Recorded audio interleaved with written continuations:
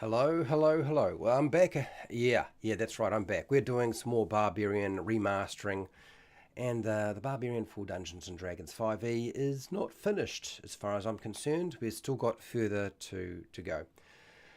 This is a long day for me, and I've woken up earlier than I normally would to do this on my day off. So I'm clearly insane. I'm going to say it right now. My suggestion to you is grab some food, some drink, make sure you are comfortable, and we'll get into this in a second. I just need a moment to catch up. I have not filled myself with coffee. I'm going to put up a poll. Feel free to take part in that poll. I'm going to take breaks through this, but we're going to get started and we'll go through everything fairly quickly. Feel free to use the chat because I will be keeping an eye on the chat. Okay. All right. Let's begin. Hi, welcome to How to RPG. My name is Fred Wheeler, and today I'm going to remaster the Bard. No, the Bard? The Barbarian. You can see how well I'm functioning today. So the Barbarian for Dungeons and Dragons 5e, I think it needs remastering. I think it needs some adjustment. I know Wizards of the Coast is doing that with their Unearthed Arcana. I'm not really too convinced that they're going to do what I want them to do or that I feel like that they need to do. So I'm doing it myself. So what I'm going to do is I'm going to cover my goals for today. I'll share the document. We've already started this process. I'm going to be here for a while. I'm going to take a break every hour at least, usually to go to the toilet, because I'm 52, so usually being married to the toilet is a very common thing when you hit the 50s. You guys who are younger are going to love enjoying that prospect. I can tell you that now. We will not be adding toileting every hour to the Barbarian for Dungeons and Dragons 5e. But for me, it's still a process. Anyway, let's go over what my goals are for today. um, okay, so I'm going to design the class the way I want it to be. Okay, and that means my home group needs to want to play it. So I'm designing around what I want and what my home group wants to play, not the wider community. I'm not Wizards of the Coast. If you're dealing with Wizards of the Coast does design around popular opinion with polls and surveys. That's not really what I'm trying to do. So by all means, put your ideas forward. That doesn't mean I'll take them on board. You never know. You might come up with a really good idea and I decide, yes, it should be there. But then I might also think, no. But, that's the process. I want you to be able to look at this and think, well, I could remaster the classes myself if I wanted to. Anyway, ensure the class has a wide spread of features that cover all the pillars of play. So exploration, social interaction, even for a barbarian, okay?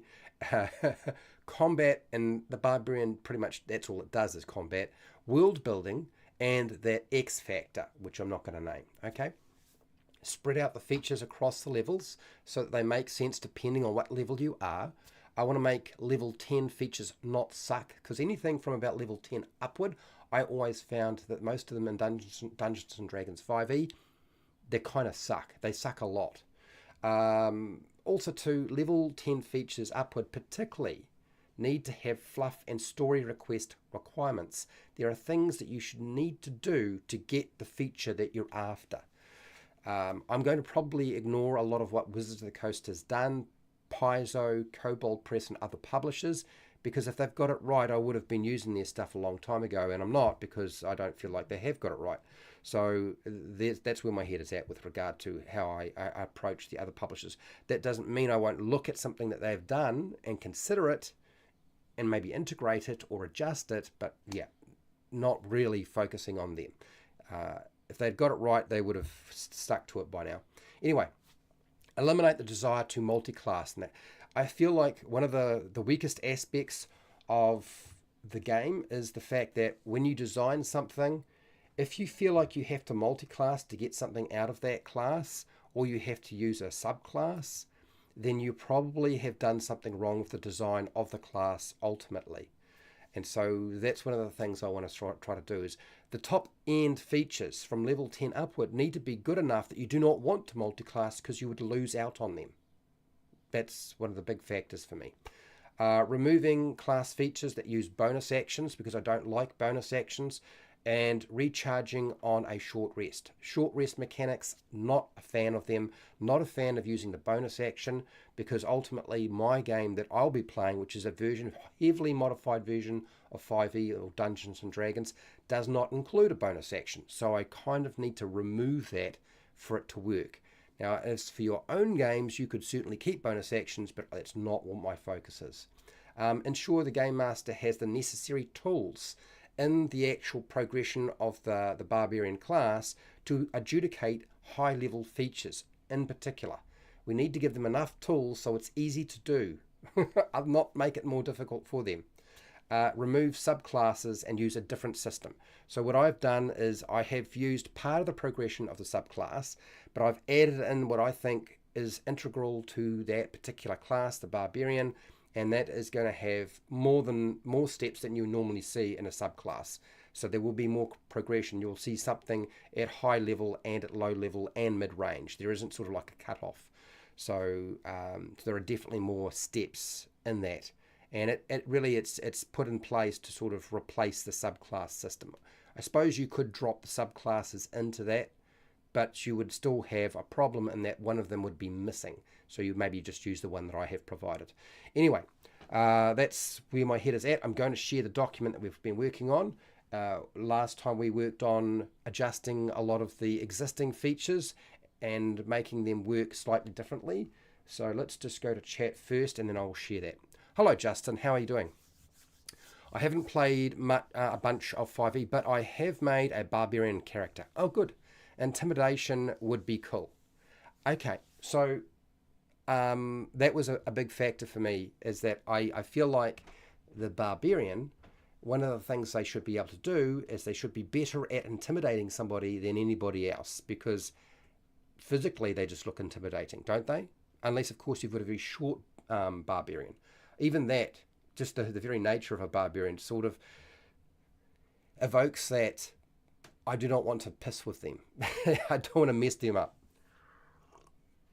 I don't want to mess with them because they will mess me up big time. So that's definitely something that I was thinking about, Justin. And so I will show you what I have. I think what I'll show you, what we're going to work on today, and I'll explain very briefly, because there's a lot that I've worked on last time, what we've done so far. Okay. All right. So let's do this. Can I share this? Oh, there it is. There's the screen. And so I just need to go over to this thing here. And I got my chat up so I can see. And we just need to go to this, switch this over. Okay. All right. All right. I'm finding it hard, people. It is, yeah, like I said, I'm not usually up at this time. I got up very early for a Friday for me. It's become a normal thing, but it's always a struggle. Okay. So going through here, don't worry about this for now. Don't worry about all that sort of stuff. We're going to look at the yellow sections. I'm going to add in something around now. In a lot of the other classes, I've added in guild membership. We're not really going to be doing guild membership. We're going to be doing more tribal membership. I think that's probably what's going to fit for a barbarian. And there are going to be some things that they get out of being part of a tribe, but they're probably not going to look necessarily like this. So, and I have a progression where we do something at level 3 and something at level 8, okay? These are all very, very role-play story-based. So that we're going to work on that today. We're going to give them followers. So you're going to get, at some point, you're going to get an apprentice or a squire. I don't know what you would call it for a barbarian. I don't know. Yeah, well, maybe we come up with a different name, but it won't be a squire. I suppose you could call it an apprentice. I don't know what else it would call it. I mean, we want more barbarian, raw, primal stuff. So I'll figure out a name.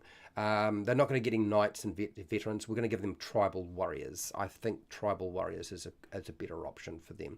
So that's where we'll be going with that probably. And they have particular features, which again will have to change because they won't be suitable for what I've got here. There'll be a slight adjustment to that as well.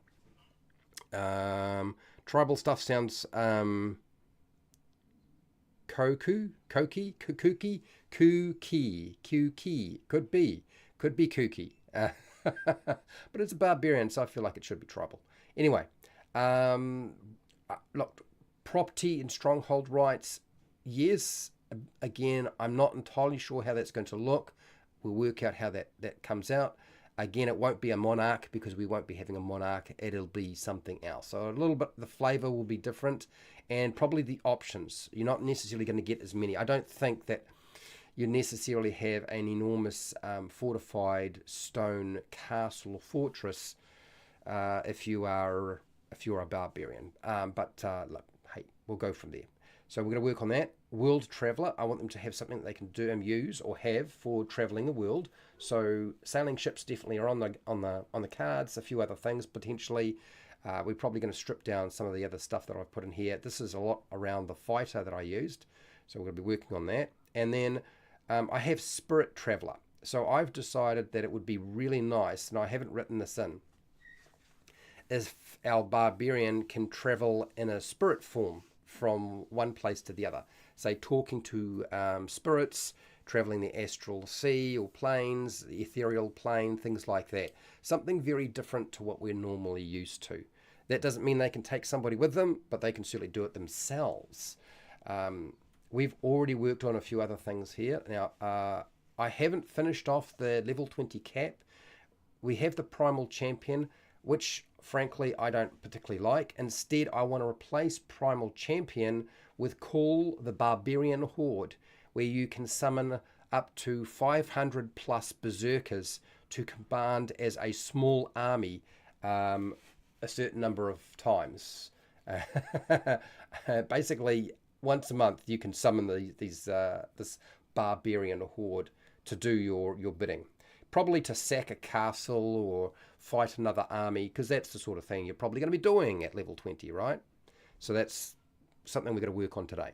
So some of the things that I have already worked on, for those of you who are curious and weren't here before, I'll do this quickly. Going down, down, down, down, down. Don't worry about this table. I'm going to have to readjust this table a little bit, so let's just forget about that for now. Oh, I almost forgot. There are a few things my players insisted we have included in this. So if I can find that section. Is it down the bottom here? No, that's for the ranger. No, it's for the ranger. Barbarian. So some of the things that they said they would have like included is return to summon the barbarian horde. So we're working on that. Needs more utility function. We haven't done a lot with that yet, but we will. Fighting multiple enemies. We haven't kind of done that. A cleave ability, a throw ability, intimidate with strength score modifier, something like that. I think we won't use necessarily strength, but we will certainly give them a benefit in some way to make that work. Primal Champion changes or removed. So yeah, special skills and finding food in a desert or tundra environment. A special mount, maybe a camel or elephant. Access to ships, wagons and chariots. Talking to spirit ancestors, hunting animals, making clothes, catching fish with your hands, things like that. Communicating with animal spirits. And you might think that's very druidic, but I feel that's very also barbarian. Eating raw meat without getting sick. Starting a fire without matches. Camouflage ability in a home environment. So there's a few things here that we'll probably be looking at. And not being affected by spells and mind affecting stuff at high level while they're raging. I think this is to stop let's target the barbarian's wisdom and take them out of the fight, sort of thing. But we'll see if that actually makes it in. So that's where we're kind of working at this present time. Okay, so sounds cool. All right, there we go. Tribal stuff sounds cool. My eyes are really bad when I have to switch from the screen to there. But anyway, so what have we done so far to our barbarian? I didn't change anything around the hit points. It's exactly the same. In terms of proficiencies, I didn't change their armor proficiencies. That's the same. Their weapon proficiencies, exactly the same. I did give them a 1 tool proficiency, which is either choose carpenter tools or smith's tools. Their saving throws, exactly the same. What we did do is the barbarian gets 2 standard skills straight out of the bat without having to select anything, and that is animal handling and survival. I felt like that was the most sensible ones to give them, rather than going and deciding to choose No, we're just going to give them animal handling and survival. Then you get to choose 2 more, because I will decouple skills from the background. So I don't think skills need to be there in the backgrounds. The backgrounds are just like when you, before you even became an adventurer, really. So you get to choose 2 skills. You can choose any skill, any 2 skills, other than animal handling and survival, because you already got them, because I don't see there needs to be a restriction to that. Like, this is where you customize, right? Equipment. Their equipment is pretty much the same. The only difference is I did add in, you could also have a choice between the long bow, the short bow, or 5 javelins. Okay, we've added in the long bow, the short bow, and we've got 5 javelins. There's where the change is. We've given them a barbarian pack of their own, so it's specifically picked out for them, things that I thought would be useful for them. And then rage, with big huge change with barbarian and rage here is rage basically is, if you're raging, you can't cast spells while raging. That's it. If you're raging, you can't cast spells. I don't really want a barbarian that can cast spells in the first place. If we're going to have a barbarian type character that can cast spells, let's make a completely new class, not call it the barbarian. Okay, because that doesn't make no sense whatsoever. They've still got their resistances to bludgeoning, piercing, slashing. Their benefits for their rage are pretty much the same as before. The only difference is that it lasts for 1 minute, and it only ends if you get knocked out. You don't have to go and hit something. You don't have to take damage. None of that bullshit. That's gone. How many times can you do it? There are no restrictions on how many times you can rage, but you can only rage once per combat encounter. That means you can rage every single combat encounter. There's none of that resource management stuff going on anymore. I decided that was absolutely, like, let's get rid of that completely. And it lasts for 1 minute, which means that's 10 rounds. Most battles do not last more than 10 rounds. You're going to be fine. You'll have it for the whole time. And even in many respects, the time limit of 1 minute is kind of like almost pointless. I did add in, though, that at the end of your rage, you do get fatigued for 20 minutes and have disadvantage on all ability checks. So it's not a short rest to get rid of it.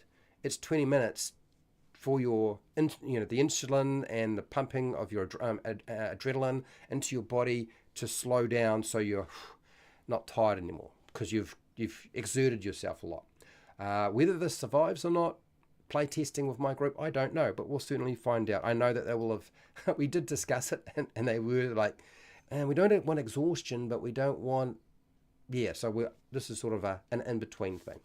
The Barbarian's unarmored defense is essentially the same. I did not mess with it.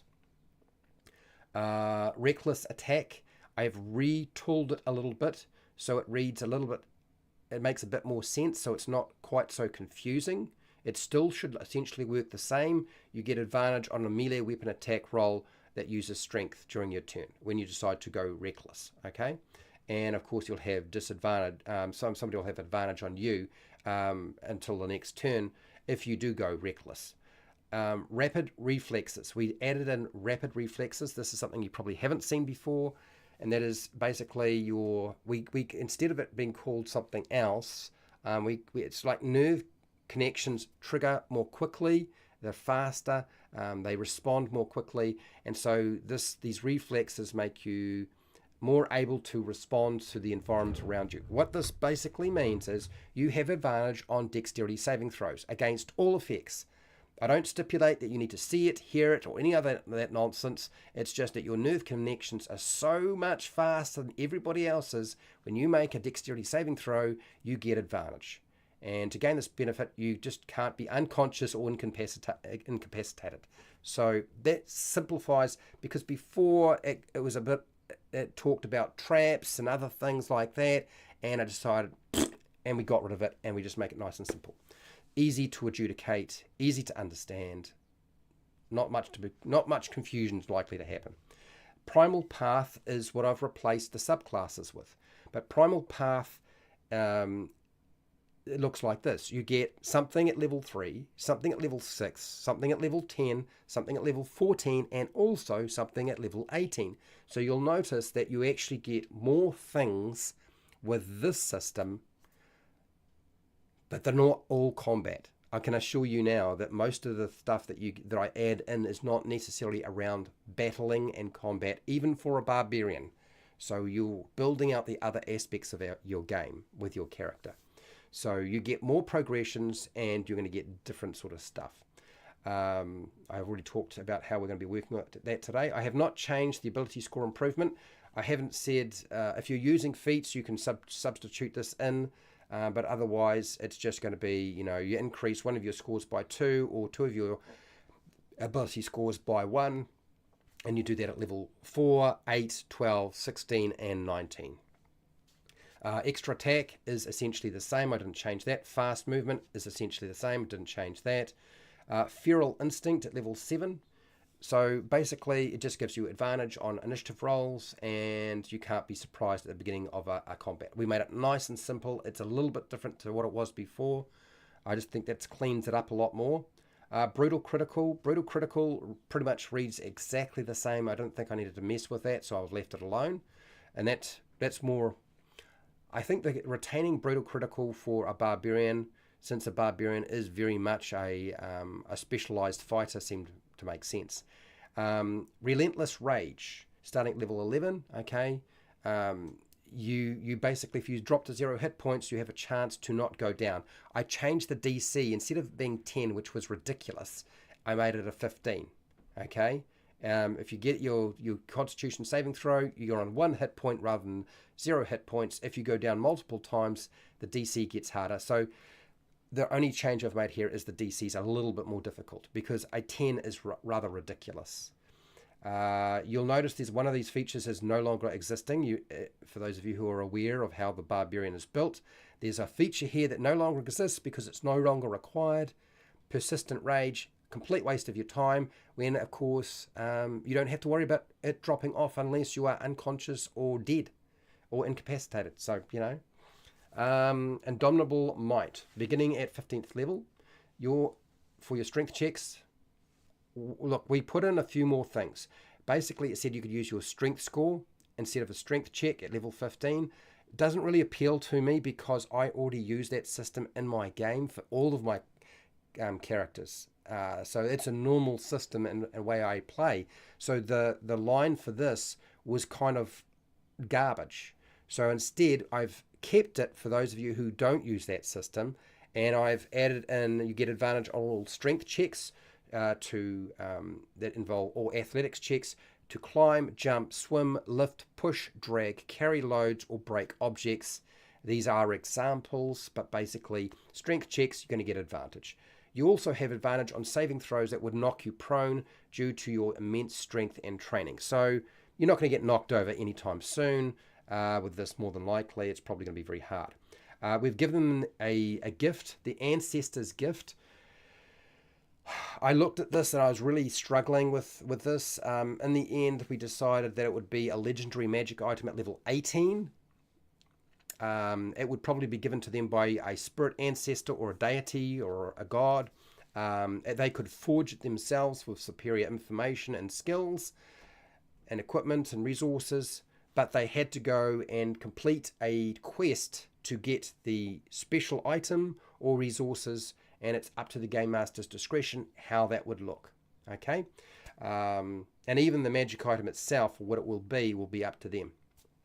So it doesn't necessarily have to have a combat function, but there's the option to have a legendary magic item. I can assure you I've not played up to level 18, but I've game mastered, been a dungeon master to level 18 and 5e, and trust me, a legendary magic item at level 18 won't mess up your game in the slightest. By then, they're already messing up your game. A legendary magic item is just one of many things at that point. So it's really just a marker for a game master, and particularly for me, because that's when I usually make sure that they definitely have something like that. Okay, so let's work on this. I'm going to catch my breath for a moment.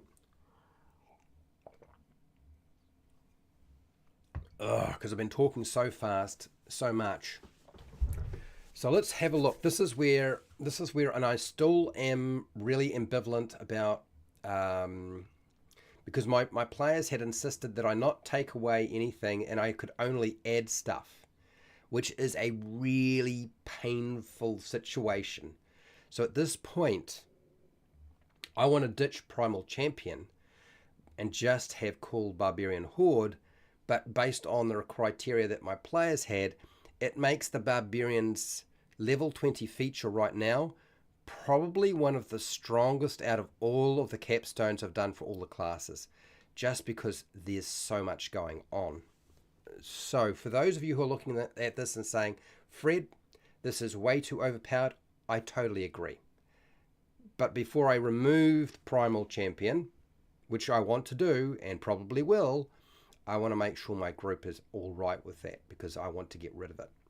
I think that Call the Barbarian Horde is a much better idea because it's not about you just fighting hordes of enemies. It's now you need a horde of enemies to fight the new horde of enemy. I think that's going to be much more interesting. Anyway, so what does it look like? As I said before, you get 500 plus a D20 worth of berserkers. How do they actually work? Well, you have to be, to call them, you have to be in your home territory, your natural terrain, okay? Whatever that might be. You command the horde to perform any kind of duty, provided it doesn't affect their tribe or their family negatively. So you can't have the horde go and attack their own tribe or their own family. Not going to work. Any treasure that you gain, the horde will, by using your horde's actions, you have to pay them 50% of that treasure. Sorry, people, you're going to have to give up some money. That's what happens when you wind up with a horde of berserkers running around after you. The summoned Barbarian Horde can only stay for 2 days before they have to disband to hunt for food. So you've only got 2 days to sort of get it done before they have to disband and go and feed themselves. Now, this feature cannot be used again until 1 month has passed. So it's very, very strong, but there's quite a big cooldown period. Now, at the Game Master's discretion, you can adjust the size of the Barbarian Horde, how long the Horde will stay, and what commands they can do, and the assembly time frame. So, in other words, I've basically said, Game Masters, all the things that are specified as restrictions, you can change. Not the player, but the Game Master. You also get with this an epic boon. Okay, I'm insistent that at level 20, we're going to give them epic boons. And I'll remaster the epic boons at some point as well. So that's where my head is at with that.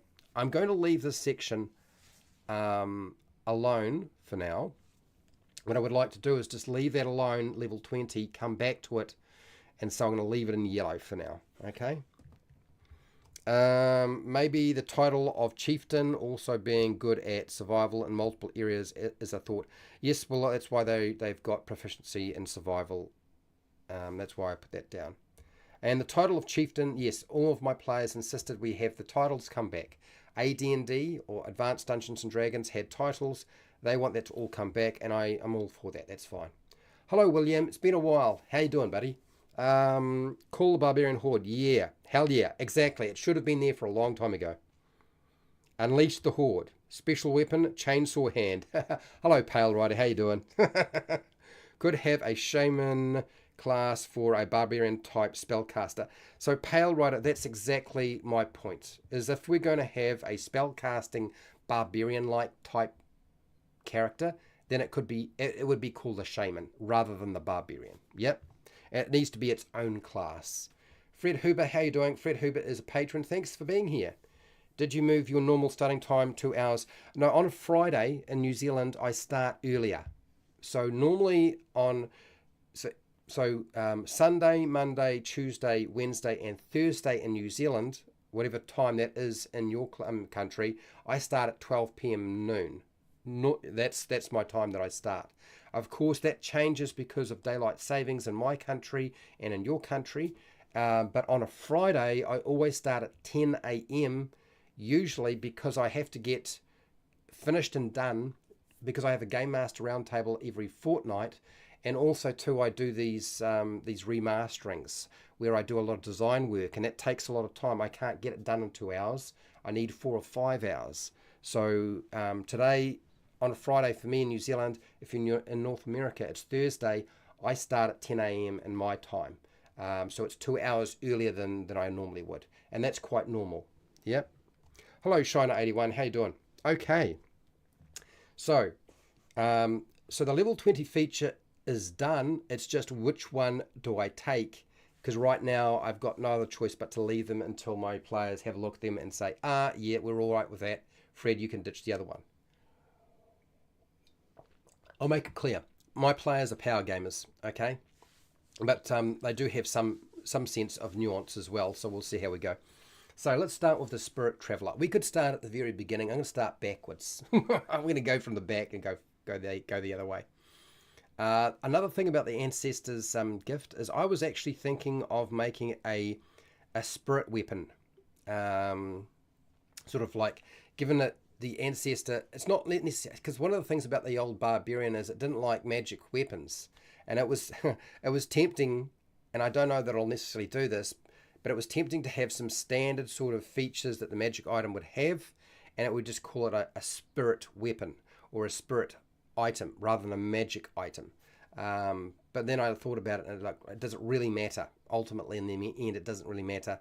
And the Barbarian was such an antisocial character class in older versions of D&D anyway, and so maybe getting rid of that. You know, it's no point having a character class if it doesn't like to hang out with anybody, because it was going to kill the wizard because they'd perform magic and they destroy everybody's magic items as soon as they find them. So yeah, I'm trying to eliminate the antisocial aspect of the Barbarian. So I'm not going to go too far back.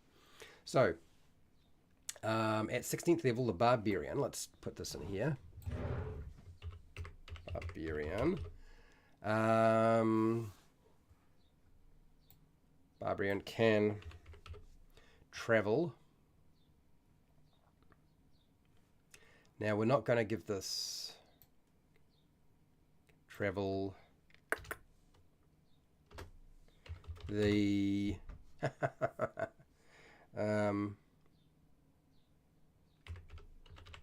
Astral Sea, Spirit World,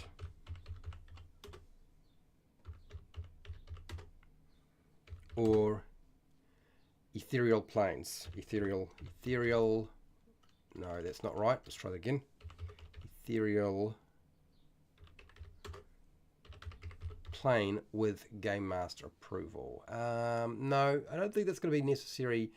We can take out that bit there.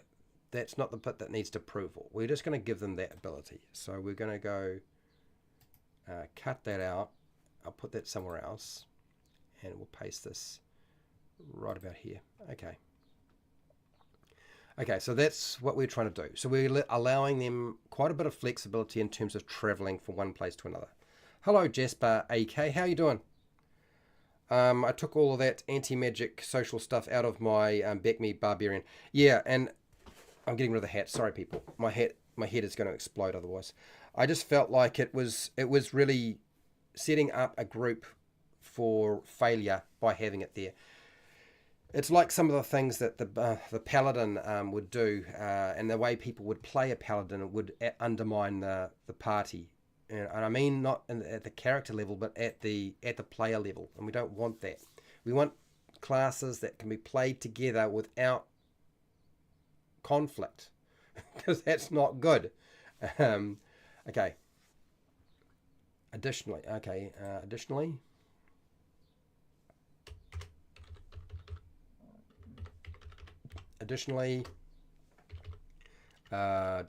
you can talk to spirits and ghosts.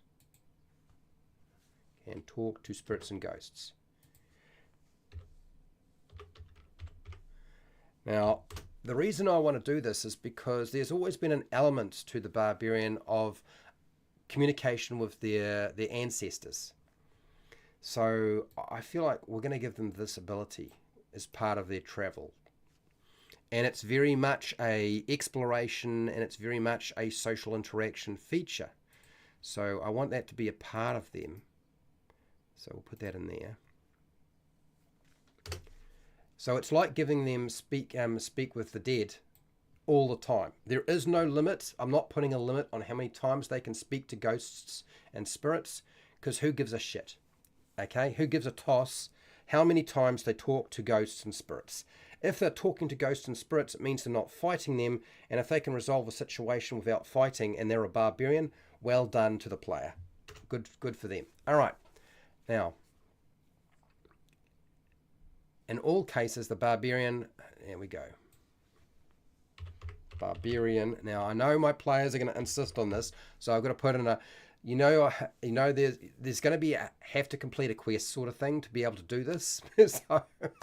so I'm going to have to tie in something that that uses some fluff and requires them to do something to get this ability to travel through the astral sea, the spirit world, or the ethereal plane.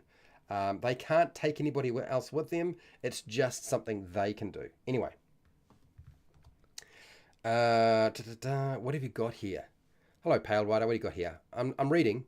A good example of the barbarian and a shaman is Riverwind and Gold Moon of the Dragonlance books.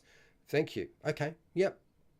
Another idea for 2 random tables. How to destroy magic item. No. What happens when you destroy it? What items self-destruct then? No, I'm not adding that in. So one of my buddies, Simon, had said, he was laughing while he was telling me this. He said, you should add in all of the old things where the barbarian destroyed magic items and all that sort of stuff. And I'm like, no, we're not doing that. We're not doing that. So I'm not going to take that on board, Fred. It's an idea. I'm chucking away. Okay.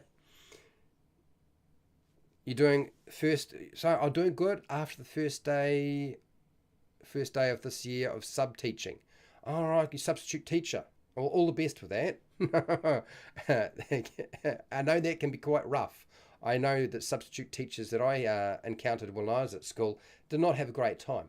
And then there's the classic retribution, stray home, stray out. No. We're not doing that. No. So yeah, I'm really not too sure about whether I do this or not. I like the idea of spirit stuff, but going into the magic weapon. But again, I'm not sure that it's absolutely necessary. So I'm just going to leave it for now and say, okay, we're all good. And if it doesn't sort of work out and I come up with something better, then great. We've got time to work that out. Anyway, so let's get back to this. In all cases, the barbarian is required to complete a quest to gain their new, it's not a vehicle, I'm not giving them a vehicle, their new special ability with Game Master approval. No, it's not discretion. Approval with Game Master. It's not approval. It's not discretion. It's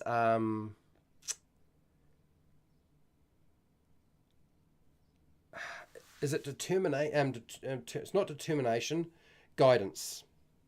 In all cases, are required to complete a quest to gain their new special ability which the Game Master provides. I think that's what I want to say.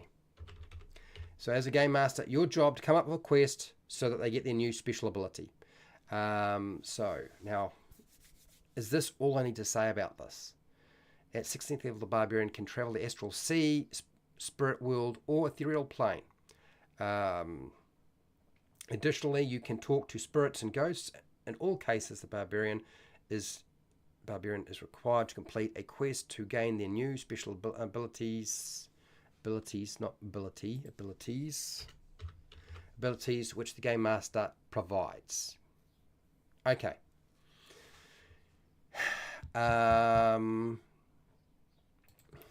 Now, let's give you a bit more information.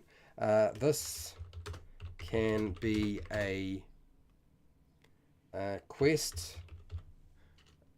This can be a spirit journey, or quest in the material world.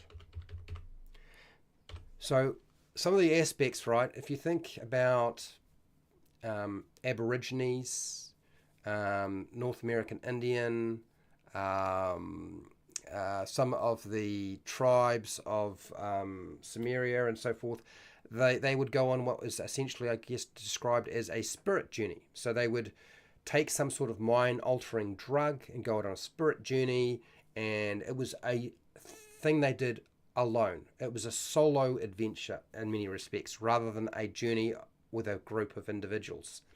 But there's no reason why we can't have a group of individuals going on a journey. But I've put down spirit journey, so otherworldly quest or material world.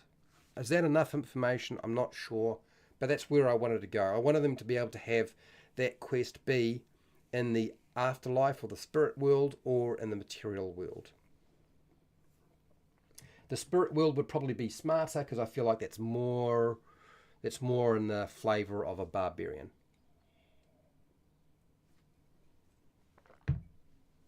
Okay. Oh, what do we got here? There's a lot going down here. I can see people pumping in a lot of stuff. Magic tattoos and or brands to gain special powers. I think. I mean, look, the Ancestor's Gift could simply be a magic tattoo, if you wanted to. It could be just a tattoo. I think what you were saying is you're referring to, it would be good if maybe there was a spiritual aspect or a tattoo aspect that's branded on them. It's not a bad idea.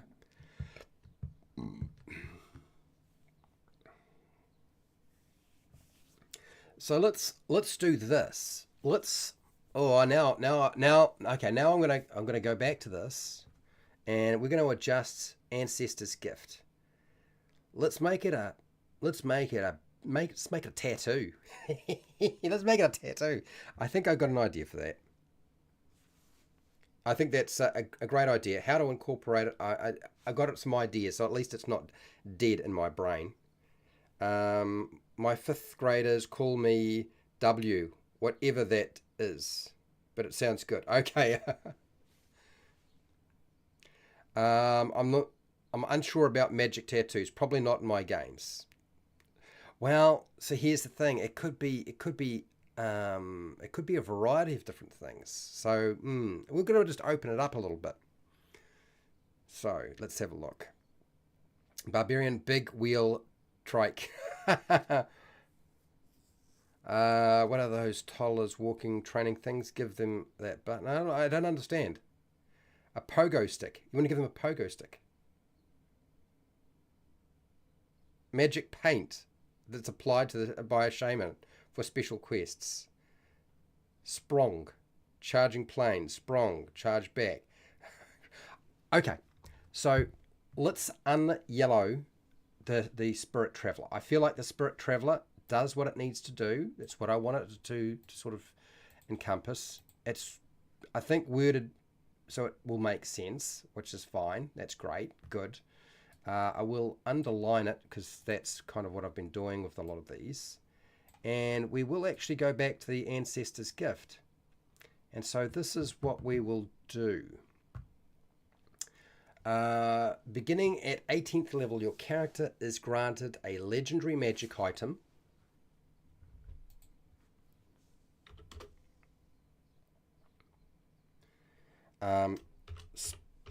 Spirit weapon.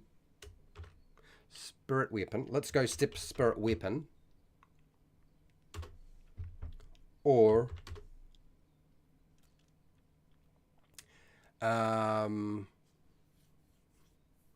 supernatural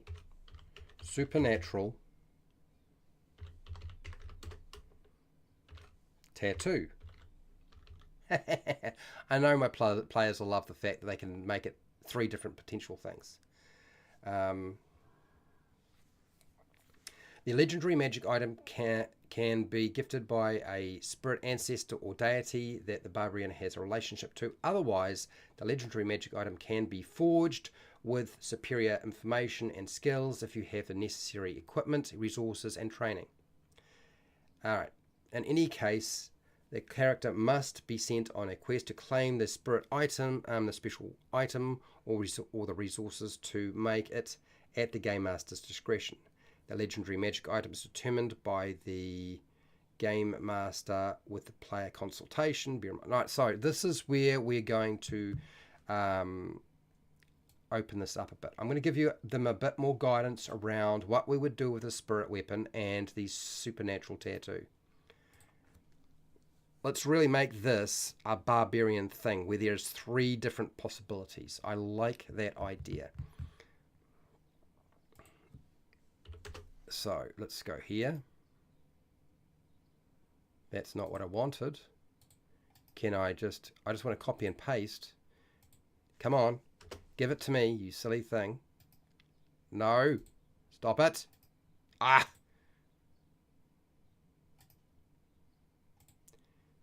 Suck. Stop it. No. Oh, fine. I've got to just write it in by hand. Spirit weapon. Let's try again. Or supernatural tattoo is determined by the Game Master with player consultation. So we're going to put that in there. Okay. So to make this easy to actually do and incorporate into your game, this is how I'm going to structure this. A giant hummingbird. You're talking about mounts now. We'll get there. You know where we're going next. Yeah.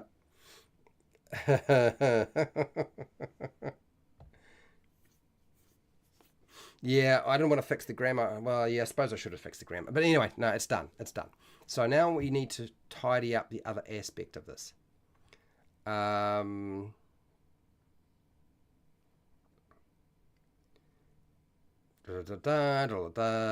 any case, I'll send a request. So now that's not what we want to do. In here, we need to talk about the spirit weapon and the supernatural tattoo.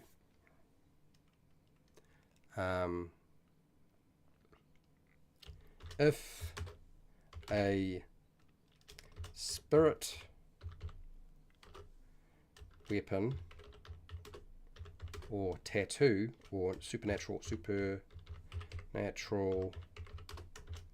tattoo is used, I need to make this simple, right? Is used, it has the same properties as a magic item, as a legendary magic item selected by the player and game master. Player and game master.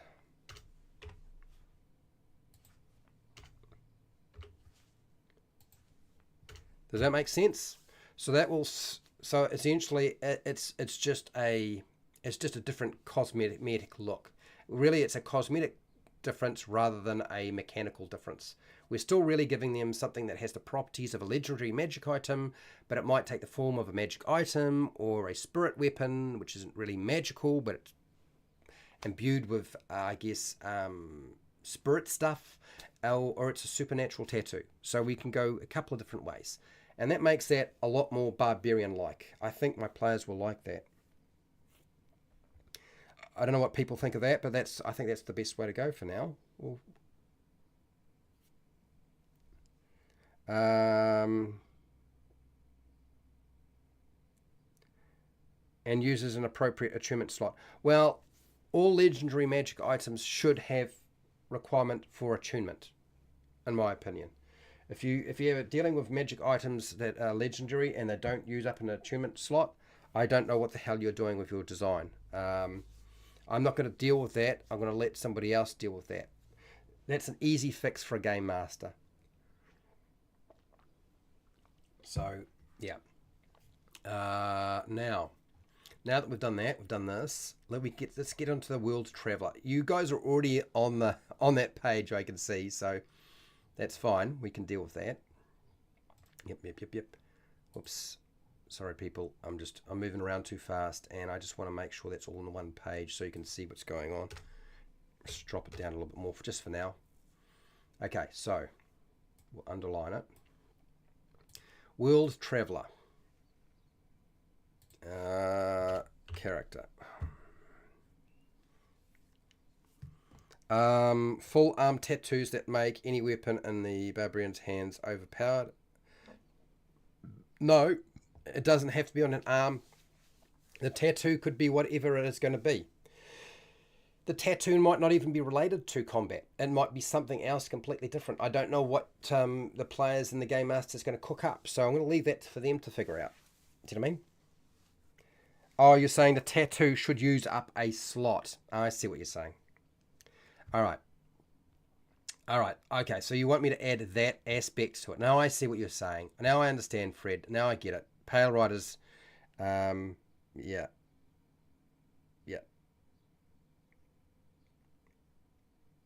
Yeah, okay, I see. I understand what you're saying here. That's a good point. Anyway, let's have a look.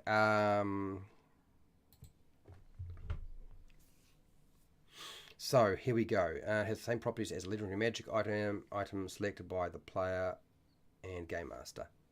Okay, so here we go. So we're going to put down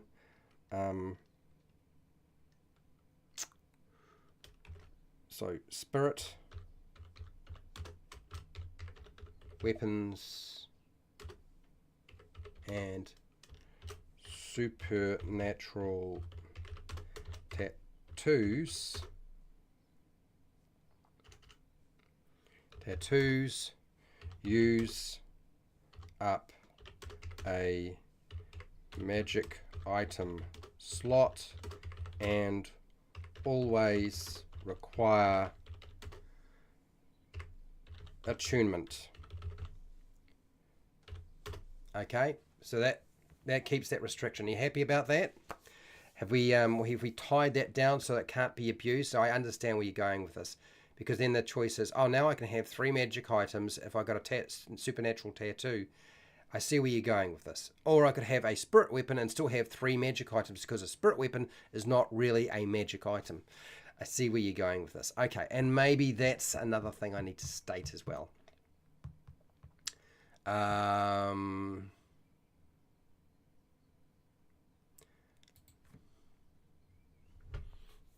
Okay, so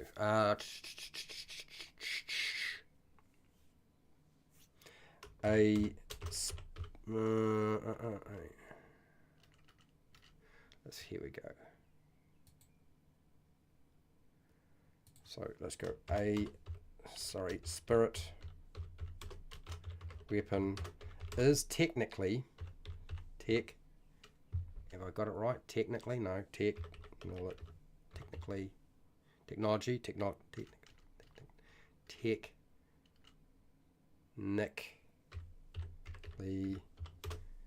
not a magic item for story purposes.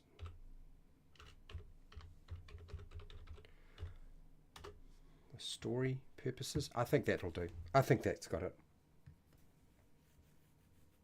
Powerful bite attack. I get it. Okay, so I feel like we have satisfied the itch that people will have. Legendary magic item, spirit weapon, not really a magic item, but has the same mechanical features as a legendary magic item. And then we have the supernatural tattoo, which is going to be mechanically the same as a legendary magic item. Got to do a quest. Could be in the... could be any kind of thing that we've got here. All right, so I think we've got that all nailed down. Yes.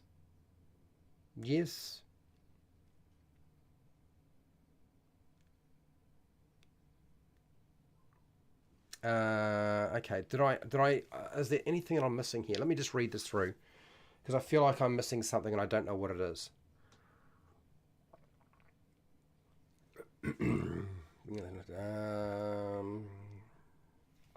Yes, otherwise, yes, that's about the magic item.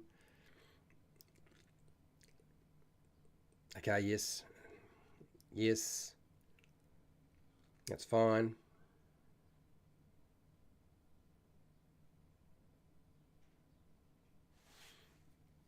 In any case, the current must be spent on a quest to claim the special item or the resources to make it at the chemist. Okay, so here we go. So this is I've kind of separated this. This doesn't make a lot of sense.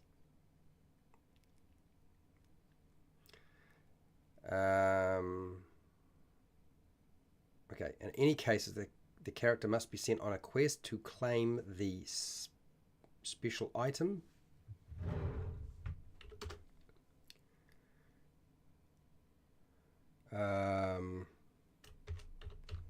Spirit weapon supernatural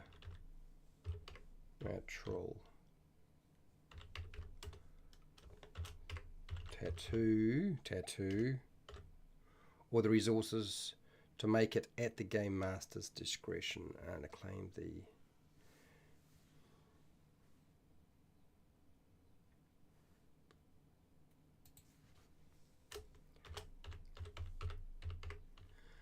did I do that already? If I repeated myself?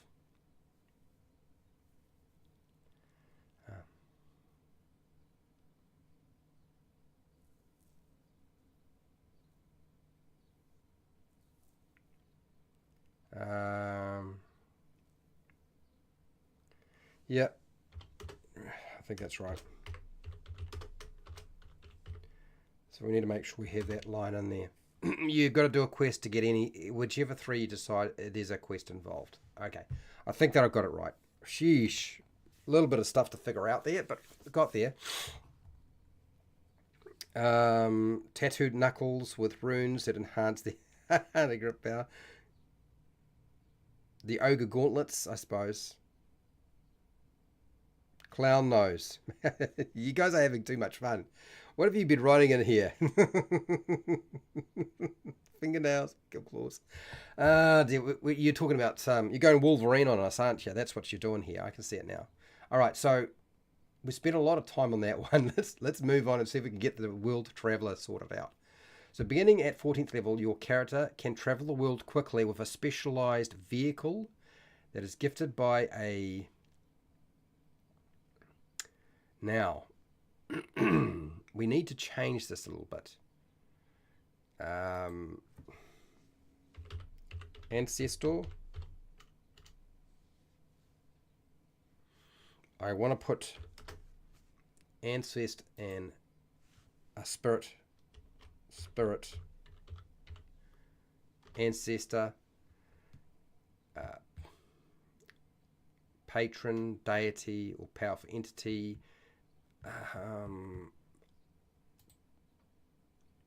Tribal chieftain.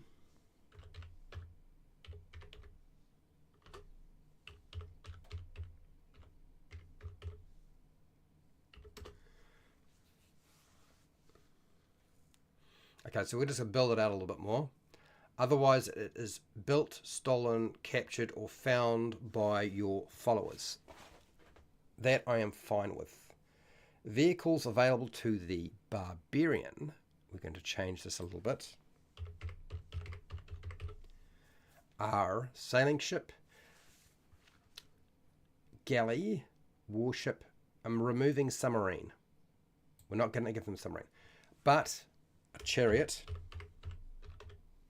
I do want to add.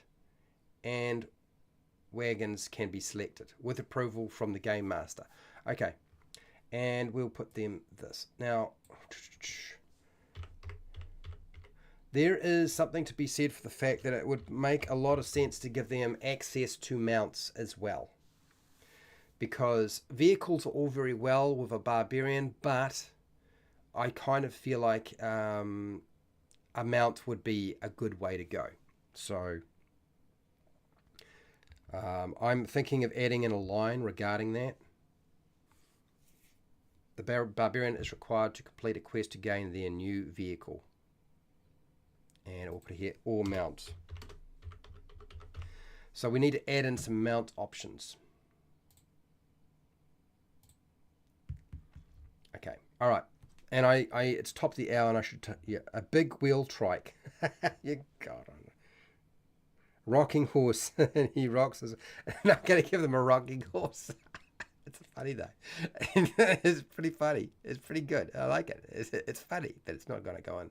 It's definitely not going to go in. We're going to get rid of this because we've actually done that. We haven't done this yet. Haven't done that yet. We haven't given them a camel or an elephant, which I really want to do. They've got a sailing ship, wagon, and chariot. That is in there. We can take that out. Talking to spirit ancestors. We have given this feature to them. They've got it. Communicate with animal spirits. I kind of feel like that's already covered, but maybe I need to specify and expand out that a bit. Anyway, but this is here. This is where I'm thinking. A horse, camel, and elephant as a mount would be fun. I do not want them riding a dog because I think that's just cruel to a dog. Don't care how big the dog is, frankly. Even if it is a fantasy world, I don't really want people riding around on a dog. The big wheel trike keeps cracking me up. You're going to keep rolling that in there, aren't you, Pale Ride? I can see it now. He hasn't graduated to trike yet. No, I don't think so. I so hate the world traveler ability. Jasper, you're always going to find something that you don't like that I do. There's always going to be something. I like world traveler because really at about level 14 there should be some sort of vehicle involved. You know, traveling the world on foot just sucks, even for a barbarian. Even Conan was on sailing ships. You know, even Conan used chariots from time to time. Even the wagon, he rode on a horse. So yeah, you know, I'm like, yeah. So hence why it's there. But it's at high level. It's level 14. But I still feel like a vehicle or a mount would be a good way to go.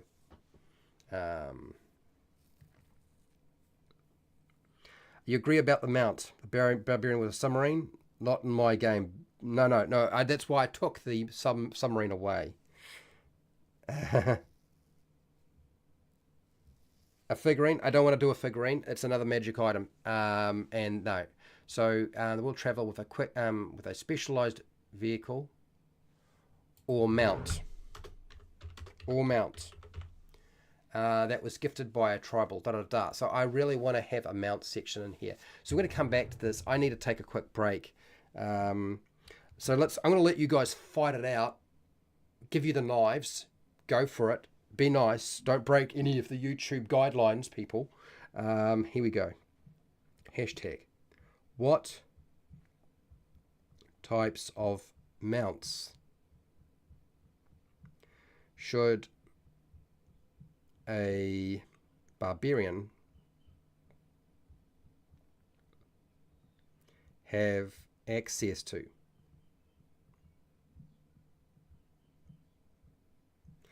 All right. A dire bear. I hate to say it, but bears don't actually make a very good thing for riding on. Even though they've got such and are strong, their spine isn't structured to be able to take weight from somebody riding it. They're just really not for long distances. It's just impractical for a bear. So yeah, I know we're dealing with a fantasy world, but again, I don't know about a bear. But have a think about it. People have ridden in real life elephants, camels, and other animals. So have a think about what would sort of work for them. I don't want to get too silly. I feel like the barbarian, out of any class, the barbarian needs to be grounded a little bit more in reality. um, which isn't saying very much when you're dealing with a fantasy world. Anyway, but let's go. Look, Arnold's got to look after you. I'm going to come back in 5 minutes. I need to have a toilet break.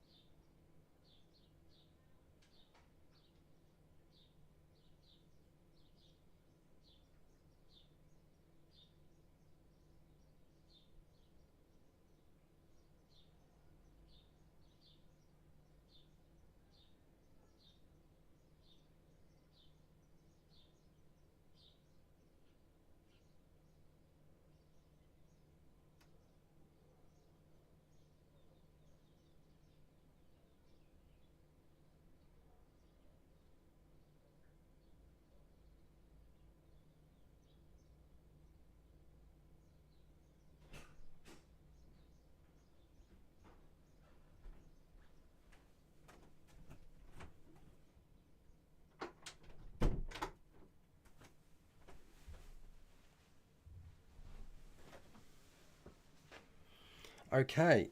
All right. Let's have a look and see what we've got here. I see a few ideas are going out there. A dire hell beer. Oh, dire hell beer. Of course it is. Of course it's going to be a dire hell beer. Jeez. Ah, dear.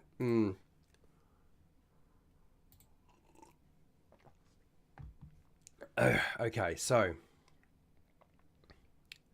we got some choices. So you're going to get you get either a vehicle or a mount, and we're going to do the mount section now. Copy. We've got that. So sailing ship, warship, chariot, and wagons can be selected with. Okay, so we're going to just take galley out. I'm just going to put warship. Okay, and again, let's go here, and we're going to go mounts. Mounts available to the Barbarian are. You guys have started pumping some ideas in here, haven't you? So we're definitely going to give them. They could have a riding horse. Riding horse. I think a war horse would be reasonable. What's war horse? Come on, where are you? Riding horse, war horse. Yeah, it's war horse. War horse. That would be good. Camel.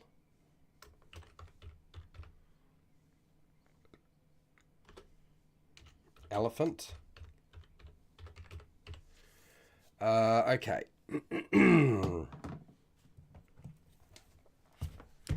Okay, so what do we got here? Oh, Fred Huber's given us some suggestions. Okay, so Dire Halbear.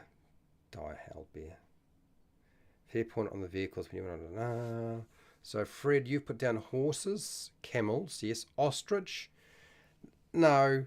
Have you ever seen somebody? Look, I know you can ride an ostrich, but it's really hard to ride an ostrich for a very long period of time. Like riding an ostrich, they have races for ostriches, but you're constantly sliding off the sodding thing. A giant eagle, a wyvern, a shark, a killer whale. Oh, okay. I'm starting to see where you're going with that.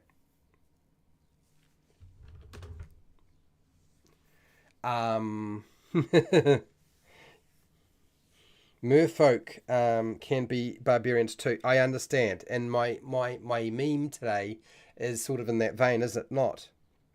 So Pale Rider, there's no way I'm giving the barbarian a Pegasus, a Griffin, a Hippogriff, a big. Now the reason being is that's going to the Ranger. The Ranger used to get a Pegasus, and it's getting it back. So the barbarian ain't getting no Pegasus. That ain't happening. But I like the idea of a killer whale. A killer whale? Yeah, you could do that. We could do a killer whale. A shark. Dolphin. Even a dolphin. I'd be alright with that. You said killer whale. Killer whale. Actually, a lizard would probably work. I'm just thinking about this now. Do I want to give them a T-Rex? Is a T-Rex too much? It's the problem with a T-Rex is it would be the go-to every single time. That would be the one you would want to pick. And that would be potentially a problem if there's no point putting any other options if the only thing it's ever going to be is a T-Rex. And I don't really want to set up a fight between the players saying, I want a T-Rex, and the Game Master saying, no, you can't have a T-Rex in this situation, but you can have a war horse or a riding horse or a camel or an elephant. So, yeah, I'm just thinking in terms of, I don't want to set up a battle between Game Master and player. So T-Rex stays off the and Giant Eagle. The problem with Giant Eagle, again for me, is I'm not really convinced that a Giant Eagle is. So to give you an idea, I've done Giant Eagles in my campaign. I had a campaign where they were high level and everybody had a Giant Eagle that they would ride around on. They would always be concerned about taking it into combat because they knew fully well that I would kill their Giant Eagle any chance I got, as I should. And any Game Master should be doing something like that. If you're stupid enough to put your Giant Eagle into harm's way, yes, it will probably die before you, particularly when you're level 10 or above. So a Giant Eagle is a big, big benefit. Even a wyvern, because it flies as well. Do I really want barbarians taking to the skies at level 14? World Traveller. When I think about some of the other vehicles that I've given, well, it's only one passenger. It's only one passenger. They can only have one person on the sodding thing.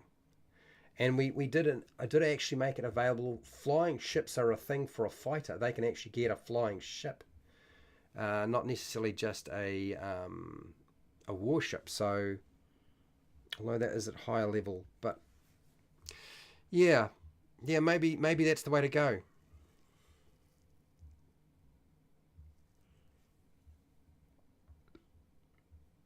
Yeah, and that's why it's always going to be Game Master discretion. I'll always have that line in there.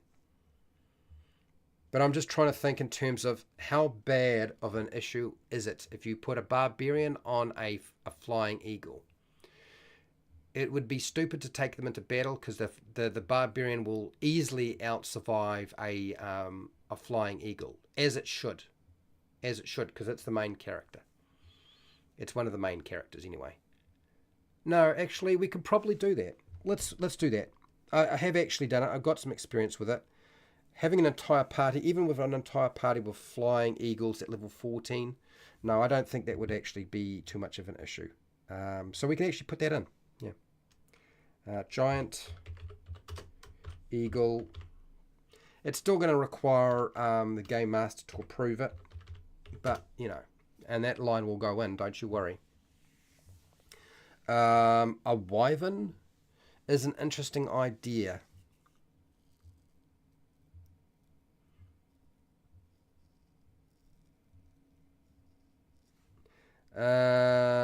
He's not going to get it for free. It's one of the things you have not have you've skipped is the fact that they have to complete a quest to get their new vehicle or mount. So it's not going to be for free. So don't worry about that. But anyway, let's have a look. I don't want to put saber-toothed tiger. Big cats don't really support weight properly. I love the idea of a barbarian flying on their what? Hashtag. Flying on their mounts. It'd house rule it in. So, well, it's going in. I'm just deciding whether the wyvern should be in there. Yeah, if you take your mount into combat, expect it to die. Exactly.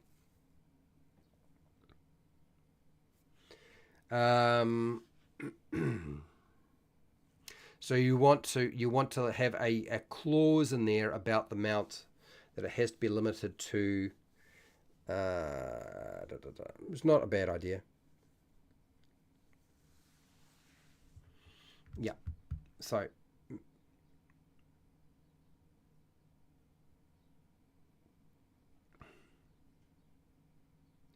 So let me just go here. Barbarians. Mount is always limited. I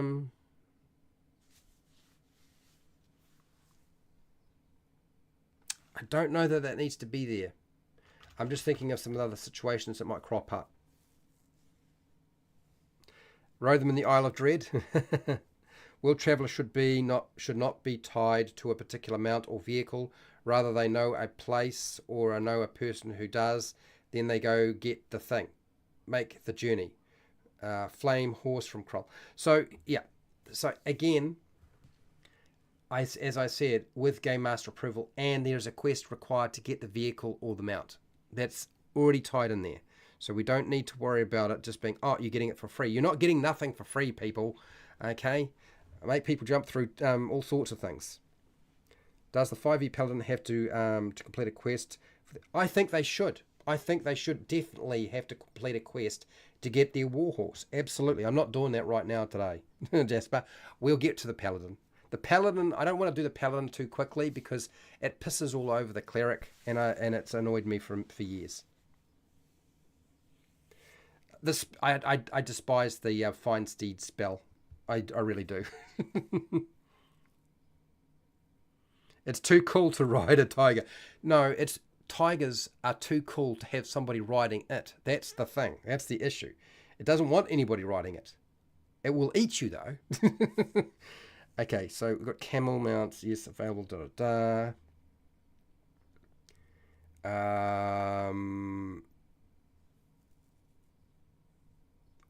24-foot crocodile. What would be the point in riding a crocodile? I frankly don't see any point at all. But anyway, so I'm just going through here and just seeing what we've got here. Somebody had, Pale Rider had put down dinosaur. A rock is just way too much. It's just way too much. A rock is just so powerful as a mount. It's just so big. A giant lizard is not actually a stupid idea. Lizards can actually move quite quickly, can't they? Let's put in giant lizard. You could ride that. That would work. And we're going to add in the wyvern as well. Wyvern.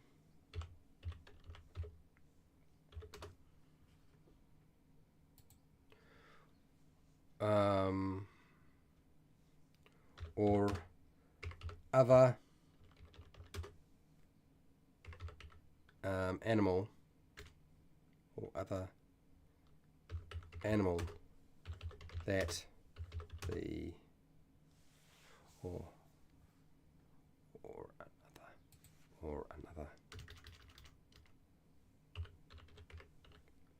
or another rideable. Is that rideable? That doesn't. That's not a word. That's not a word. Is there such a word as rideable? Rideable creature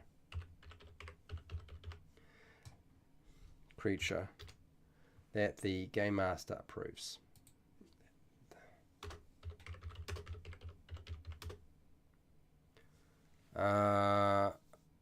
Approves.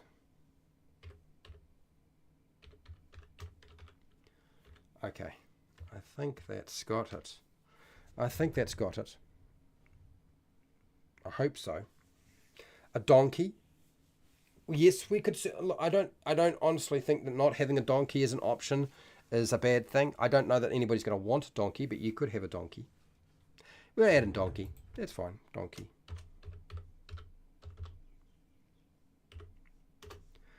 Okay. Looks like this is a problematic ability. If you have to jump through hoops, then why can't my fighter go on the same quest? The fighter has similar abilities in his rewrite. Yes, so the fighter looks very similar, but not exactly the same. No, I don't think we can make the intention. So to make it clear, for those of you who are wondering what the hell I've done with World Traveller, the idea behind World Traveller, and I don't think we're going to be calling it World Traveller because the fighter's called that, is to allow a character at high level to move from one place to another quickly, because that's actually really important at a high level. Traveling around the world quickly rather than walking everywhere like a vagabond or a bum is not really what you want your barbarian doing. They should be riding, not necessarily in style, but they should at least be riding something at that point. Okay, and I want to give them some options to do that. And I want the game master to be to have some sort of indication this is actually not a bad time to do something like that if you haven't already done it. So let's just go to if I can find the fighter remaster.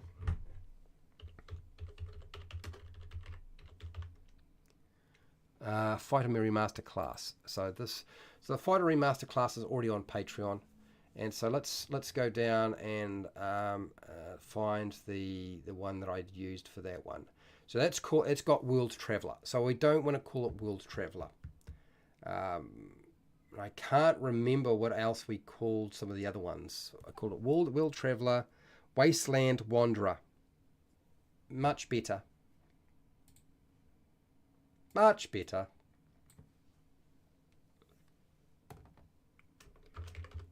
Wasteland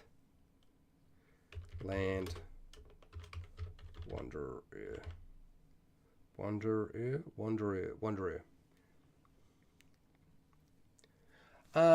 Now, actually, I might not put down Wasteland.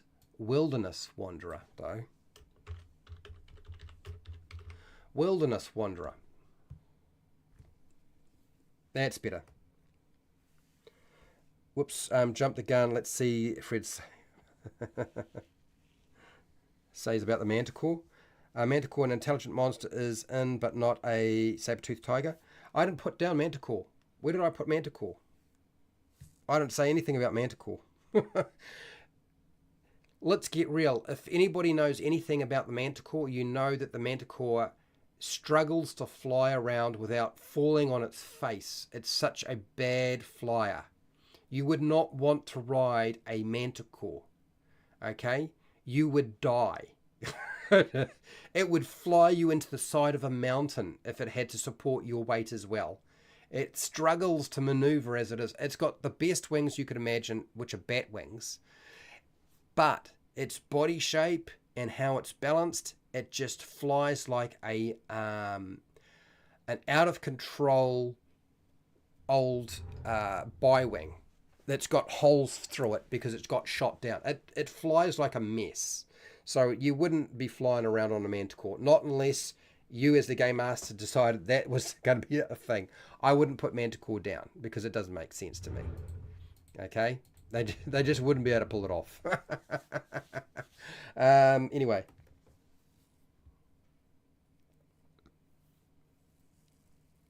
I was assuming this was more like the Paladin's Warhorse instead of what you described about the remaster. No, it's all cool. So yeah, so if it's not clear, do I need to spell it out? I don't know. But the purpose of the vehicle and the mount is not to take it into combat. It's to get from A to B quickly rather than to walk there. That's all it's about. That's the only real reason it exists. And you might think, for a level 14 feature, that's all you want to do? Actually, it's really important at level 14. Because I have had level 14 campaigns where people wind up buying themselves a riding horse. They don't buy a war horse, they buy a riding horse or a mule or a donkey. And it gets killed. And then they go and buy another one. And that gets killed. And then they buy another one. And that gets killed. Instead of like, okay, well, maybe I need to up the ante and pick something that is going to be able to be a bit more suitable. Because a donkey and a mule for transportation, unless you're carrying supplies, is not really the best option.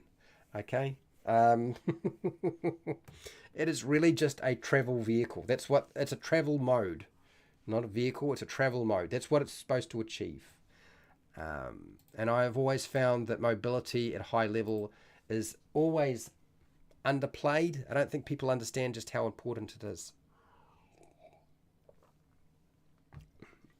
Okay. And their payload is why I was thinking, oh, what is it? Where have we got here with this? My thinking is going wrong.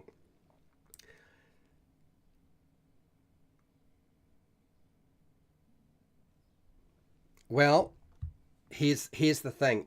I think that's a good point. Let's get rid of donkey and riding horse. Donkey and riding horse, you could just buy. Really? The war horse, you could potentially just buy. But a camel, an elephant, a shark, a dolphin, a killer whale, a giant eagle, a wyvern, a giant lizard, or some other rideable creature, different story. I think the only one, even the war horse, is something you could buy, but they're expensive. And I don't know how people want to go with this. I don't know how crazy people want to go with the the mount option. So I think getting rid of the donkey is a good idea. It's not like you couldn't do it, but it's sort of like a waste of time. It needs to be something that is out of the ordinary. I don't think that you would necessarily be able to just go buy yourself a camel to ride around on in your world, although you could potentially. An elephant, very unlikely. Sharks, probably never. Dolphins, probably never. Killer whale, probably never. Giant eagle, probably never. Wyvern, giant lizard. So I think, I think the two sort of outlying mounts that sort of like are questionable is a camel or a war horse. Whereas really what we're pushing them towards is the other ones. Those are the ones that people are probably going to take. The war horse and the camel are really just there. So Pale Rider, I think that's a fair point. Medical, I see as a cat-based creature, and it will eat the rider. Yeah, it would absolutely.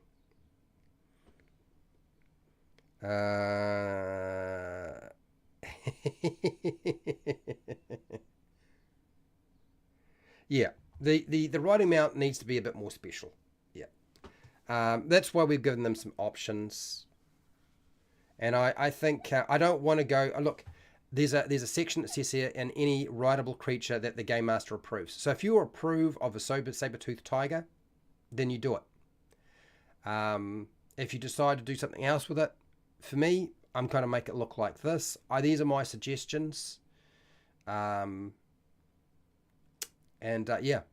there's still flexibility within it. So I don't think it needs to change. I think we're all good. All right, let's move on from that. We're going to get stuck on this. I always find that when it comes to mounts and riding on a mount, it's always the most contentious thing under the sun for people.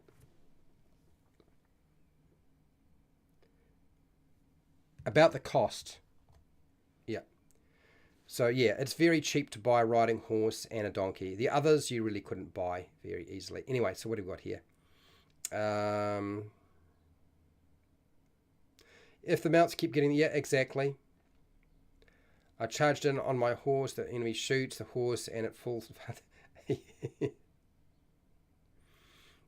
People often forget that a trained warhorse has the medieval equivalent of a main battle tank. RPGs often undersell them. Yes. So William makes a really good point, is that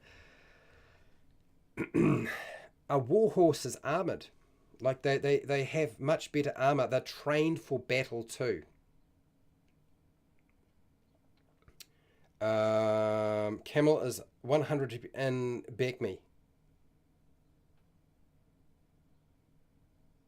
+1 on the other ordinary. Yeah, look, again, I'm going to leave it as is. I've put in a few things. There are some extraordinary things there. There's some less extraordinary things there. I just want to leave those as sort of options to work with, and then game masters can negotiate with their players, or players can negotiate with their game masters. But I mean, this is a first draft for me, and I don't want to go too silly. I've seen. I don't want to do mounts for a barbarian like I want to do them for a ranger. I want a ranger to be able to have something that's significantly more special than what you would get with your barbarian. And for me right now, I think that sits in a sort of a nice comfort zone. Okay, we need to deal with property and stronghold rights, which I'm just thinking about this. I don't really want to give the option for a large castle to a barbarian. I don't think that actually makes very much sense at all. I'm just trying to think about... does anybody remember The Highlander? That movie with Christopher Lambert and Sean Connery and Clancy Brown. I'm just thinking in terms of, because I guess The Highlander makes me think barbarian.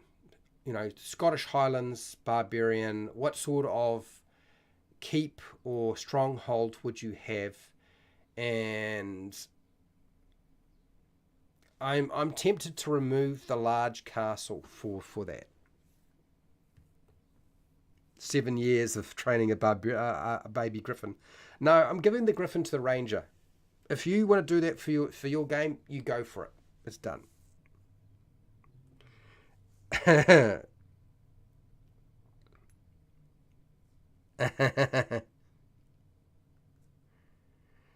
Camel then is only good for fresh travelling food. Well, no, Jasper, a camel is actually really good at surviving in a desert environment.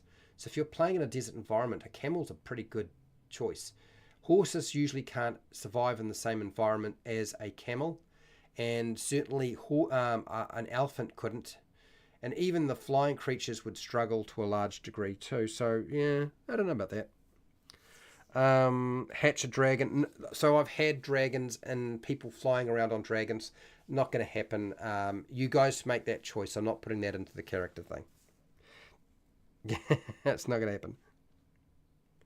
Hashtag.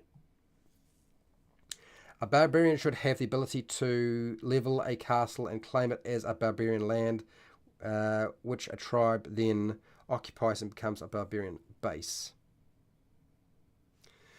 Okay, so I was thinking we would have the fortified tower, which is really just the 2-level tower, which is your traditional fortified keep.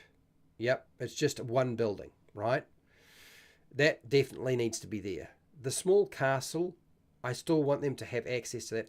The question is, should they have access to a large castle, just like the fighter? Because I give them the fighter that option as well. So William believes that they should. Okay, so hashtag. What sort of stronghold should a barbarian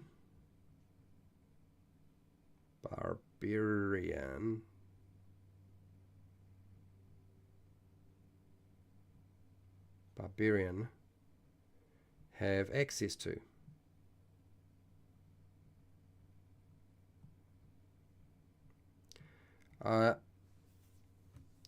I think William has answered that question for me already himself. Let's at least go through this. I'm not sure. Do I want to call it property rights, stronghold rights? It still needs to have a different type of flavour. I don't think necessarily monarchy or government is the way to go. I still think the tribal route is the better way myself. Instead of a big castle, it could be a large hall if they built it on or a large castle if they take it over. If they can capture and drive out the original occupants, then any size. Okay, so really we're talking about flavouring the feature so it looks more suitable for a barbarian rather than... Yeah, okay. All right. I wasn't really hard, fast drawn to that prospect anyway, but... Okay, all right, so let's have a look here. Let's start thinking about this.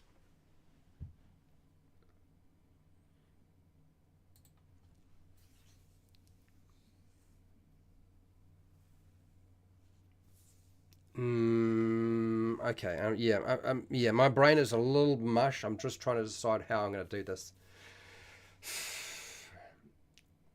Okay. Beginning at 10th level, your character is granted a section of land. I don't feel like that's very barbarian-y. I think that's your point you're trying to make, William, and a few of you are saying is that a barbarian kind of takes stuff. They're not necessarily granted stuff. You have to earn it. You really have to earn it. If you're a barbarian ruler or a barbarian with a castle or a fortified stronghold, you took it by might. Dinner time here. And the coach, no problems, Jasper. I'll see you later.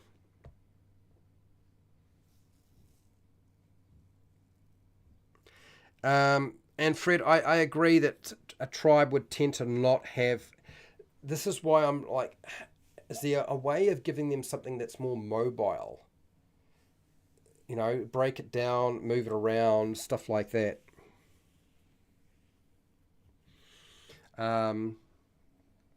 So I kind of feel like we need to have something else going on here as well. So I need to add another option.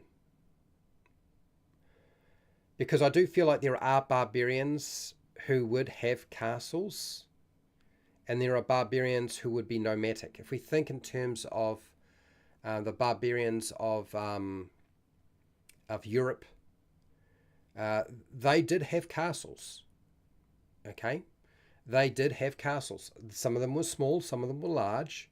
And then if you think of like the Middle East, and you think in terms of the barbarian tribes of the Middle East rather than Europe, then they actually were more mobile. They did not have castles necessarily. Some of them might, but not necessarily.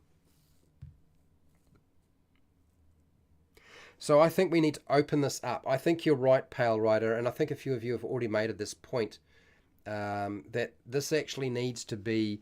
We need to give them something that allows them to either be mobile or not mobile, because some barbarians will be mobile and some will not. So let's go here. Stronghold, and it's not going to be rights. It's going to be stronghold acquisition. Acquisition. Because that's really that's really what they're dealing with here.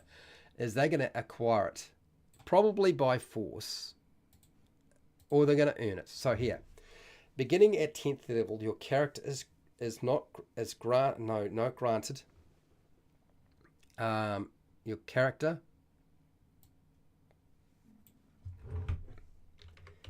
earns the respect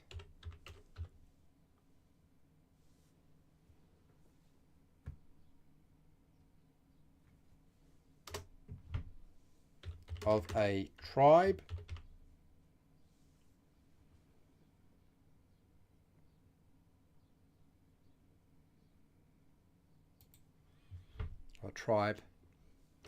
living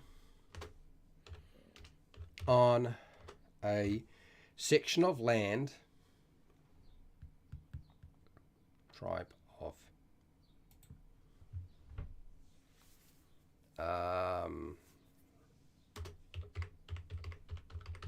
I think we're going to go that way.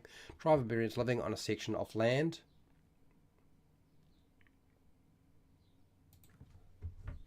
or a nomadic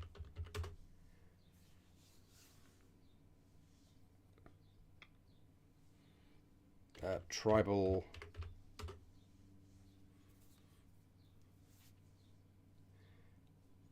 group. Okay. Respect of a tribe of respect. Okay, I think that's the beginning of it. Okay, I'm starting to get this to get together. So here we go.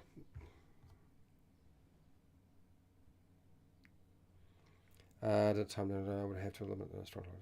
What do you mean by probably? Probably. I don't know what you mean by probably. In Beckme, the fighter was either a travelling or land-owning fighter. It could be similar fork in the road. Yeah, I think for the barbarian, there definitely needs to be a fork in the road that they can go stationary or mobile. So,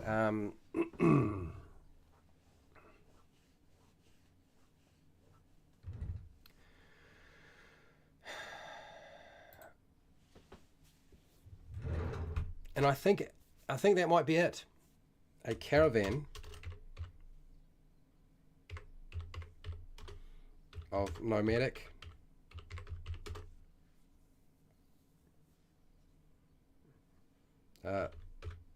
tribal barbarians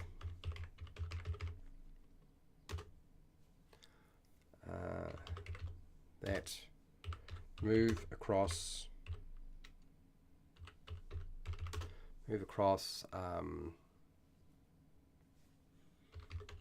their homelands in tents. What would be the other thing? Tents. Most of the time it's tents, isn't it? Tents. A teepee is a tent. Even in Middle East they use tents, so yeah. Tents.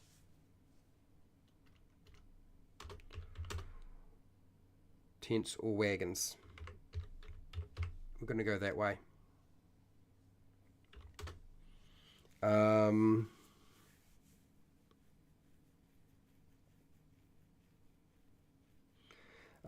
So William, I'm just looking at your comments there. I'm aware of the income issues with this too. Probably by force. Part about income should involve the word tribute. Yes, I understand. Tribute. And it's not going to be peasants because they're not peasantry. It doesn't work that way.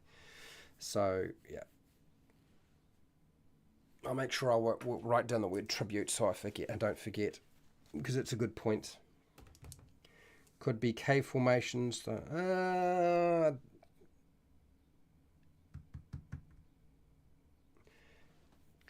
The problem is that would be stationary. Not necessarily. If we're going to go barbarian, I don't want to create caveman. I feel like caveman is not the same as barbarian. I feel caveman is far more, what's the word? It's lower down the technology scale. So I think that would be at its own class. I'd call it caveman, I guess. Or, I don't know, something like that. Anyway, so let me just think. Tribute. Tribute. Not income. Question mark. Okay, all right, so I'll make a note of that. So let's see. So, a caravan of nomadic tribal barbarians that move across their homeland in tents or wagons. In tents. In tents, wagons. Wagons. And pack animals. Okay, so that's what I want to do there. If we're going to do this, there is no building cost. So that's one of the big factors about going tribal, right? Is there is no construction cost. And it also means there's no time frame to build it either. And materials. Is there going to be a maintenance cost? You still got to feed everybody. It's going to be a lot less because they will be looking after themselves. So I don't feel like there's this is the thing about a barbarian, nomadic barbarians, is they can support themselves. They really don't need that. They deal with all of that themselves. So that's yeah. Now okay, there's a lot to think about here.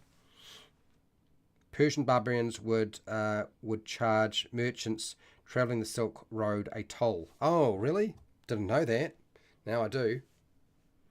The D&D Winnebago, a magic-powered motorhome with all the magical kitchen appliances. I was thinking small stronghold caves stretching across. Oh, I see what you're saying here. I understand. Or scattered caves.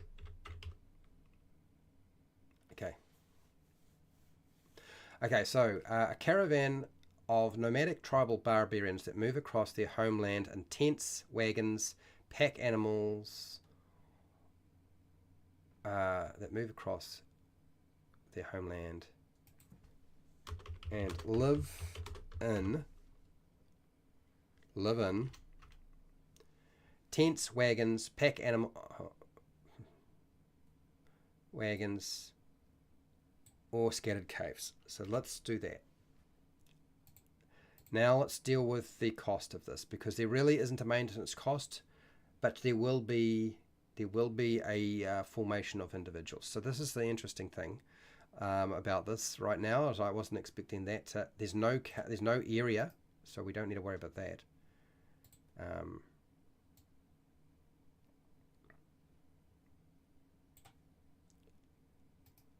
Copy. Let's take this, put this down here. The nomadic caravan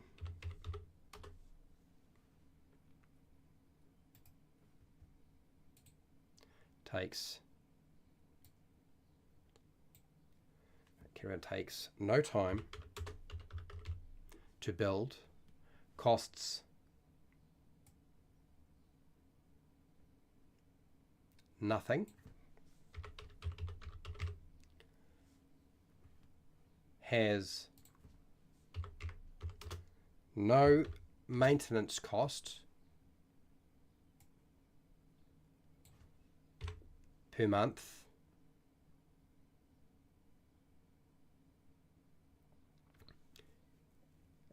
has 200 skilled and 100 untrained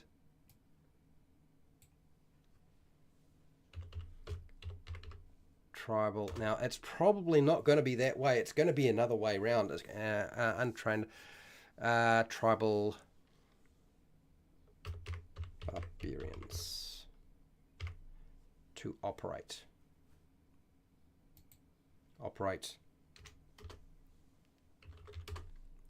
the tribe. So we're basically giving them a mobile tribe, but I don't think this is the number we need to look at. I actually think it needs to be this. It needs to be about 200 skilled and 100 untrained tribal barbarians. You're really traveling with your family in many respects at this point. So that makes things a little difficult because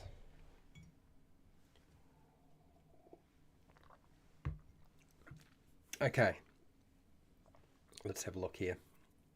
I think the other ones are fine. We'll leave them in.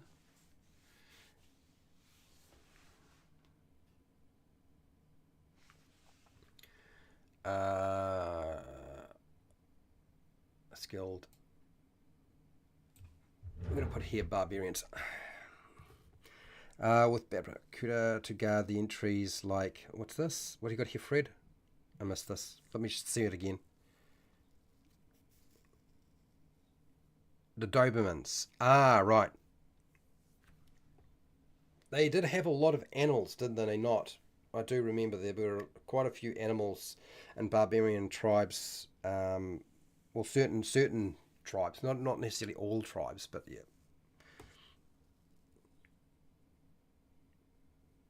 Nomadic tribes can run into drought and famine. Yes, they can, but they're probably more suited at surviving. Look, if everything fell apart and all your technology disappeared, it's the barbarian and nomadic tribes that will probably survive because they just know how to deal with the most adverse situation under the sun. That's where my head is going with this. I'm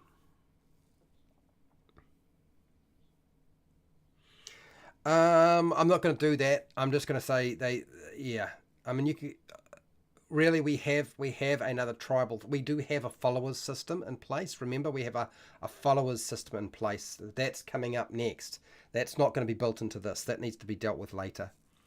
Did you see the size of that chicken? It travels on a giant chicken feet. All right, so I'm just reading your comments, people. So let's do this. Barbarians to operate. Okay, so takes a lot to build, materials costs, managed a month. I think that can all stay exactly the same. I think the cost per everything is going to be same for a barbarian, a fighter. I don't think that matters. What we have next here, small castle again.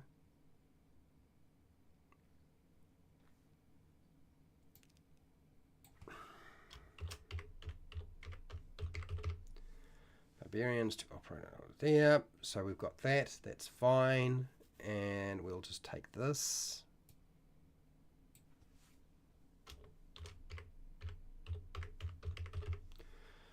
Okay. We'll leave that. I still need to finish up this passage here.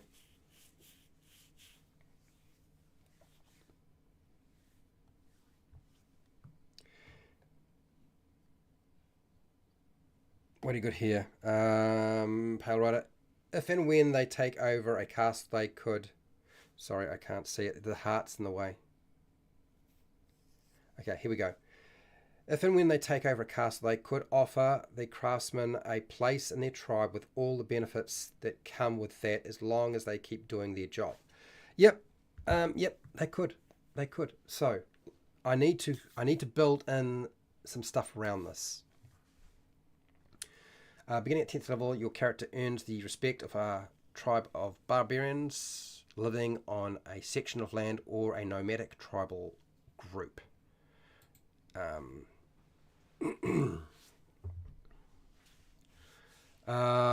Now, that's that little bit there. Otherwise, your character conquers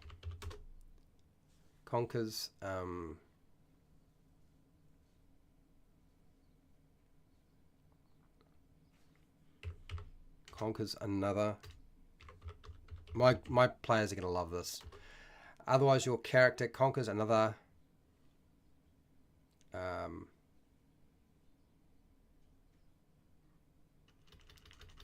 conquers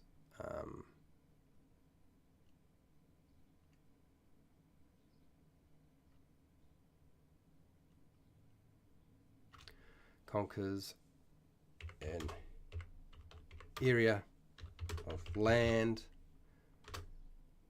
with peasants. Land with peasants. With peasants. Okay, otherwise your character conquers an area of land with peasants.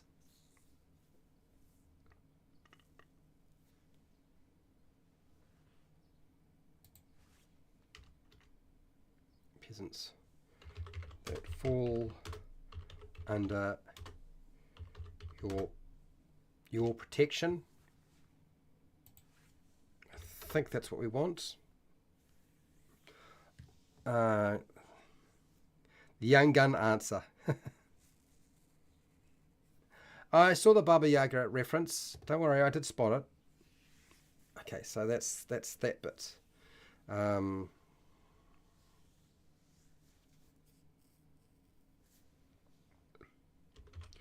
You can build a castle or use an existing castle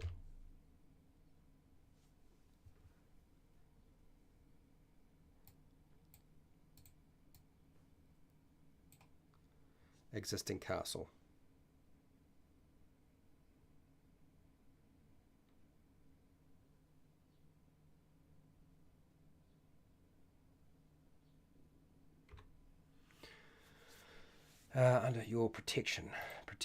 There we go. Otherwise, your character conquers an area of land with peasants that fall under your protection. You can build a castle or use an existing castle. That you have captured. The player negotiates with the game master the size of the castle if it is not being built with the player's money. The castle can be small, large, fortified, castle keep. Keep can be small castle, large castle, fortified tower. So let's go. Let's do this. Let's shuffle this around a little bit. Sorry, people. Give me a second. Okay. Fortified tower. Castle keep. Small castle, large castle, or a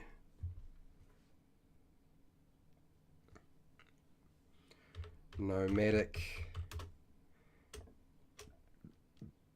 caravan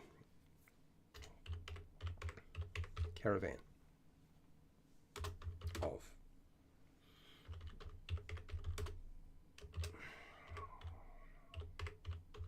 tribal barbarians. That's not it. Okay. Oh, we're getting there. It's hard work, but we're getting there. All right, let's see. So we need to look at this. So if the character has peasants, they live on the land who generate tax income from the stronghold. Okay.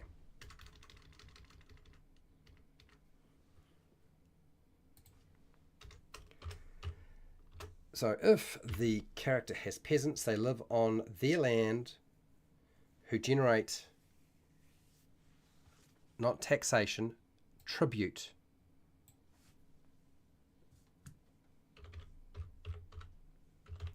Tribute income for the stronghold. Just as before. Next. The character receives a quarter of the monthly maintenance cost in profit, which is collected by followers. And I've got page number for the DMG. Calculate net profit per month earned from a stronghold is 20 plus D10 percentage monthly maintenance cost. So I've got two different systems here. It's either quarter or it's this system, which is 20% plus a D10 percentage to figure out, and it's just a percentage of your monthly maintenance cost. Now you'll notice there's no maintenance cost for a caravan of nomads or tribal barbarians, and I'm going to do that quite deliberately, which means that you wouldn't necessarily earn an income from that because they don't need one. I don't think they need one. I think that they would survive perfectly fine. So I'm going to leave. So that means that the caravan of nomadic tribal barbarians does not generate income. But you could get it easily. It's one of the strongholds that is mobile, has a group of individuals involved with it, but doesn't really generate income. So if you ever find yourself short of money at high level, at level 10, which I doubt, then it's certainly going to be an option for a barbarian. It's an interesting way of seeing this. This is one thing I was not thinking very clearly about how a barbarian would look and feel in terms of this, because it's really their people that are the aspect of it. A castle's always good though. Anyway, the character must protect now it's not going to peasants of their land or lose the okay. The character must protect the peasant. Now this is where it gets interesting. I didn't think so much about this, but now I'm starting to realize it gets complicated, doesn't it? The character must protect the peasants of their land, on their land, or a rival army will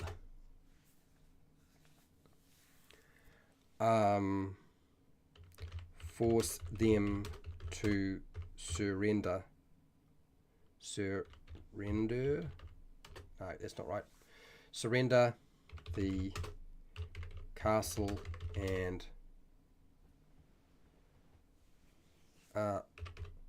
lordship of the peasants. This is the barbarian way. That's, I think, what needs to be there. So a slight adjustment there. Release the Kraken. If you do not protect the peasants that you have conquered on the land, then a rival army will come and force you off, because that's what happens, right?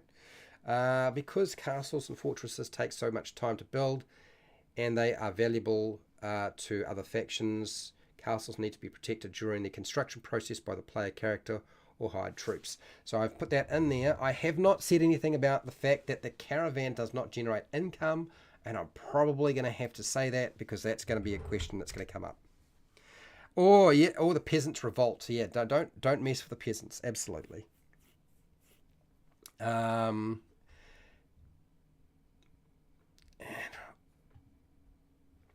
character must protect the peasants on their land or a rival criminal. If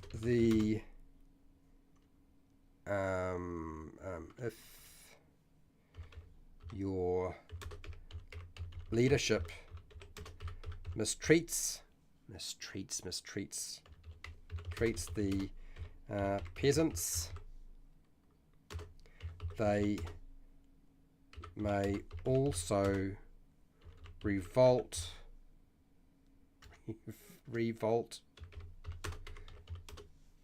and displace you as their ruler.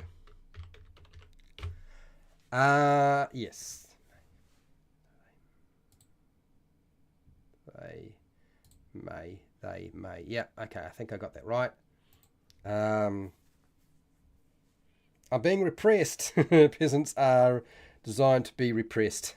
Let's not go there, thank you very much. Observe the violence inherent in the system. Just give the barbarian a giant land turtle with a castle tower on its back. Yeah, well, you could. Hey, that's up to you, people. You reckon the caravan should produce money by trading with travellers, pelts, weapons, etc. could be sold. Okay. All right. All right. I'm thinking about it, Pale Rider. I'm not going. I think a castle in itself, other than a caravan, I think a castle will generate far more income. So we're going to have a modest amount of wealth for them to be generating off that. I think it needs to be at a lower end. So um, a caravan of now what's that? A caravan of nomadic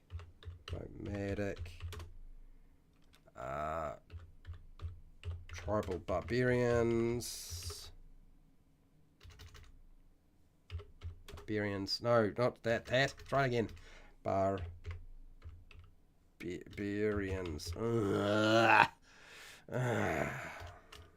Why am I having so much trouble? Okay, a caravan of nomadic tribal barbarians generates income from trading. Now, what did you have here? I get so confused by the movies my history profession makes us watch. Yeah, Jasper, if we're not confused by what's going on around us and what we see in movies and stories, what would? A traveling castle. Now, here we go. We should end English swallow lad. What's coconut bombs?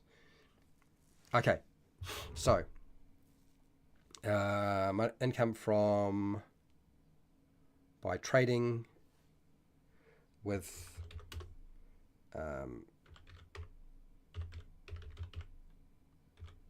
travelers and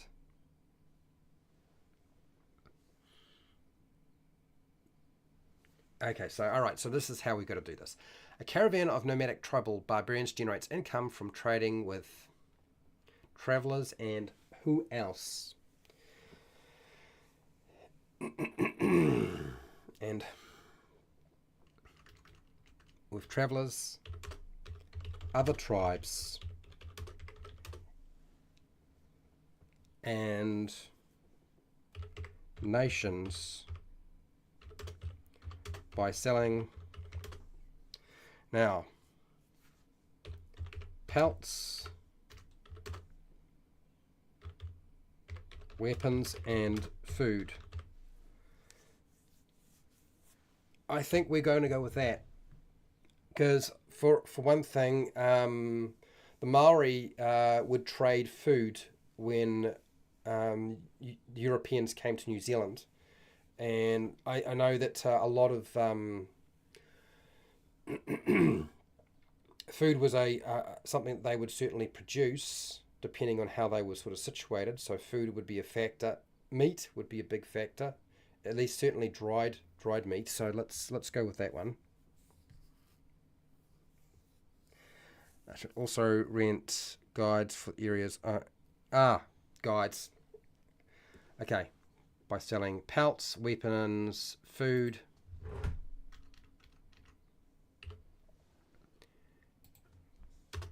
and guide services. Nice. Pretty good. I like it.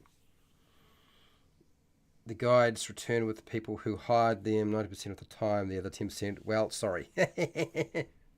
Yeah, you're funny.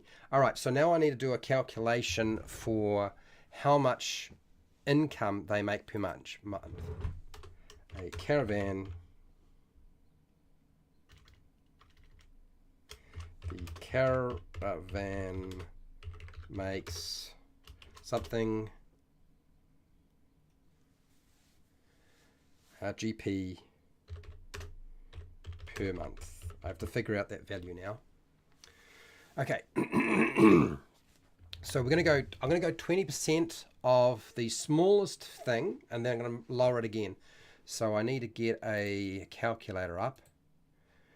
So the small fortified tower or castle keep is maintenance is 750. So let's go 750, and then we're only getting 20% of that roughly if we have a fortified tower. So I'm gonna multiply that by 0.2, which is 20%.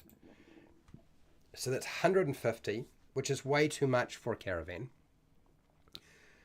So my choices are, I think we need to go 50 gold pieces per month, or it's 100 gold pieces per month. We could even go half of that and go 75. So yeah, what's it gonna? I guess let's ask that question.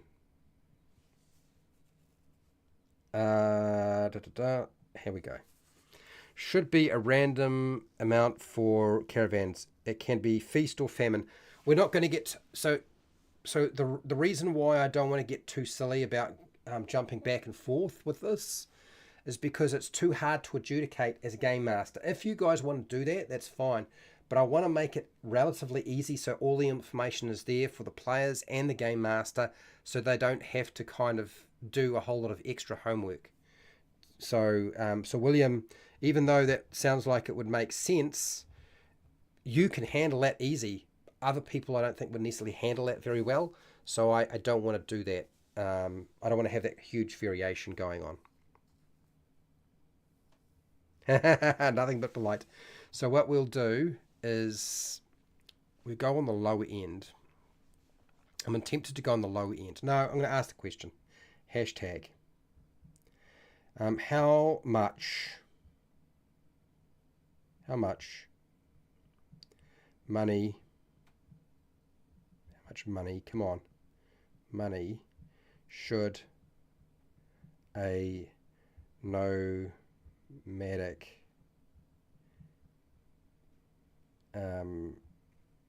tribe of barbarians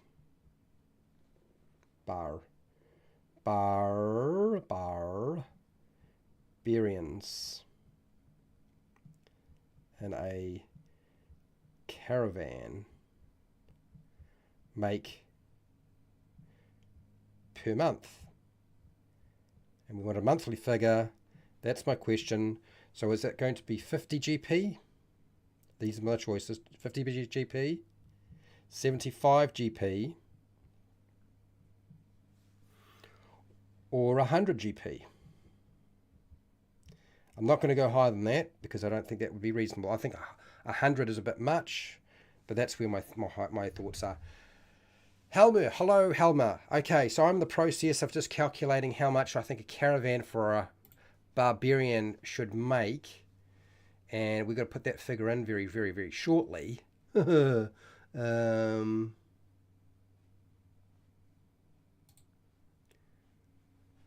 is where it's going to go, but I'm going to let you guys think about that. What is this? Barbarian as slaves or cheap workers, ED? No, it's none of that. It's none of that. It's not like that at all. Okay.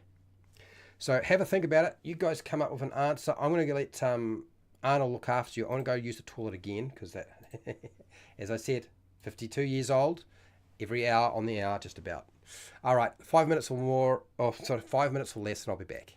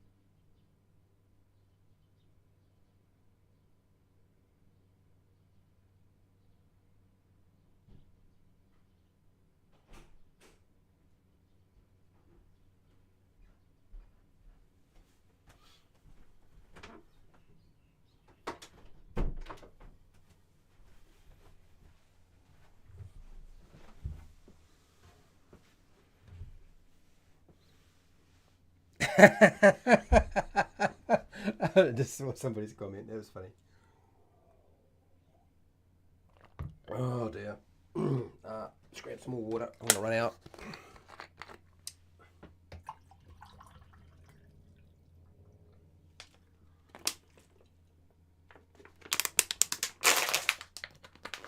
All right.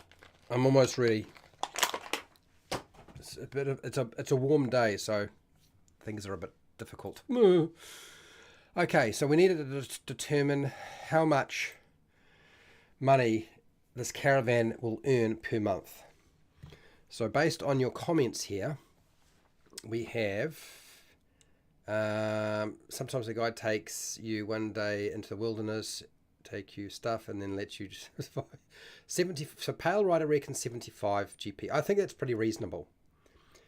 Helma, you've got here, I think that depends what you do. If they hunt, they can sell animal pelts and food, but if they do scout work as guides, maybe can do more money. Yeah. Same as the capital of North Dakota, $1.98. Yeah, I think we'll just go with an average. I think we go with an average. Dependent on the season. Good point. If a dangerous area, they're going to don't even like book prices for staples outside of the starting village. That gets burned before the PCs are level 3. Okay, would be the most gentile barbarian ever. Okay. Okay, so Helma, you've suggested here, maybe roll a 6-sided dice. If they get a 6, you do more money that season for a good job. Okay. Or the tribe's public relations manager. Interesting. Why not make it something like a D6 times 10 per month? So up to 60. Jasper, that certainly would give you the variation. That would certainly give you the variation. So what I'm going to suggest, Jasper, is I'm going to push it a little bit more. I'm not going to be quite so stingy. Okay. I think 75 is a good average. So let's aim for variation around potentially, at least the best that they can do is get 80 gold pieces per month. If all goes well, that's the best result they could possibly get. So instead of rolling a 6-sided dice, the caravan makes 1d8 times 10 GP per month. That'll give us variation.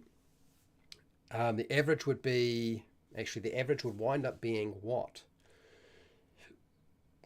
The average would be about 40 or 45, I guess you might say the average would be about 45 gold pieces per month. And that's not a lot. It's near the tail end, but you could potentially make more.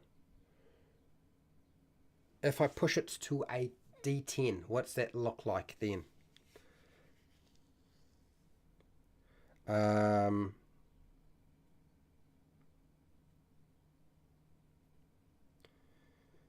You had 50 plus a D10 per month. No, it's too much because I feel like a castle needs to have better benefit than having a caravan. If you don't want to, yeah.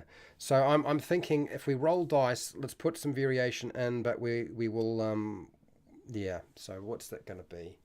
The max would be 100 GP per month, and the average would be about. Okay, so let's make it a D10 times 10 per month. I think that's a happy medium. So our average is going to be, could have some bad seasons though. Bad months. So your average will probably be about 50 to 55, and your top end would be 100 if you're really lucky. If you're really lucky. So I think that's fine. No. So yeah, I want to make it simple. I don't want to make it too hard. So I see your suggestion there, Pale Rider. So I'm going to take part of the suggestion from Pale Rider and Helma, your idea, combine the two, and a few other things going on here, and allow for variation. So that's, I think, how we'll calculate it for them. Since it's not going to be based off their castle, it's about their ability to do these other things. I think that works. All right.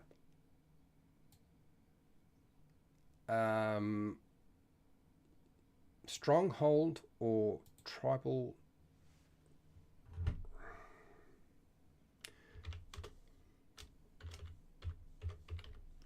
acquisition. I think that is probably tribe acquisition. Is it tribe? Tribe? I feel like it is tribe acquisition. Let's do that. Or do I put caravan? Stronghold or caravan acquisition? Tribe. I feel like the caravan is really just a tribe. You're getting a tribe that's mobile. I think that'll work. I think that'll work. Let's do this. Let's do this. If somebody can come up with a better name for that, you let me know.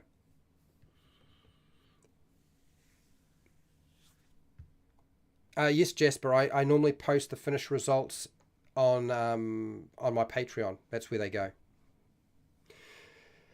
A question: what do you do with this material you create? Do you let it into Google Documents?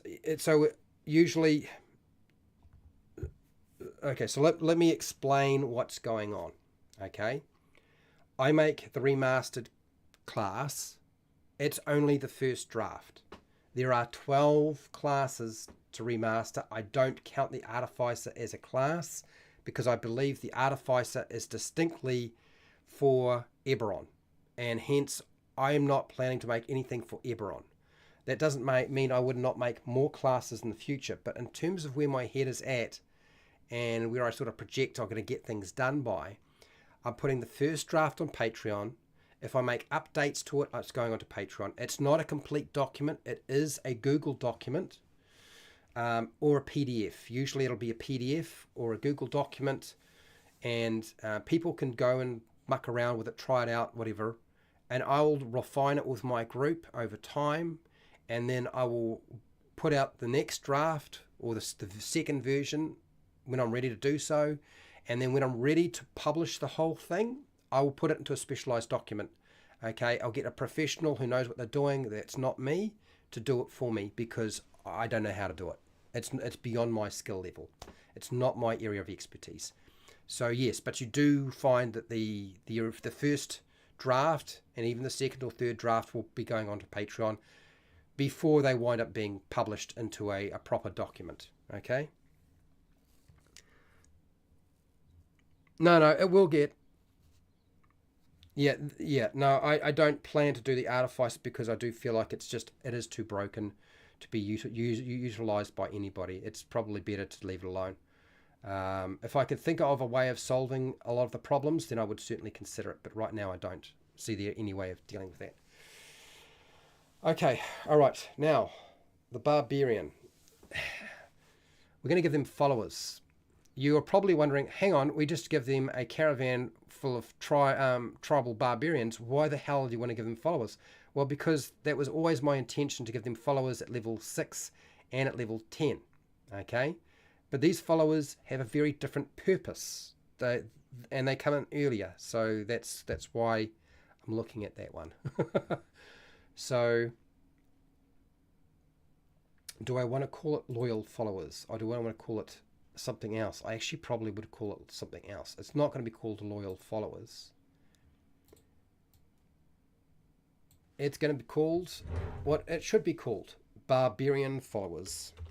Barbarian followers. Make it clear. So, beginning at 6th level, your character is required to take on... Now, here's where the problem lies. It can't be a squire, because that doesn't make sense. What would be a barbarian trainee? I guess that's the question. Is there such a thing?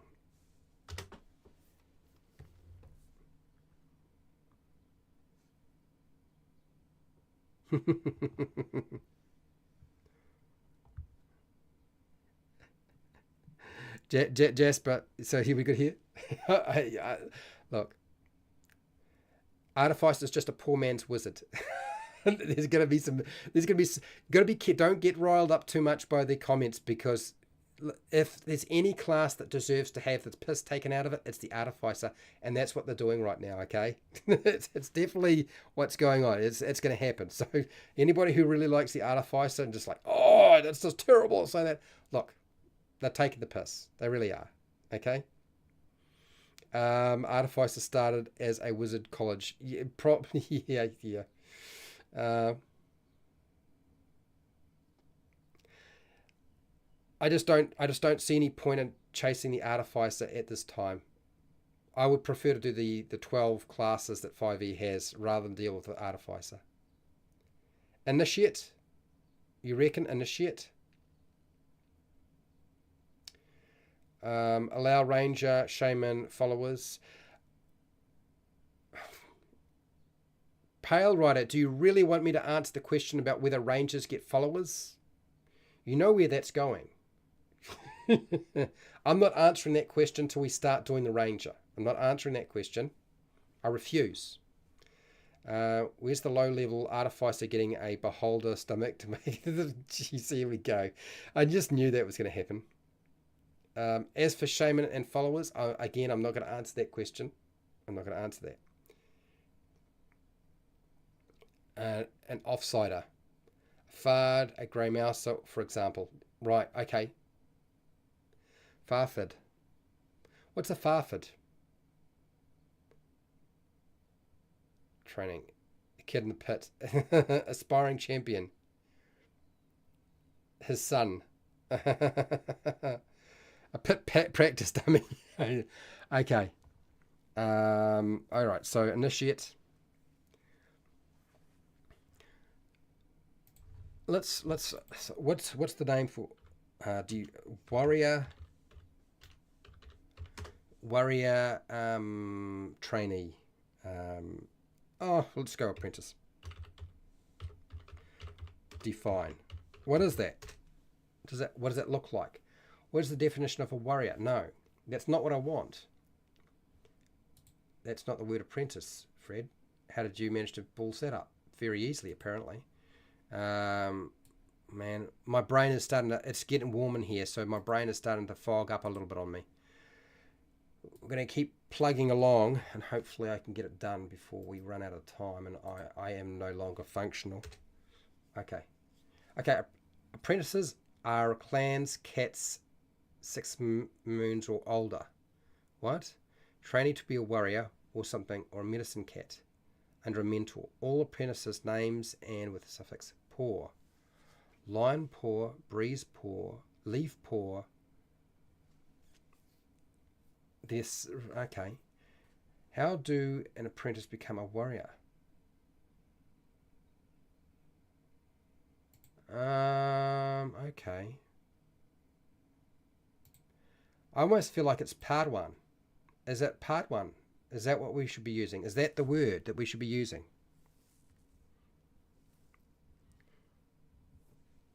I don't want... Initiate...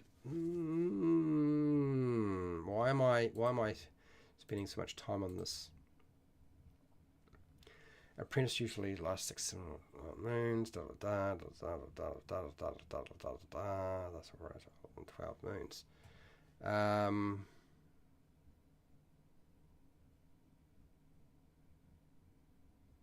Moons, warriors. Okay, so let's go. Let's try another look at this.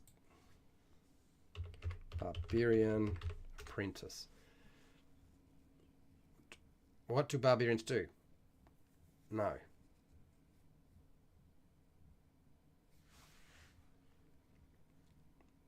Okay. All right. We're gonna apprentice, or let's go with pad 1. Pad? How do I get that? Pad 1. Padawan. Padawan. Define. Padawan. Define Padawan. Used in Star Wars. A youthful, native, untrained person, typically used as a form of address Okay. What does it mean to be called a Padawan? Padawan is a learner or apprentice. The term can refer specifically to Jedi apprentice, that's Jedi, yes. It can also be used more generically to refer to a trainee, beginner, or an inexperienced person. Padawan history. This is probably useful to me. I'm hoping. Okay. Search for learner, apprentice, yes. Who uses Padawan? Padawan is lowercase. Can be no. It's Star Wars again. Young grasshopper. Oh, hang on.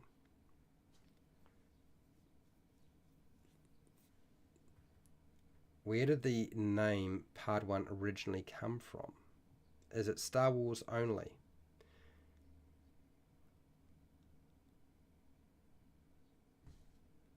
Is that informal? More definitions. No, that's not useful. Origin. Where does it come from? Padawan comes from Star Wars franchise and was coined by Padawan was not used in the trilogy. It was first introduced in the prequel. Okay, all right. Where does the term Padawan come from? It looks like it's Star Wars only.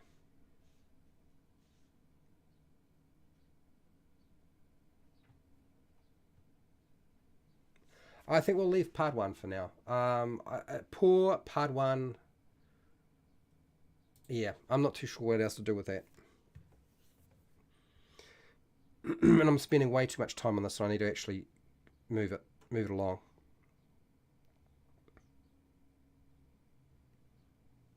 So, it's required to take on an apprentice or Padawan who can perform simple tasks, but barbarians need to teach their trade to their apprentice in exchange for their student keeping their weapons, armor, equipment, and mount in good order. So you get your apprentice at level 6, just like a fighter, but beginning at 10th level, your character becomes so famous that they attract loyal barbarian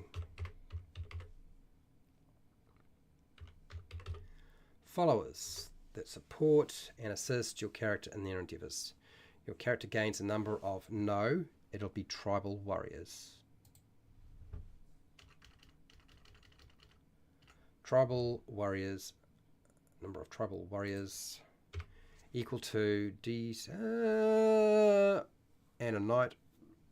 No. I'm probably not doing that. And I don't really want to give them a leader. Really, I just want to give them tribal warriors.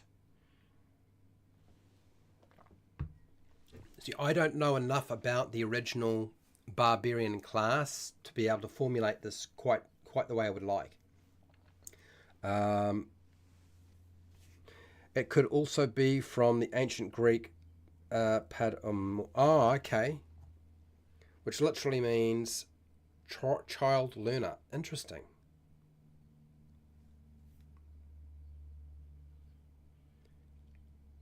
Pedamure.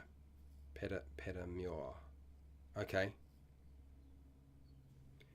Are known to derive his name's terms from other languages. Yes, okay.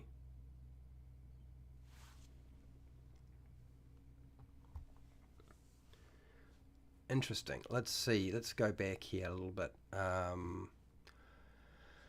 Well, knights, veterans, none of those are really things that I want to keep. I want them to go. But I don't actually know what the original barbarian class looked like. Barbarian class in Advanced Dungeons and Dragons, because I don't actually have any reference material for it. Second edition. What is the best class? Whatever.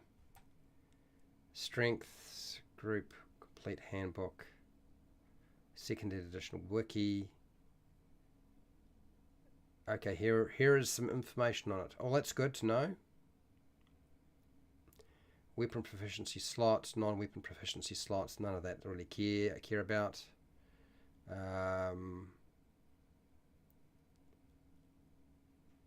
Fighting styles, climbing, throwing, saving, leveling up. Magic. Let's not even go there. Trade free, currency, magic, no. Weapons, proficiencies, weapon proficiencies, fighting styles, shields, two hands. Interesting. So they actually had, in second edition, they had weapon shield, one-handed weapon style, two-handed weapon style. So they did actually have a couple of different weapon styles. Interesting. Okay. Combat, no.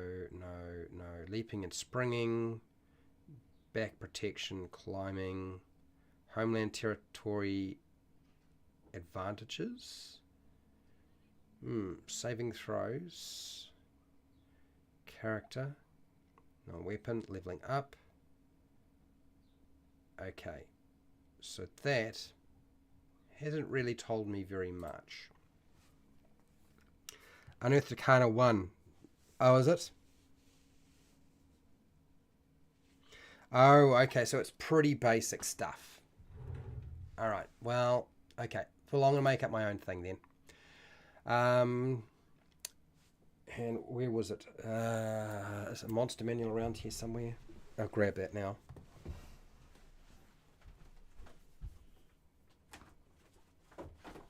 Alright.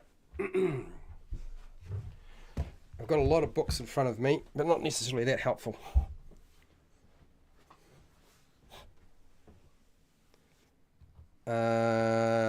So, Helmer, what do you got here? Barbarians are always fighting and doing hard work. Maybe they need some trait about their experience in combat and job. Forget the 2E bullshit. Well, yeah.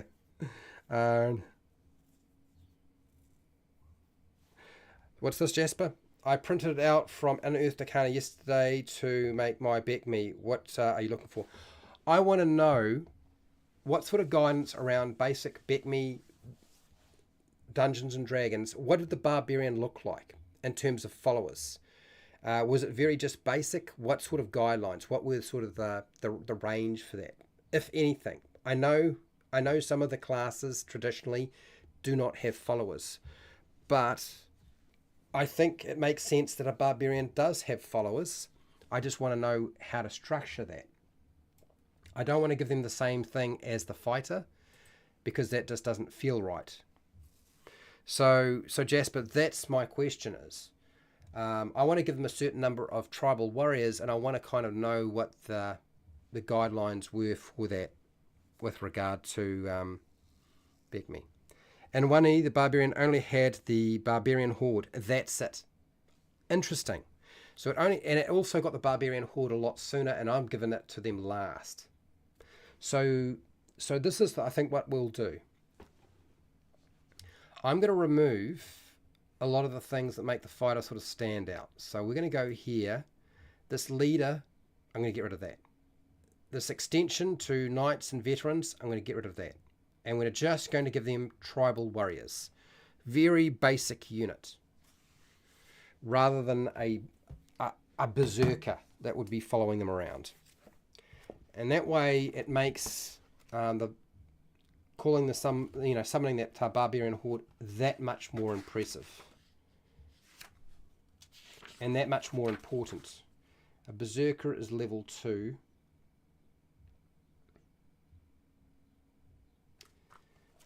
We could give them a couple of them, I suppose. I won't give them that many, though. Well, Jasper, that's useful. Dear. So, let's have a look. So, we'll give them 60-10. That's about 60 tribal warriors. That's fine. And we'll give them... That's like a little war party. and we'll give them some berserkers. Berserker. There's some berserkers equal to, and I won't give them that many. We're going to just roll a 1d6 for that. I'm going to make very, very few. Very, very few. So it's a lot less. We're going to get rid of the leader. They're not going to get one of those.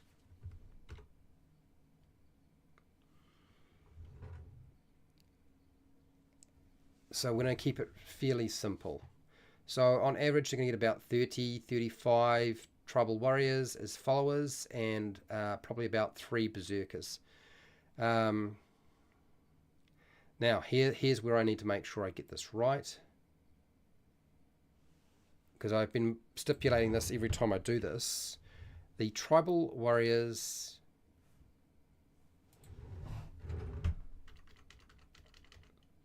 don't screw it up, and berserkers cannot be replaced if they die.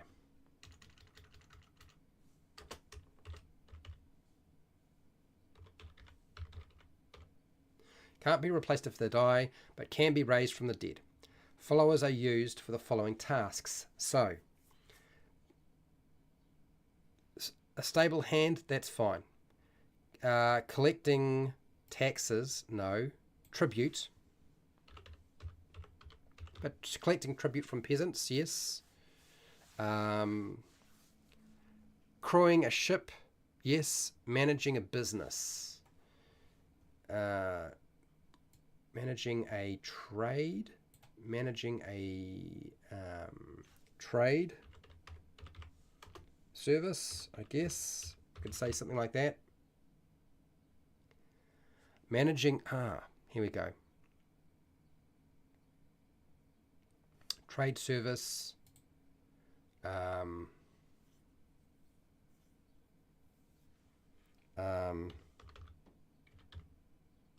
Guide service. Conducting research. For a barbarian, is there really such a thing? Do barbarians really do that?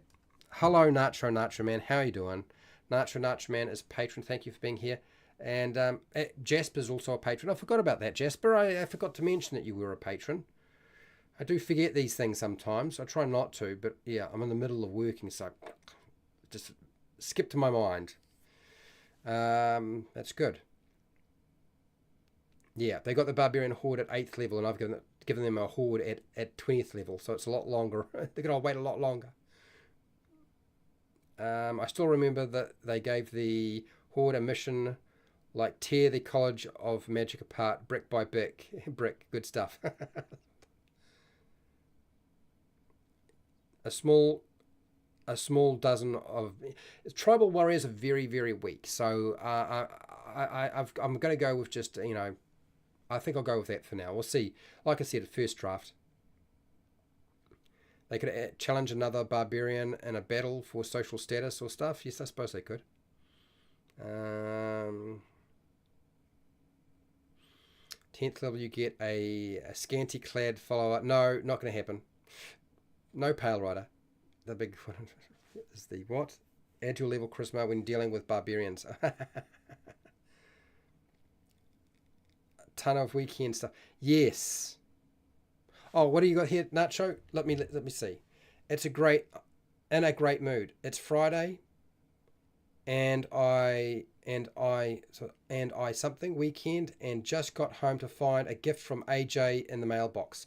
Did AJ Pickett send you the battle mat? Did he make you pay for it, or did he give it to you for free, dude? I'm curious. You let me know. I want to know if AJ Pickett. This is the problem, people. If you jump into the Discord and you're chatting with me, some people from YouTube will jump in and you'll wind up having conversations with them, and then the next thing you know, there's something happening. I remember AJ put a challenge out to you to try to answer a question. If you could answer it, you did not answer the question correctly, but if you had, I know he would have sent it to you for free. So I'm kind of curious if you did that. It's free. So even though, So even though you failed AJ's very difficult question, he still sent you his silicon battle mat for free. Free shipping, free product. What does that say about AJ Pickett, people? And Nacho Man's only met him, like, how many times have you met AJ Pickett on my Discord and chatted with him? How many times has that happened? Pay it forward for the books I sent you.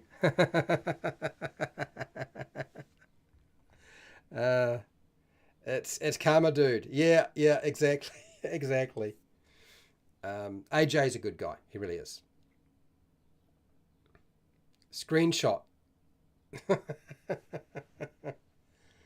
I think we do an option for us to use longbows with barbarians. They can hunt too, but it looks like the game only lets you use big melee weapons. Yeah. About 3 or 4 times now. There you go. 3 or 4 times and he sends you a battle mat for free. It's a good life. Followers are used for the following tasks. Stable hands, that's fine. Collecting tribute from peasants. Crewing a ship. Managing trade services. Guides. Okay. Running. Running. Guide services. Yes. Conducting research. I don't know about this. I don't know about conducting research. Performing...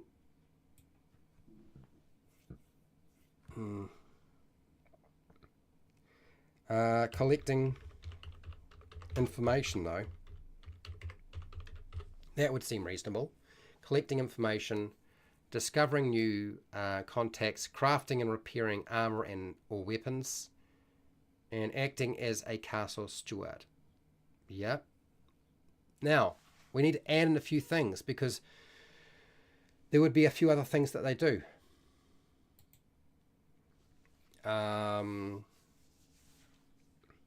Hunting.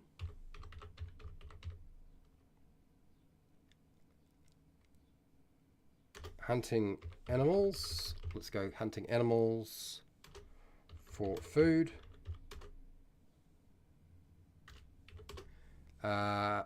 Collecting trophies.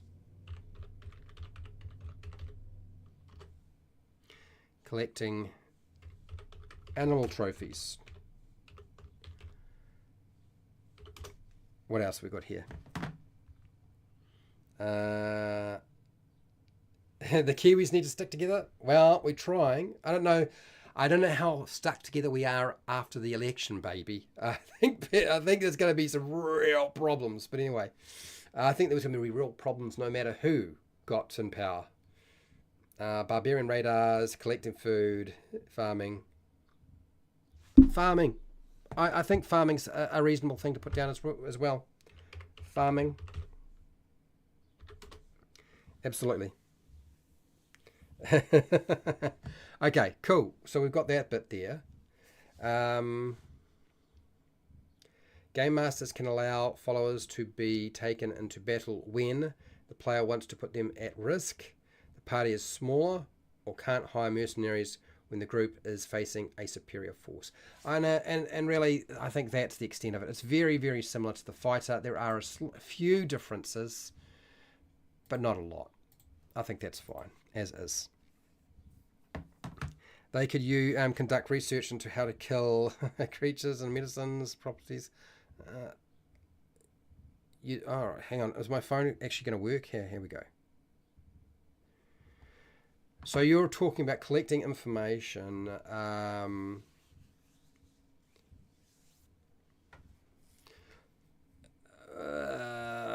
Now, I could put down researching herbal remedies or concoctions, but I want to put that into the druid, so I don't want to put this into the barbarian.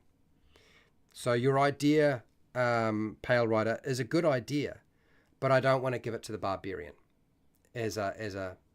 I mean, really, these are fluff things. One of the things my group have been very, very adamant is that there is sometimes a disconnect between the mechanics and the fluff aspect of character features, and so I have to make sure I put that in there. So yeah, can be crash test dummies, wizards practice. I suppose they could. I suppose they could, but we won't. I won't put that in now. That just seems cruel. Moving along. Next, is this the only one highlighted? I think it is. Oh yeah. So it can't be guild member. It's got to be tribal member. It's got to be tribal member. It doesn't make any sense otherwise. Tribal member. They're going to join a tribe, not a guild. It's a tribe. You're a barbarian. Come on. And it is almost 1 o'clock. So, beginning at 3rd level, your character is accepted. Your character is accepted into a tribe or earns their warrior status in a tribe.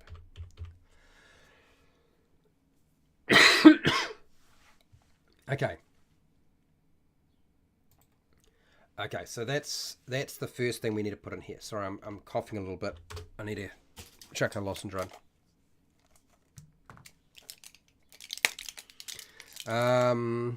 Explore, build, defend territories, work with leather, loot villages, organize their basic military tactics, hide in the nature.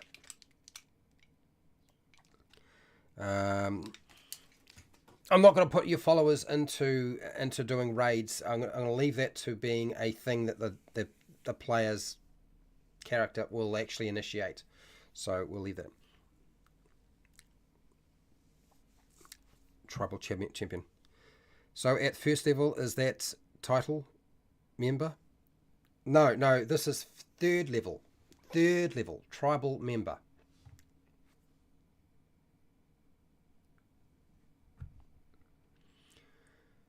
Oh, I know where this is going.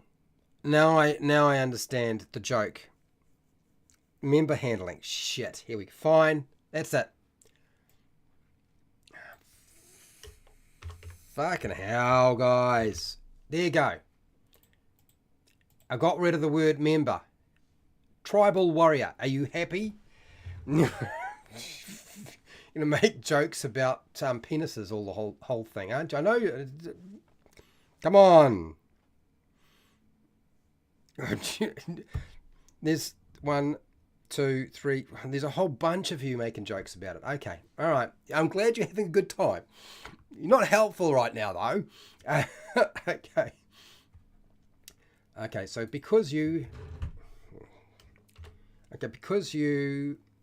have become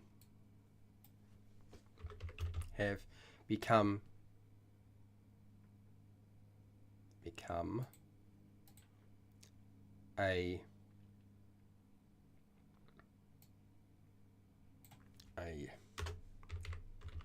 warrior in your tribe,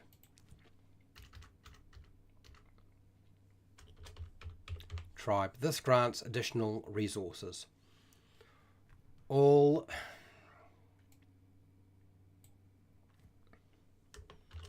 tribe benefits are at the game master's discretion. So let's deal with this. I see where we're going with this. This happens to me a lot.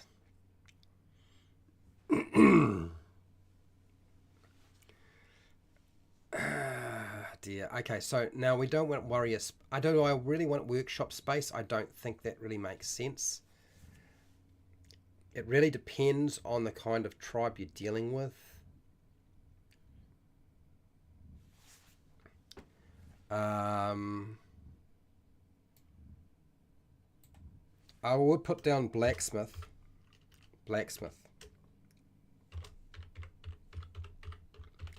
Blacksmith space to make stuff depending on the type of tribe. That's fine. Okay. No. Employment or jobs to generate an income for a barbarian. Okay, so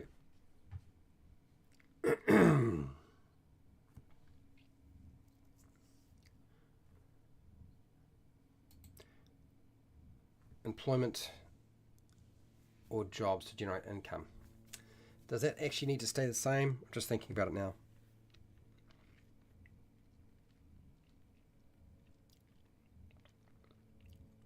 Like Gordon. Oh, we're going to Gordon Ramsay again. We did Ramsay the other day. I find. Oh, jeez. Okay. All right. Have your laughs, guys. Um,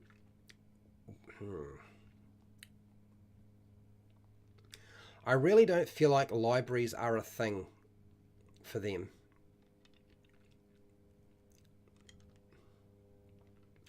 Looting a library, maybe, but actually having archives as a barbarian, I don't know.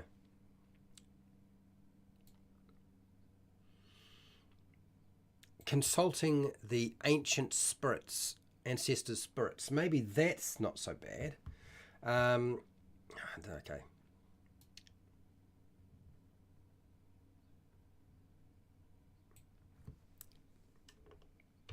Consulting the ancestor spirits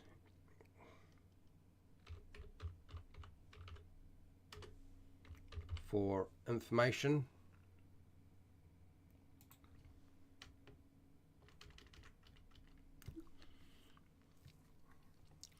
anger management. Oh, good lord. William, thank you. That's more like it. I agree.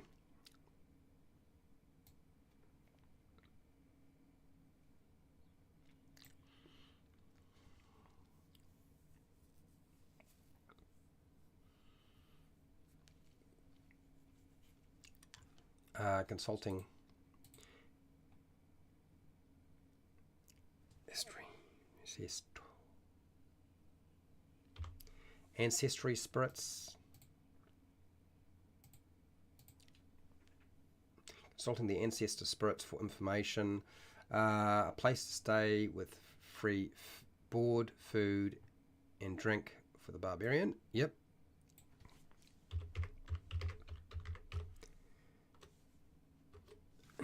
Which means, since I keep doing this, it's not going to wind up being a feature that you see in a background. Potential allies that can offer a wide range of assistance, access to specialized tools that are related to the tribe.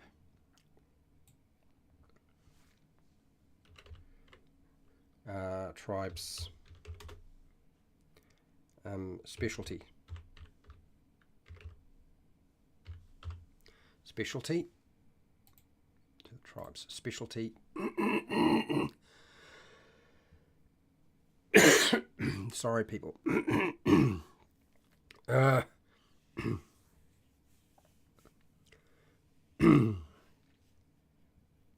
Court appointed target, really? Okay.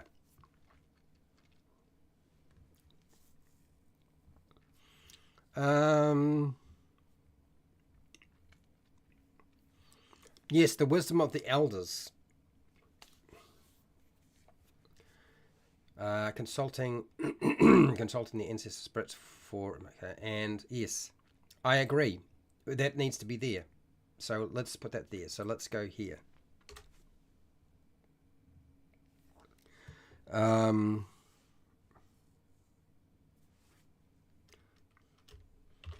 Barbarians can request the wisdom of the tribe's elders.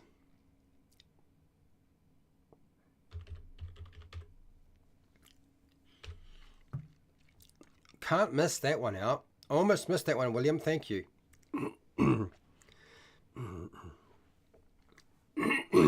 um,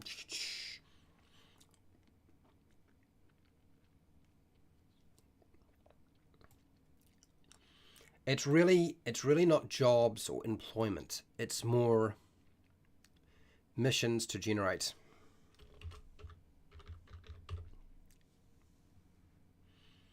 Let's go tribal missions.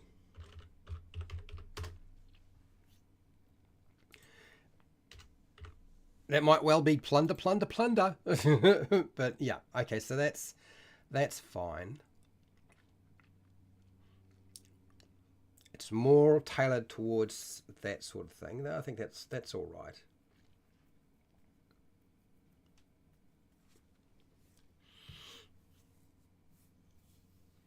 Okay, so next, let's go into at level 8. It's not a guild member. It is a tribal warrior.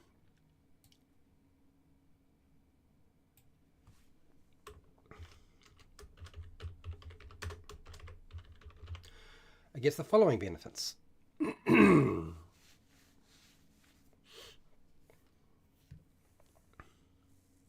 Quarter point of target. Required to help supply the tribe's food through hunting or much less respectable farming.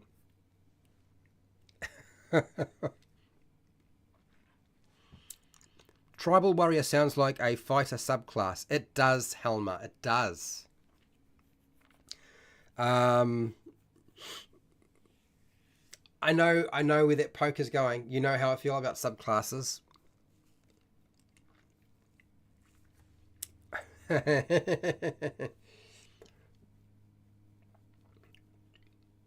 Now, let's see here. I don't want to do this one.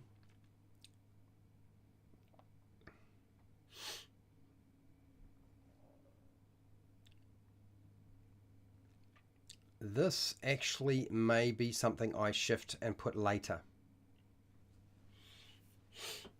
I don't want to give them that much too early on. These may well be things I put further along in the progression. Access to the restricted section of the guild's library and archives. No.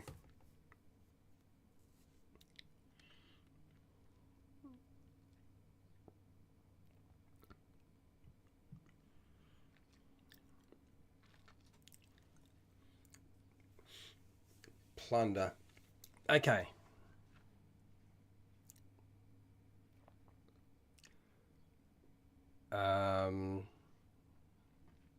So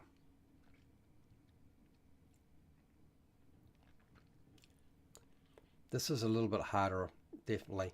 I think this is probably the more difficult one out of the whole bunch that I've had a look at so far. Trying to figure out what to do with that is going to be more difficult for sure. A land traveling mount that is stabled and fed by the tribe. This is why we needed to take a few things off here. So this is, we have a riding horse, a buffalo, a camel, a donkey, you've got elephant, pony, triceratops. I'm going to take triceratops off. Do I want to take triceratops off? Pony, triceratops. It's a dinosaur, another creature.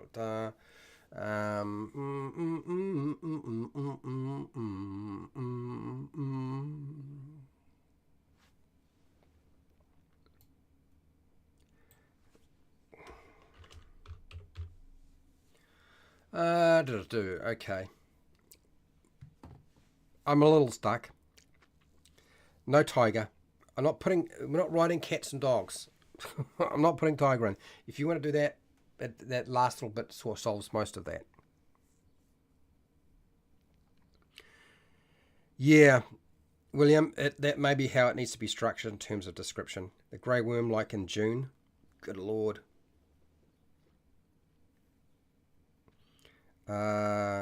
Shaman tells the tribe, spirit history, and deems history.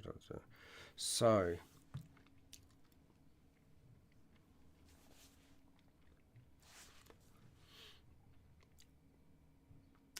access to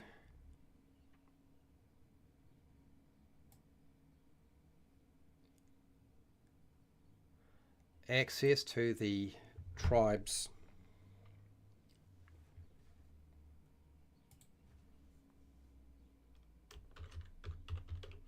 restricted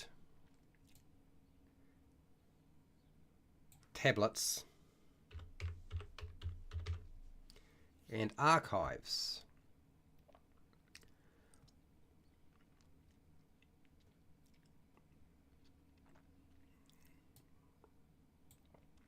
Level 8. This one I'm going to remove. I'm going to put it somewhere else. Cut.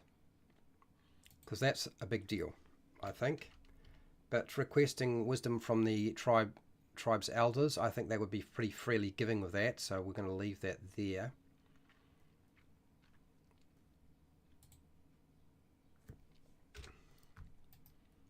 Paste this.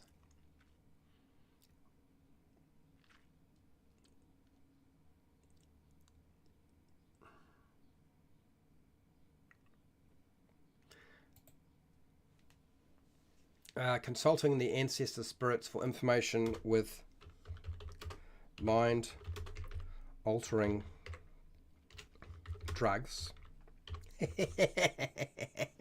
There's no way, there's absolutely no way that Wizards of the Coast would put that into their book. But I am. Back to work. Yeah, no problem, Nacho. I'll see you later. All the best with your new mat. Trust me, you will not regret having one. You'll never need to buy another one ever, more than likely. It'll probably last forever. You might even be able to hand it over to your kids when you die. You know? Now.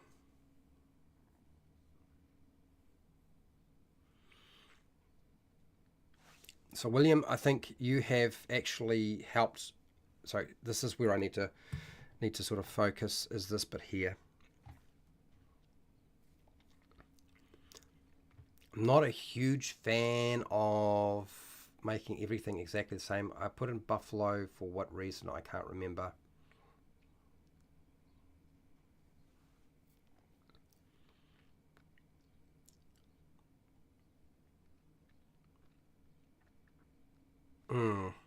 Okay. All right. So let's get the first. Let's get this bit here, because at least William's got me on the right track.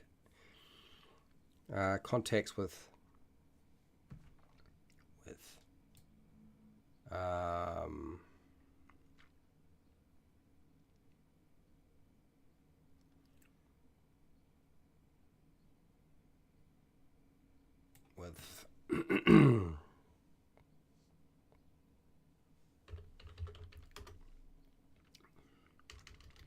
with other tribes.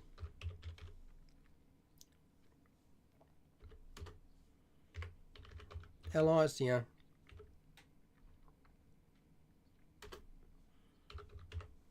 Kingdoms.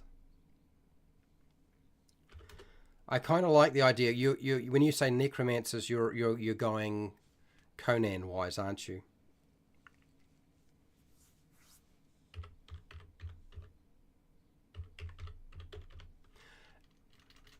Shamans.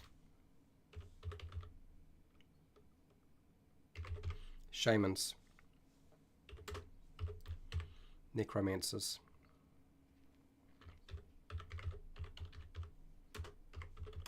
And monsters and powerful individuals that can help the character. Okay.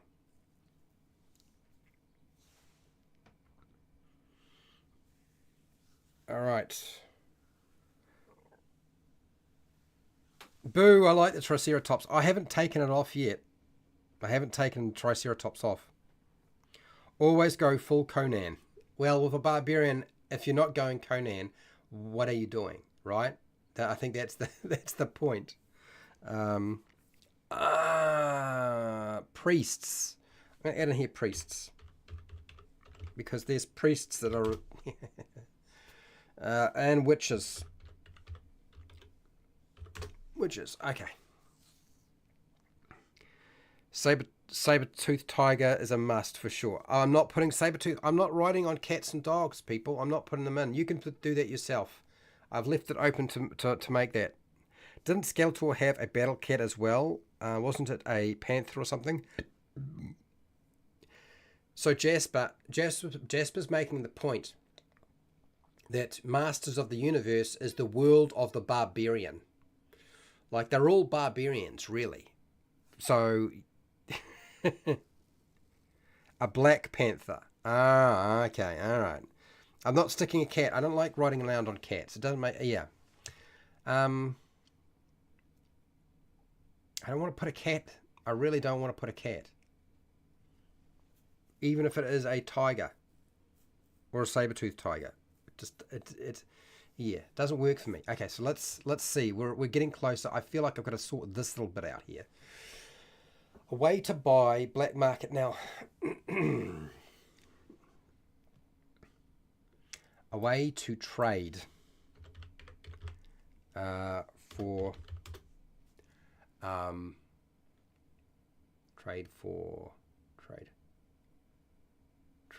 for forbidden for absolutely forbidden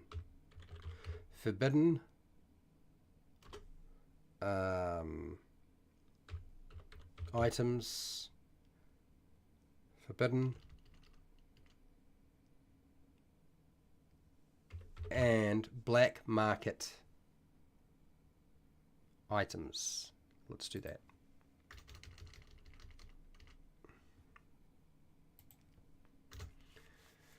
A way to trade for forbidden and black market items.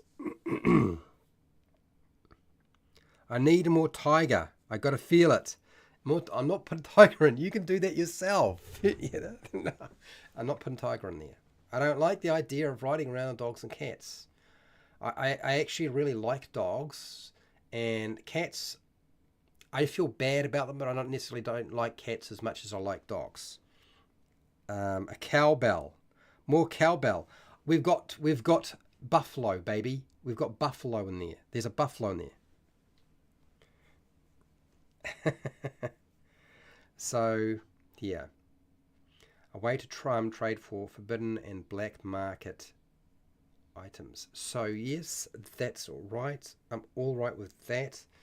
We're going to use some drugs to get us some information from our spirit ancestors. We've got some contacts with various individuals who are probably going to be leading us down the garden trail, which usually happens with barbarians. And then we've got some various... So let's do a little bit of research, shall we? Let's do this. What do barbarians ride? There are 7 weapons the barbarian uses. No, that's not what I said. What do barbarians ride? No. So has nobody ever come at... What? Mounts. Fine, let's try this. What mounts do barbarians ride? Let's try that again. Why a savage barbarian couldn't trade with black market? It's more about where to find the black market. It's not about whether you could trade. It's like, where the heck do you find the black market? I kind of see your point though. Actually, it's yeah.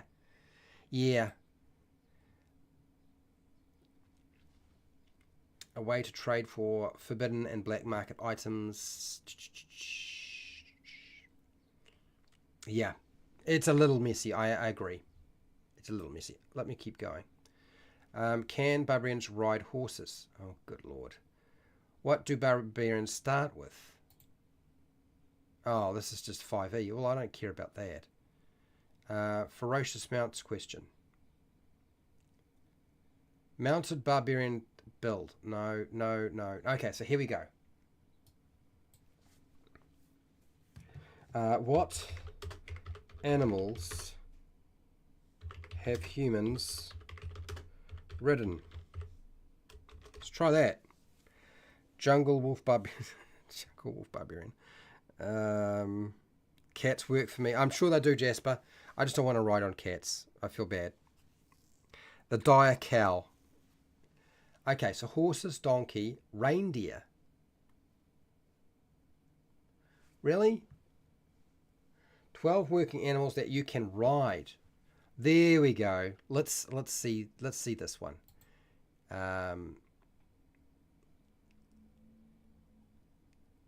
Okay. Many domesticated and tamed animals perform other tasks that make them more valuable than their meat, eggs, skin, and fiber. While some animals are originally domesticated and adapted to work or be ridden, others have undergone intense training to enable them to live around humans. Horses, bulls, and donkeys were among the first domesticated animals. They have lived in it. Blah, blah, blah, blah, blah, blah. So what are the ones that we got? Donkey, camel, horse, water buffalo, elephant, bulls, which, yeah. Reindeer. I might add the reindeer. Yak, dolphins. I'm going to leave the dolphin at this point. But I would like to add reindeer. That would be funny. And reasonable, I think, too. Reasonable. They've got here ostrich, dogs. We're not riding a dog. I hate that idea so much. So donkeys, bulls, oxen. Basically a bull. You could ride around on a bull, which is basically a big, huge buffalo, but bulls. A bull. Oxen. I'll just put oxen. That's probably easier. Oxen. OP, oxen. Oxen. What else? The reindeer tickled my fancy. Reindeer. It's the Santa Barbarian. Yeah, okay. Camels, obviously. Horses. Water buffalo. Elephants. Reindeer. An ostrich. I'm not really that convinced about an ostrich. You can enjoy an ostrich ride at 30 to 40 miles per hour in places like South Africa, where ostrich riding is a lucrative tourist activity. The activity has been ongoing for more than 3,000 years, where ostriches were tamed and kept at home for their feathers, eggs, and meat. Damn it! Damn this! Oh no! Moose. Yeah, I suppose. Ostrich racing is also an interesting activity that dates back to 1890s. It is still popular in Virginia City in South Africa. Virginia City in South Africa. And, in Arizona. Rare ostriches have been met with criticism for animal rights activists. Look at this animal. Does it really look like it? I suppose. I hate this one. Anyway, the llama. The llama is actually quite commonly used. The llama is actually a... I'm gonna put it in. Yeah, of course I was. Llama. Ride that llama, baby. What do you got here? Cat riding a barbarian gives them their the travel traits. I take the piss out of a lot of different things. Hey man, the cat rides on the barbarian. I think that's a much better idea. Yep. Everything else is niche. Yes, I'm aware. Moose. Moose. What? Based on barbarian riding a moose or caribou. I love it. Moose. Alligator. Good lord. Komodo dragon.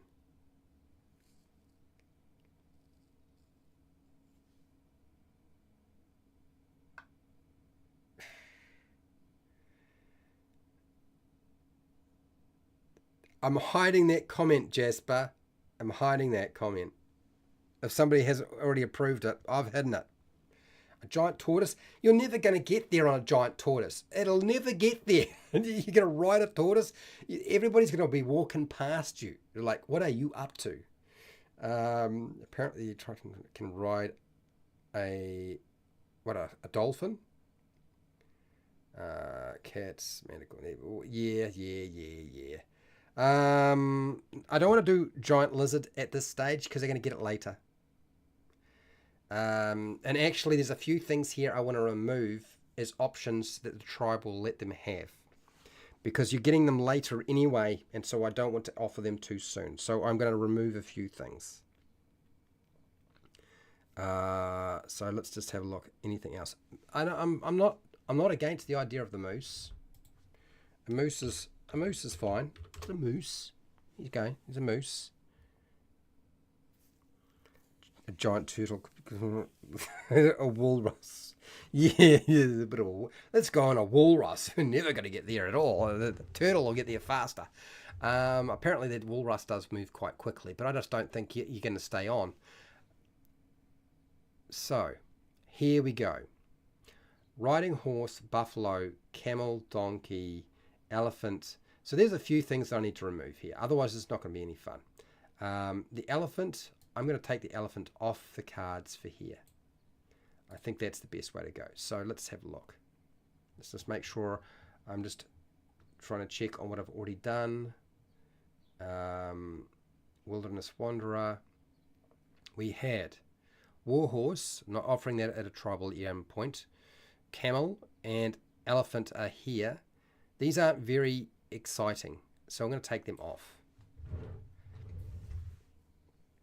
Elephant's pretty cool though. I almost feel like no, we'll take it off here. We're taking them off. We're going to keep the shark, dolphin, killer whale, giant eagle, blah blah blah, giant lizard. We'll leave that alone. So we've just got, okay, so let's go back here. I like giving out mounts, people, but yeah, okay, so riding horse, buffalo, camel, donkey, elephant, moose, llama, oxen, pony, reindeer, triceratops is way too cool. Triceratops, taking it away. I'm taking it away. I'm going to cut it away. You're probably crying now, Jasper. Are you breaking down? Have I broken you completely? So let's go here. Triceratops. Let's put Triceratops where it probably belongs. Here. Paste.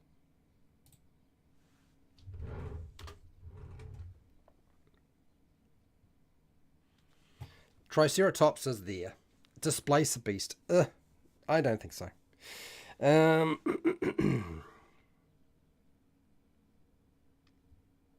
play a paladin with an elephant mount and I use it as a shield all the time. Well, that's lovely.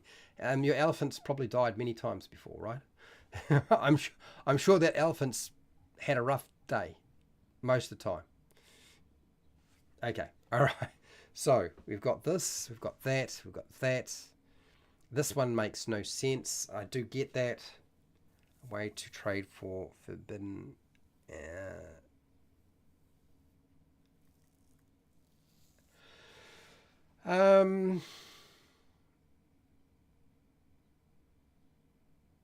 No, I think that'll be fine. I think it'll be fine. I'm just thinking in terms of black markets aren't always available to anybody, so they are things that you'll find difficult to get access to. You've got to know the right people, and level 8 is a good time to do that. So we'll leave that. That's reasonably all right.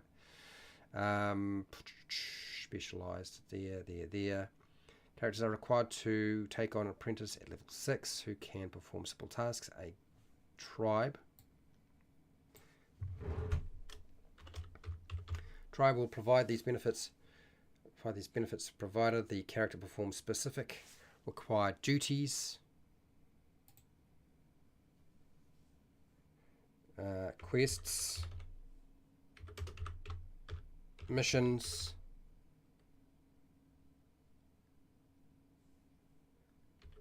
favors, missions, favors, missions. Come on, that's not right. Missions, favors, and support against rival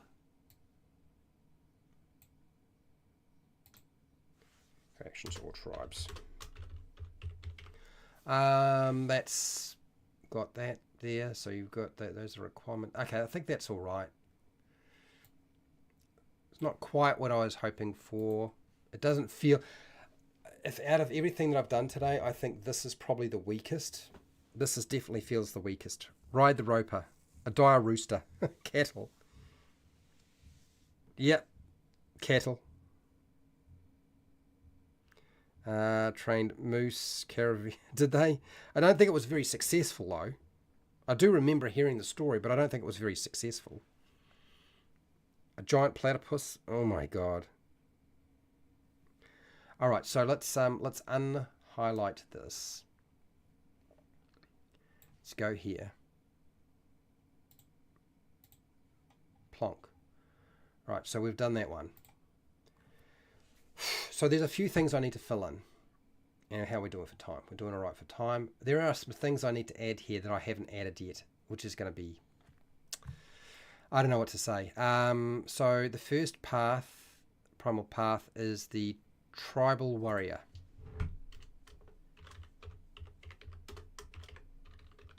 Tribal warrior. Okay. At level 6. What's the level 6 one? Why can't I remember what level 6 one is? Plunderer, level 6. I gave them something at level 3, tribal warrior. And then at level 6. Oh, it's the followers. Barbarian followers. Okay, level 6 is barbarian followers. All right. Sorry, people. Barbarian followers. There are some things we haven't done that I need to probably put in here too, which is like creates a whole set of new problems. Let's have a look. And I want to keep it simple too, so that's another problem. Stronghold or tribe acquisition.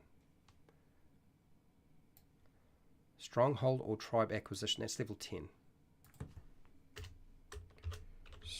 Stronghold or tribe. Is that acquisition? Acquisition? Acquisition. Is that right? I think that is. Okay. Next, level 14, Wilderness Wanderer, I think it's called. Wilderness Wanderer. I'm going to check that. I'm just not sure if I got it right. Here we go. Wilderness Wanderer. Level 14. That's after this. Not there. There's Wilderness Wanderer. Okay.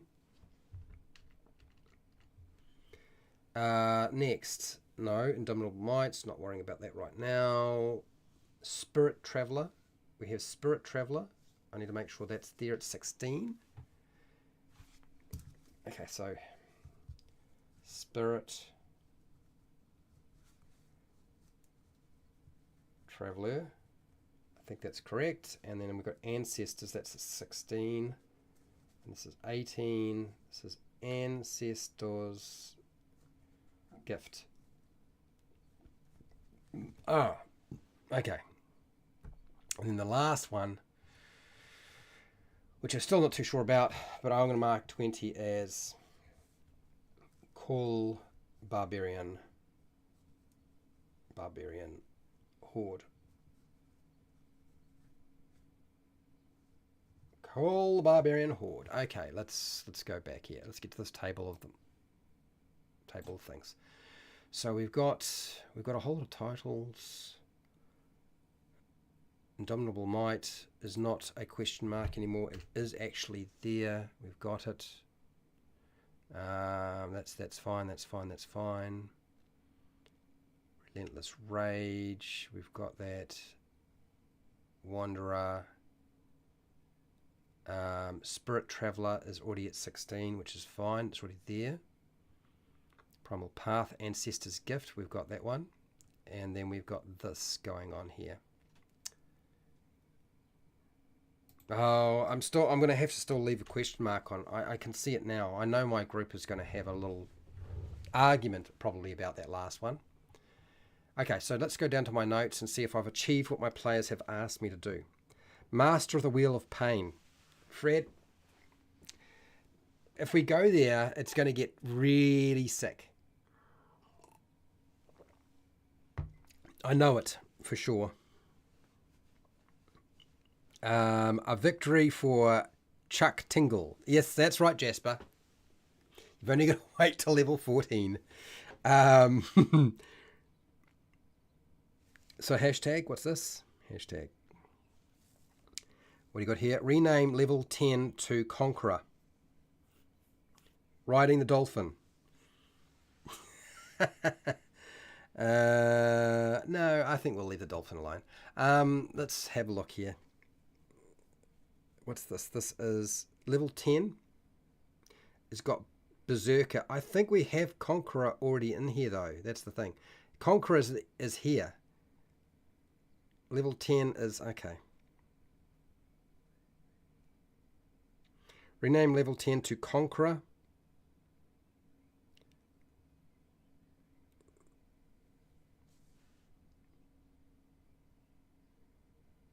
I know where this is going. I know exactly where this is going. All right, let me just think about this for a second because... okay. All right. Let's have a look. If I take Wilding out, I can put in Berserker. Oh, Primal Path. Oh, Conqueror. You reckon the level 10 feature should be called Conqueror? I see. Instead of Stronghold or Tribe Acquisition, it should be called Conqueror.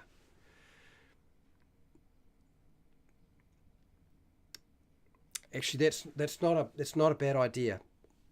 I think we should do that. Let's do that. Let's do Conqueror. Yeah. Okay. I can live with that.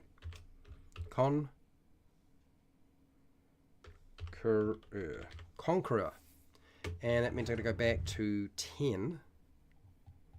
10. Tribe, that's not the word tribe. Try that again. Right, that ain't the word either. Let's try that again. R. Tribe. Okay. Scrolling through. Okay. Conqueror.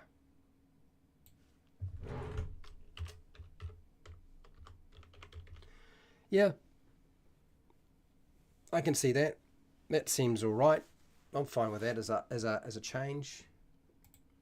Why is it giving me Conqueror? Oh, it's because I haven't spelt it right. That's why.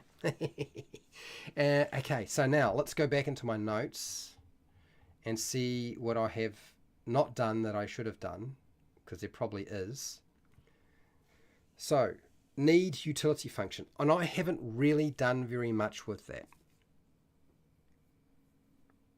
Fine. Okay. All right, Jasper. Pale Rider. You asked for it. It's happening. Okay. All right. I'm not gonna fight it. I'm gonna do it. You ready? Dolphin. Just a dolphin? Yeah. Sure. Cucumbers. I can see this is going badly already. Dolphin. There you go. I'm taking I'm leaving the shark here. Okay. But dolphin. Dear. Oh dear. Dolphin. D, dolphin. Are we happy now? For those of you in the sea with a sea campaign, the dolphin is now there. All right.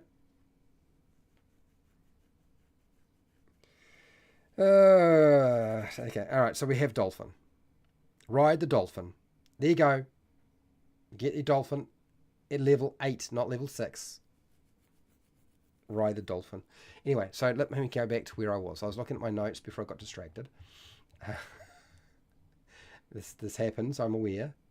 Okay, so special mounts. So we've done this. Special mounts, that's done.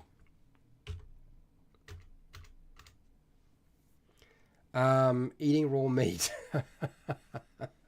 Camouflage ability in their home environment. Wow. There's a few things here. Intimidate with strength, score, or modifier.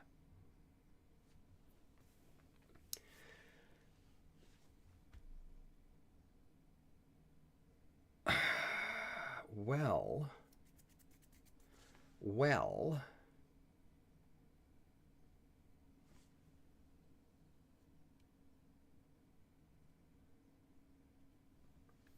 Okay, so Primal Champion changes. I'm just going to leave that. I don't know what to do with that, so I'm going to get rid of this note here. Next, communicate with animal spirits. Now, we had them communicating with spirits at some point, but I didn't say anything about animals, did I? And that's probably something we need to do. So let me remove this. I'll go through my list. And we go back here and find the thing that is around communicating ancestor gifts. Okay, so you can, no. All cases, no. Additionally, you can talk to spirits and ghosts. This is level 16. Talk to animal or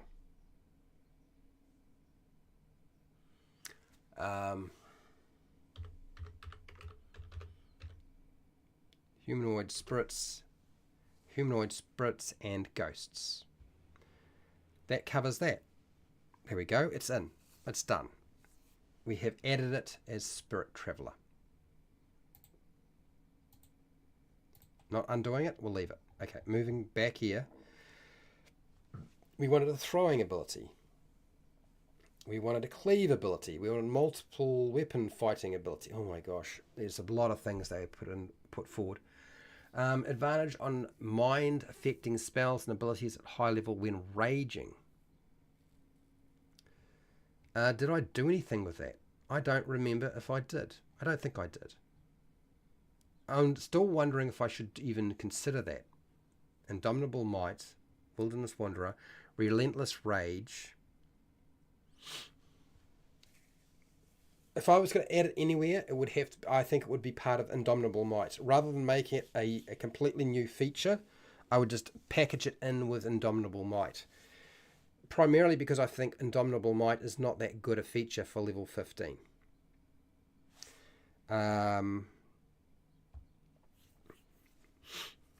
There's so few things that the Barbarian is weak at.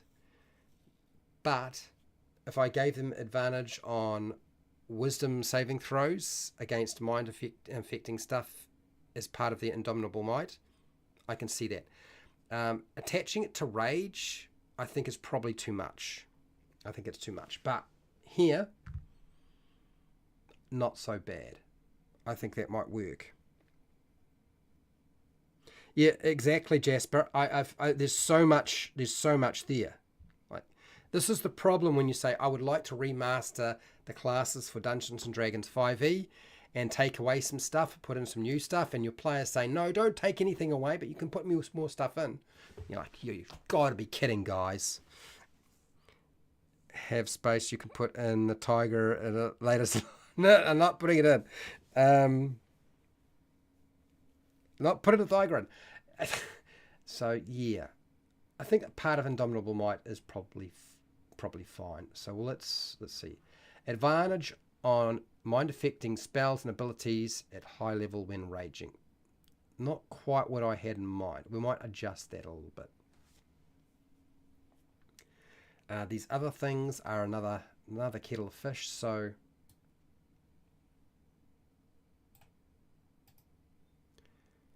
we're going to cut this. Nope. Get back to putting Tiger back in. You can do that to your own game. I'm not putting I don't like putting tigers in there. It's not something I want to give to as an option to my players. I don't want to do that. So here is where we'll go. I think this is probably paste. Advantage on wisdom saving throws from, I don't know about this, from mind affecting spells and abilities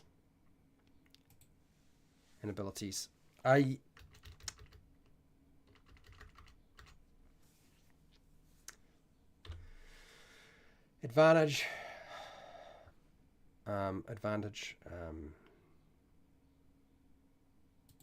okay, so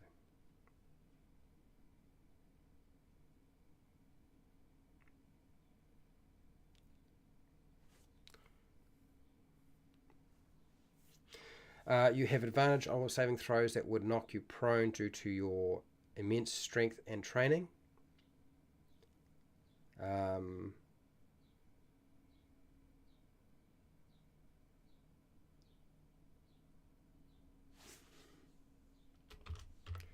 I don't know about this. This looks a little bit clunky, including advantage.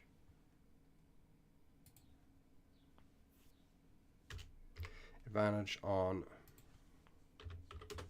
wisdom saving throws from mind affecting spells and abilities. Okay.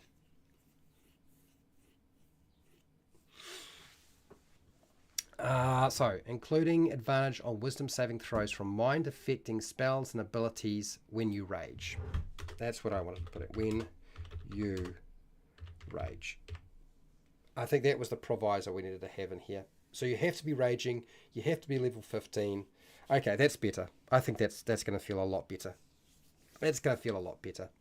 So you have to be raging. So you're so angry that it doesn't matter what you're trying to do in terms of casting a spell on you. It's all gonna get messy. I feel the spell resistance is not needed. All characters need some holes, and barbs being vulnerable to wizards is an old device. Yeah, that's kind of one of the things I had thought. I know one of my buddies, John, had suggested this. If I was to include it, it would have to be wisdom saving throws from mind affecting spells and abilities when raging, and I think it would only be in that situation. Any other time, probably not.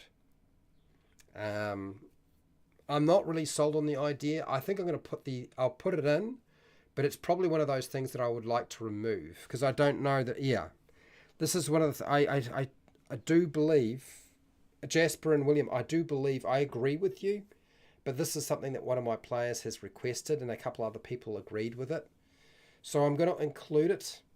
But it's probably one of those things I will chop away later on, just because I don't want there to be too many places where there are no holes. The Barbarian is such a difficult class to deal with, as it is. When it comes to battle, that is.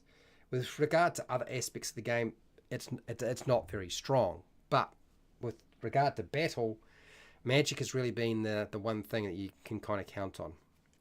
But it is level 15. Yeah.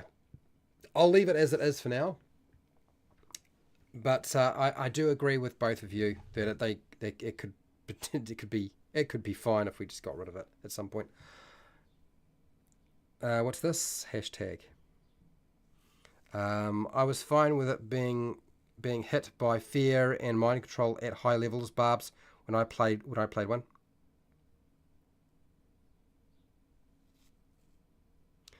Yeah. So this is really more about my own home group who are requesting this. So I'm going to leave it for now as it is. I'm going to go back to here and have a look at some of this other stuff. It is almost 2 o'clock here in New Zealand. And I have got to probably construct something to collect up bits and pieces here. And I'm not too sure how to do that yet.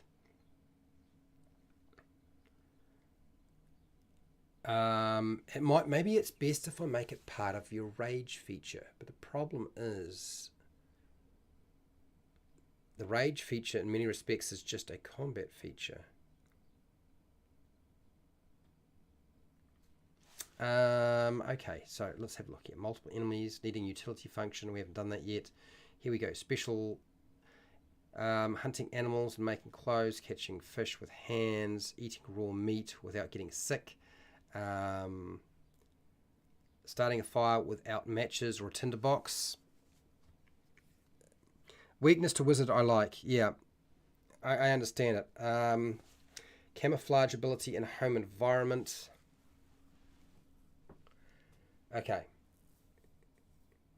So, what we will do is we will collect up all of these ideas here. Yeah. All of these ideas, and we'll turn this into something, and I will position it where I think I can make it fit, so it's going to work. All right. What do we call it, though, for a barbarian? That's the question.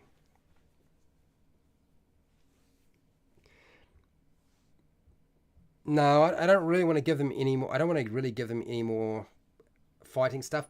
I know the guys had asked for more fighting stuff for the barbarian, but I don't really want to give the barbarian any more fighting stuff as such, because I haven't really sort of figured out in my head how that would look.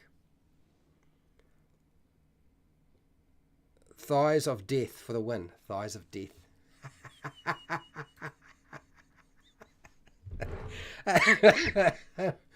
Oh dear, you're funny. Okay. Right.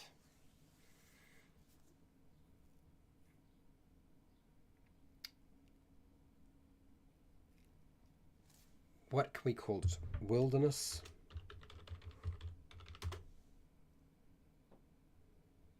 Wilderness explorer or wilderness survivor?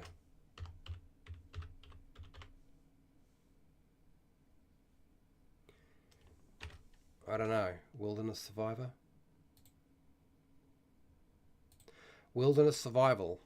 Maybe that's the way to go. Okay. Bold, underline. And I need to decide kind of where it's going to happen and what they're going to get. Oh, man. You guys always... All right, let's see. Let's do this. Where is a spot? I don't want to give it to level 1 or 2. It's too soon. My main reason for that is... What is my main reason? I think probably my main reason is that it will be looked upon as an easy... If you were to multi-class... Oh, there, it's already there. That sort of thing. I don't like that sort of thing happening. Tribal warrior...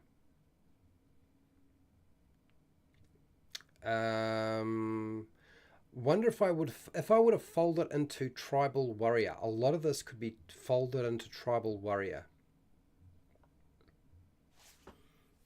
That member of the wilderness. Stop it. No more of the wilderness members. Call it survivor. Yeah, it could be just called survivor. That's probably fine, actually.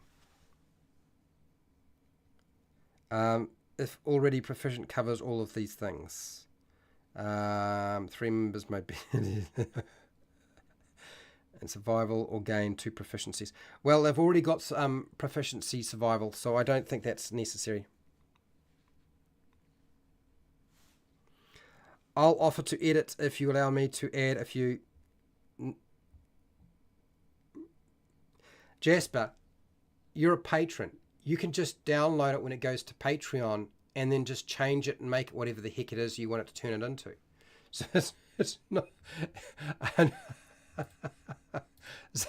So, you know, I mean, that's what most people do with my stuff, is they just take it, chop out the bits they don't like and adjust it for themselves. And you doing that for yourself is fine. That's exactly what I wanted people to do. Because let's get real, Wizards of the Coast Barbarian is sort of crap. Anyway, so I think Survivor's not a bad idea. If we pull it right back to just Survivor and give it some different features, and then I just got to decide where I want to position it. Rage, Unarmored Defense, Survivor. Oh. It almost feels like it makes sense that they get it straight away rather than they get it later. So it almost feels like Survivor should live as a level 1 feature, which means 3 different features at level 1. I know, people. I know that's asking for trouble. These classes are not really designed to be multi-classed. They're really not. Survivor.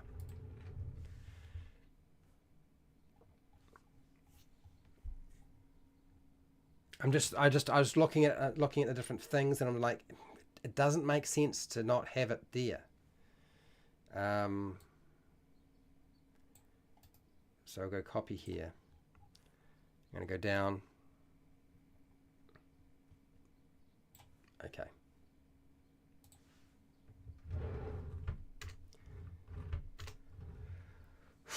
Here we go. Paste. Starting it.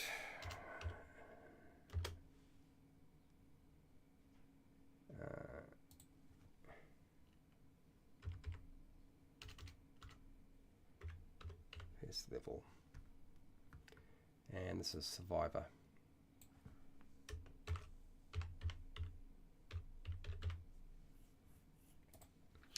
Starting at first level.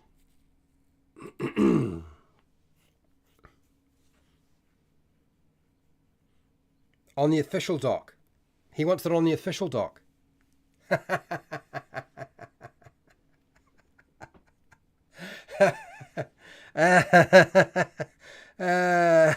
Dear. I will remind you, remember my goals. I have to make it for me and my group.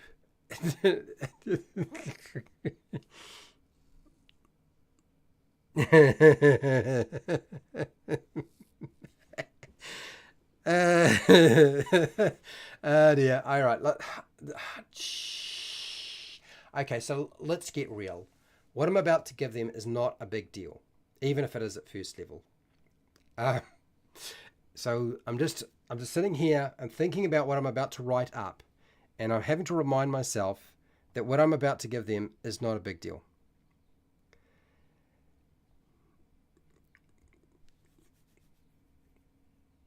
And it doesn't make sense to not give it to them fairly early.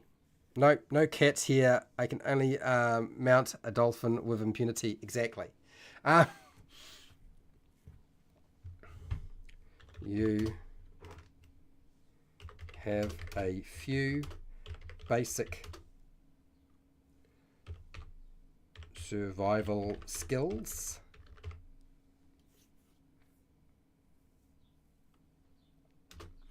That have been taught to you as a barbarian.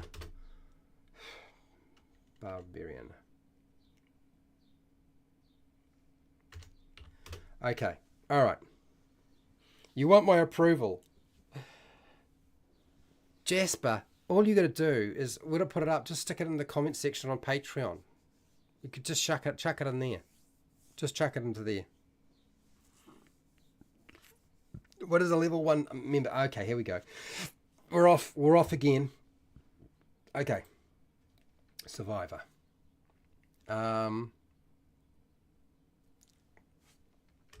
You can start a fire without matches Oh, come on. Without matches or a tinderbox by just using a few branches and straw. I know people, why the heck am I putting that in? It's just out of all the classes, this is one class where I feel like it should be able to do that. And we were talking about this in my group, and so we've got that. It's going in. So they don't need to have a tinderbox. It's not necessary for them. They can create fire without a tinderbox. Hashtag, I know multiclassing is optional. Multiclassing is an optional rule, remember, but if you do, you should have pure class benefits, things you get only if you are a single class. As a chubby. Oh. I'm gonna... No, I'm not gonna write it because I never intended the classes to be multi-classed in the first place. When I talked to my group and I said, I don't intend the classes to be multi-classed. So if you're looking for that, that's not really where I'm going with this. So yeah, I was about to write something in there and I've restrained myself. Okay.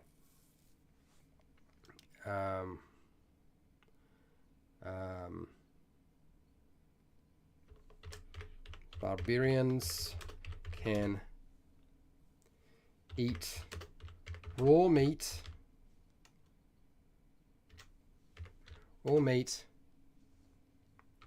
without getting sick. Now, careful. That's right. Exactly. I look, when you play with a group of people and they're mostly power gamers, there's a point where multi-classing just drives you a little bit nutty. It is a cat. Barbarians can eat raw meat without getting sick. Is there anything else I need to add to that? I don't know. I'm trying really hard to think about this. Like how is it that this is going to sort of, when is that going to come up? Barbarians can eat rotten and raw meat. Rotten food and raw meat. I don't know that necessarily makes a lot of sense. Is that really a barbarian thing? Not really. This is very I don't need to cook my food. Barbarians can eat raw meat without getting sick and don't need to cook it. Okay. All right. Okay. Few basic survival skills. Animal handling, but not cats and dogs. They've already got animal handling as a basic skill. It's already there. Okay. I would allow a barbarian to multi-class with shaman, but lose their rage ability. Yeah, but again, you do your thing. I'm going to do my thing. So I'm just thinking about this. Barbarians can eat raw meat without getting sick and don't need to cook it. I'm writing this stuff, and this is what my players asked for, people. So when you look at me and you say, what the heck are you putting this in? Seriously, this is what my power gaming group, mostly power gaming group, have asked for. This is what they've requested, so I'm doing it. Okay, next. Special skills in finding food in desert or tundra. Okay, so we need to give them a specialized environment, and I think that's the one we're going to go with. Is like, what is that going to look like?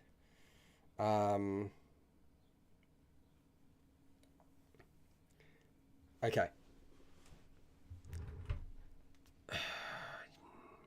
Yes. I guess that's what we're doing here.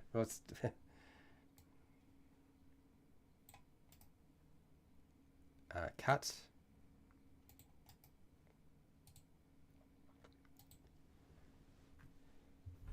Um, okay. The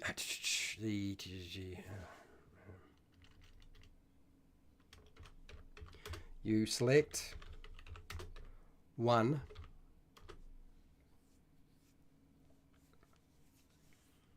home environment.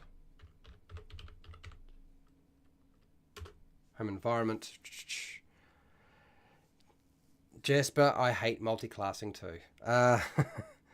It's the surest way to poo-poo over another class. You select one home environment, one home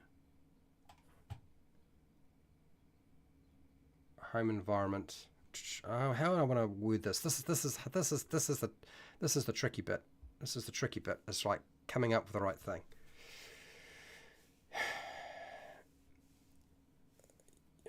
You select one home environment that gives you specialized skills.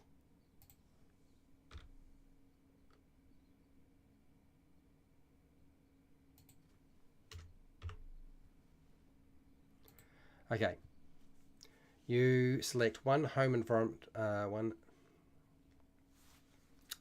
Oh, man.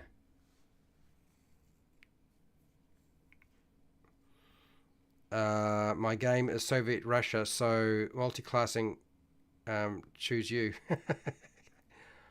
Probably hold it over from Back Me days. We picked up our classes at the beginning and stuck with them for the most part. Yeah, I understand that. I've been playing a bit of Back Me, as you know, so... you select one home environment. Home environment that gives you specialized skills. This can be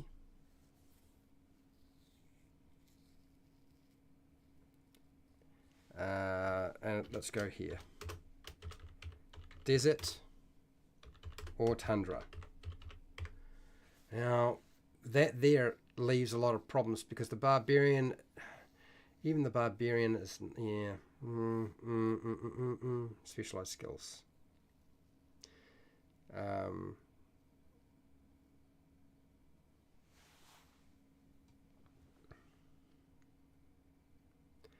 You select, that's not what I want to say. That's actually not what I want to say. And I'm having trouble coming up with what I want to say here.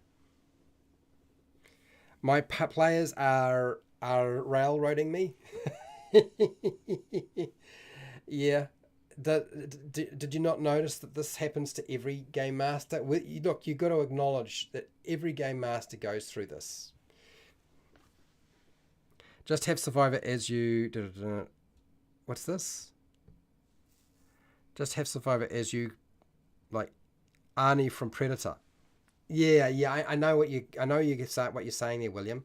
It's just how do I word it?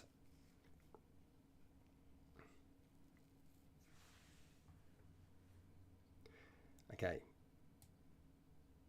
Okay, you select one specialized environment that gives you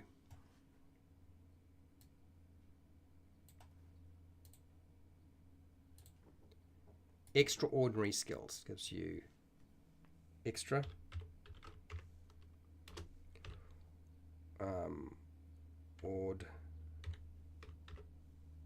ordinary skills. This can be desert or tundra. Now, the reason I'm doing this is because desert and tundra are environments that are difficult to find food in and stuff like that. So I want to do that, but I also want to do something else with this. The Underdark Barbarian.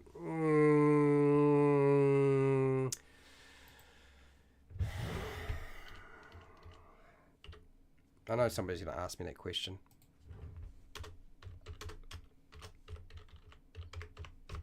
Okay. You're probably right. They're going to ask me that. Okay, so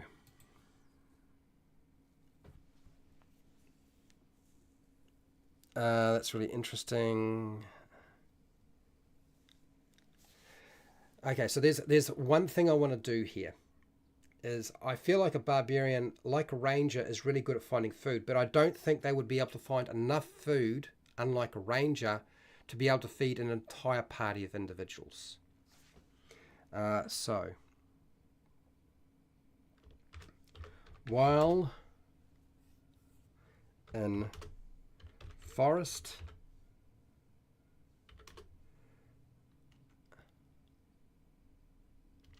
while in general wilderness terrain, a barbarian can find enough food each day to feed themselves. That's all I want to put here, themselves.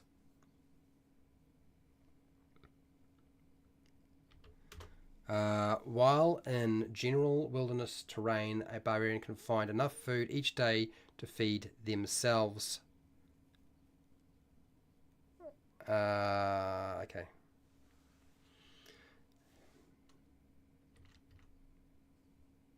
That's what I wanted to put here. So while in general wilderness terrain, so these are the terrains that we're going to put in here. So this is forest,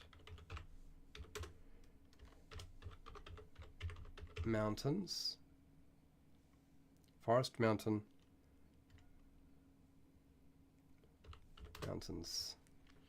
Forest, mountains.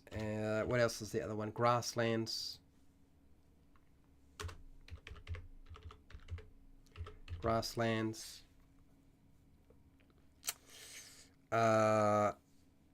Swamp. What's the other one? What's the other one? I'm having trouble keeping up with this for some strange reason. I keep dropping out with my chat. Hashtag. In my game, the trains run on time. Oops, that's the fascist. Okay, all right. Let me just get this right, because I don't want it to look like the ranger, but I do want them to have something that makes them stand out. And okay.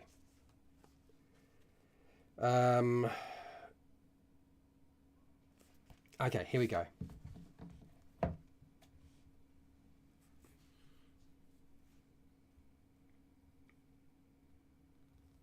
Okay, so this is what I need to do here.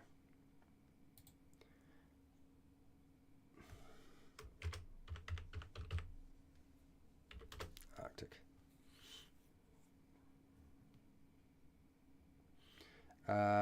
And then the other thing that I need to put in here, where is it? So I said here, no, coast. There's a lot of food along the coast, so at coast, I'm not worried about coast at all. Forest, grasslands, mountains, swamp. Okay, so these are the, okay, so here we go. That's fine. Coastlines. Sea. Okay, so while in general wilderness terrain, forest, mountains, grasslands, swamp, coastlines, sea, a barbarian can find enough food each day to feed themselves. You can select one specialized environment that gives you extraordinary skills. This can be desert, Arctic, and tundra, or underdark. Okay, all right. Letting those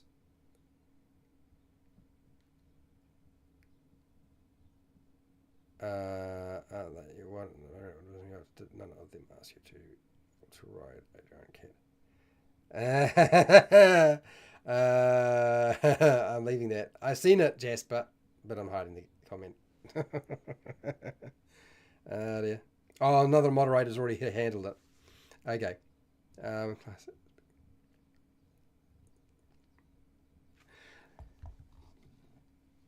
if you have been in a group as long as I have, with everybody who's pretty much game master, it is a game of and a product of compromise. Compromise is a big factor. Eventually, we get where we need to be, but sometimes the route we take is not the most direct route, because the most direct route gets you kicked off the game master table, and somebody else takes over. That's the deal, Jasper. That's the deal. I feel like a barbarian should be able to ride. Okay, keep going back to this. Anyway, let me just have a look at what we've got here so far. You can select one specialized environment that gives you extraordinary skills. This can be desert, Arctic, tundra, or Underdark. Okay, so that's now this is.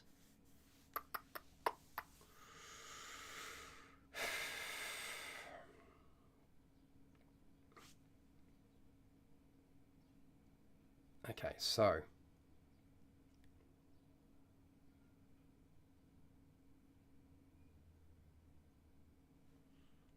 I'm just trying to think how this is going to work. This is actually much harder than I thought it would be. I want to add in the hunting thing. I do. Making clothes, catching fish with your hands. These are all things that my players have sort of stipulated, but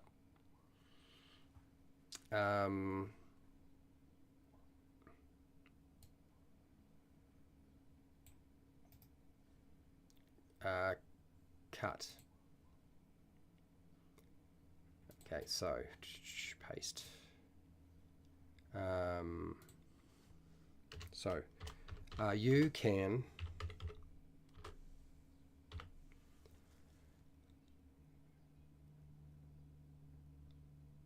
hunt animals, make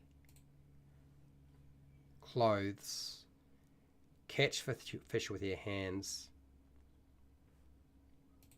and hunt. Okay, geez, guys, how to make this all work and come together in the end? It will come together. It's just how it will come together. You can hunt animals, make clothes, catch food with your hands.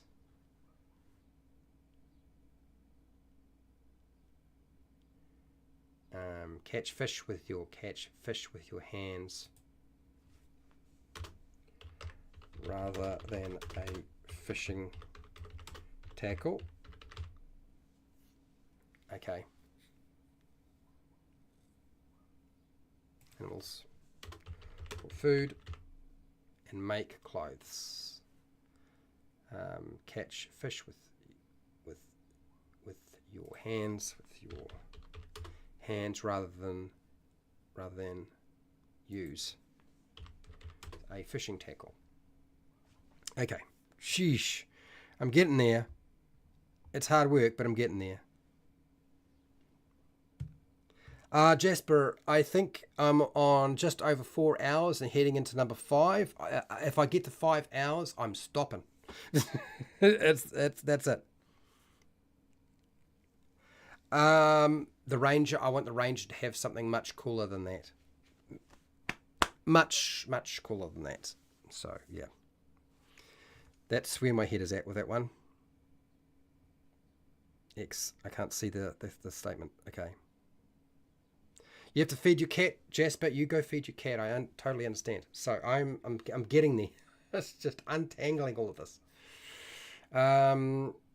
And William's point of trying to duplicate some of the things that Arnold did in The Predator is exactly kind of where I'm going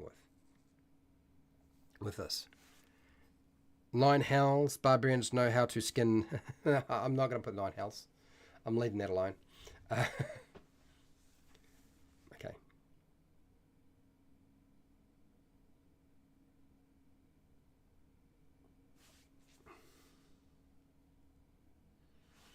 Okay, so this is where I'm going to go here.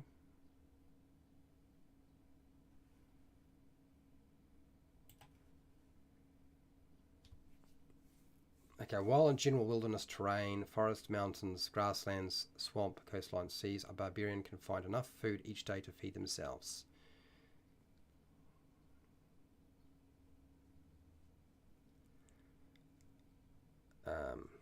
Okay. I think I'm probably going to have to bullet point this for this ability. It's going to be too hard to focus on what's going on. I'm looking at it now, and the first thing it's becoming obvious is I actually am losing track of where I'm at, which makes it harder for a player and a game master to understand what the heck I'm up to. So, so we're going to cut here, paste here. You select one specialized environment that gives you extraordinary skills. This can be desert, Arctic, tundra, or Underdark. While in a general wilderness environment, general wilderness environment, and your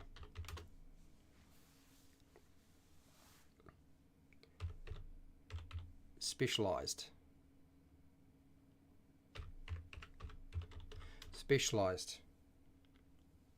general and specialized environment. Okay, while in a general wilderness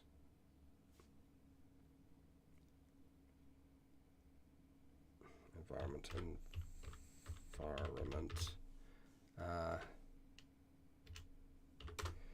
you have the following benefits. Okay, and then I've got to list them. And okay, so okay, let's just see if I can get this together. While in a general in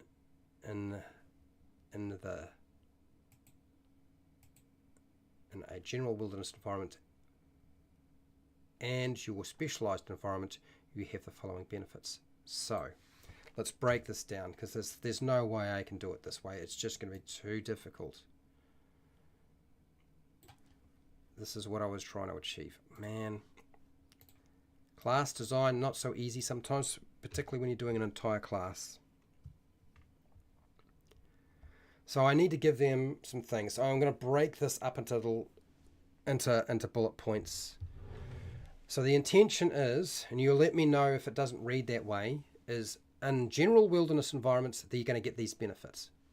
And one specialized environment. It's a lot like the Ranger. For those of you who think that I might be pissing all over the Ranger, I can assure you the Ranger is going to get something far superior than what the Barbarian's about to get. Okay? Range, what's a much cooler... okay. Range, what's much cooler than a Displacer Beast? I don't know, you tell me. I've got no idea. You can hunt animals for food. Okay, so here we go. Okay, so... these features need to go somewhere else. These features need to go down. So I need to go here and go cut. And man, thought it was going to be easy. It's not. Okay, so you can start a fire without matches or a tinderbox, but just by just using a few branches and straw. Barbarians can eat raw meat without getting sick and don't need to cook it. You can hunt animals for food.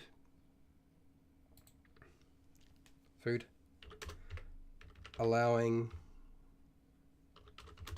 you... so hang on.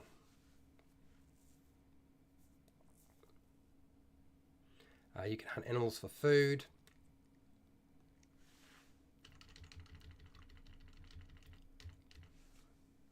And get advantage on survival checks.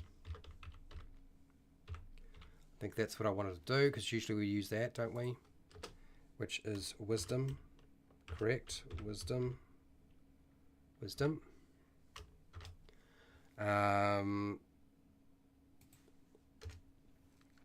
You can hunt animals for food and get advantage on. Okay. No, you get advantage on survival checks for hunting animals for food. Okay, so you get. Let's turn that around. Sorry, people. Cut. Paste. You get advantage on survival checks. You get advantage on wisdom, survival wisdom checks. Is it? Which way is it around? Oh.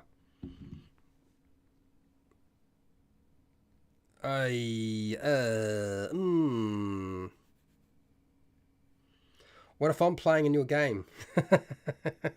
God. Tarrasque. Where did the Tarrasque come from? Fred, what if I can't have a great cat? Can I have a Tarrasque?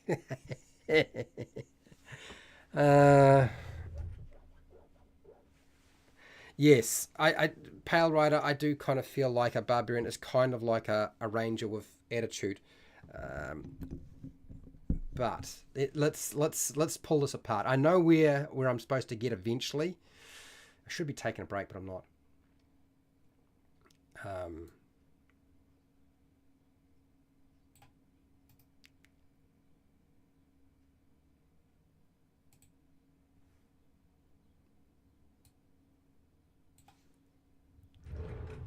Okay. While in general wilderness terrain. So this is this one here. That is this one. God.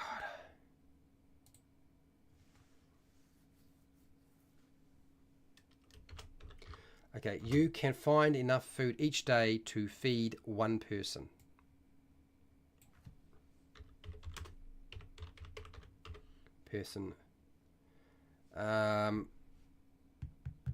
Okay, that's there.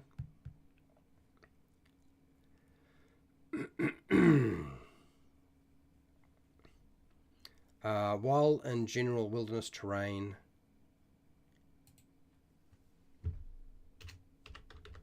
like forest, mountains, grassland, swamp, coastlines, and sea,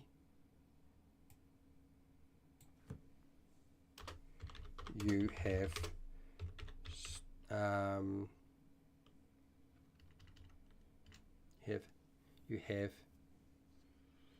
expert skills.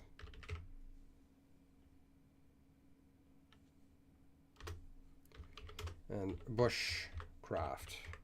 Okay, I think that's basically what we're trying to say. Bushcraft. Okay, you select one specialized environment that gives you extraordinary skills. This can be desert. Yes, while in general wilderness environments and your specialized environment, you have the following benefits. So, okay, now I'm going to get this done. All right, we're getting there. Very different from the Conan, yeah.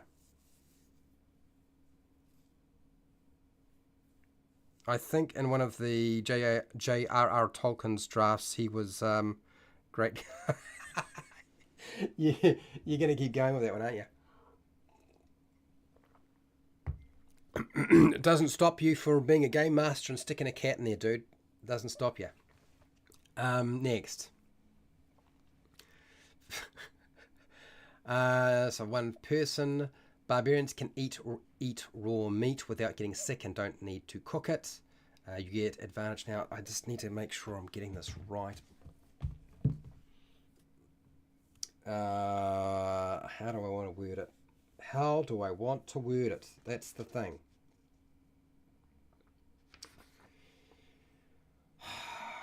Sod it. Sod it, guys.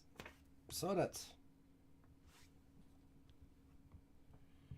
When you're going to level in a class, you can choose one.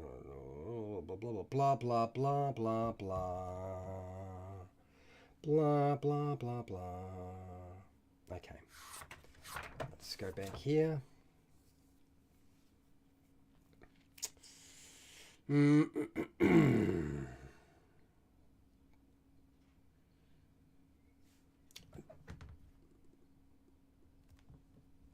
Okay.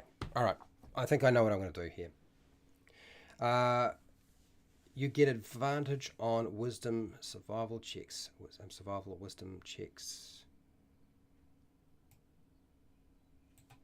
You get advantage on wisdom on survival wisdom checks to hunt animals for food. I think that's that one.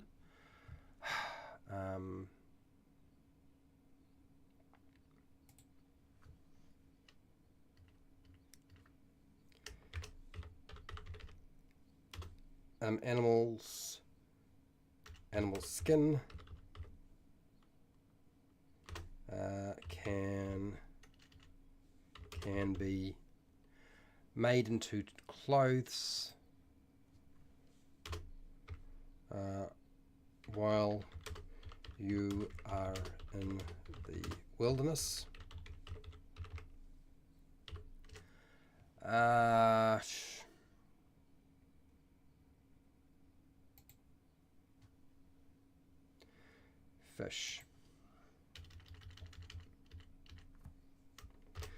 Fish can be caught with your hands rather than using a fishing tackle. Blimey, guys. What do you got here? Very different from Conan the PC, which is the Conan the PC, which is the Barbarian. Yeah, exactly. I know what you mean.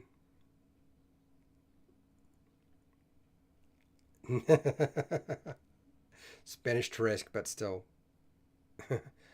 If I find a picture of Arnold on a cat, can we finally add it? I don't like ChatGPT, but I'll do anything at this point to be able to ride a cat as a barbarian. Hello, ET Base. How are you doing? Hello, Fred and all. How about a really good? No, I can't see what you're saying here.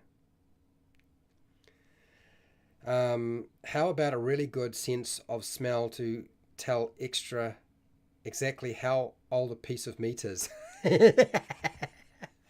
Please do not even suggest that to my players, okay? Because it's the sort of thing they might say. Animal skins. Shizers. Animals.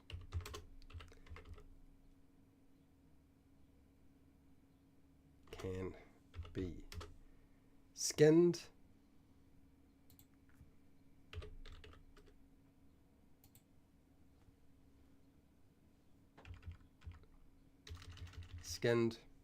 And made, God, far out, made into to clothes while you're in the wilderness. All right, I'm getting closer to the end of this, but holy shit. Anyway, next.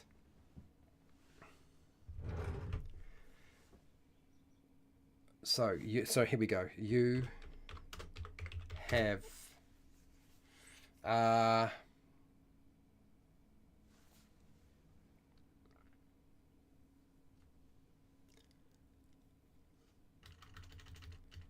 so the camouflaging ability. They were very insistent about this.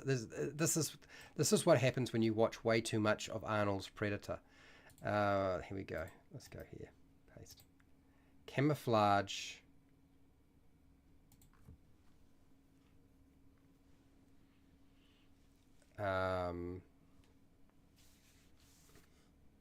is easier for you to perform. Camouflage is easier for you to perform.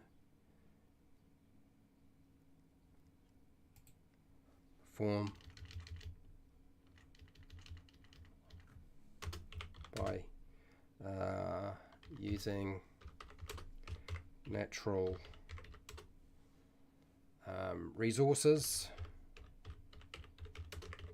and you get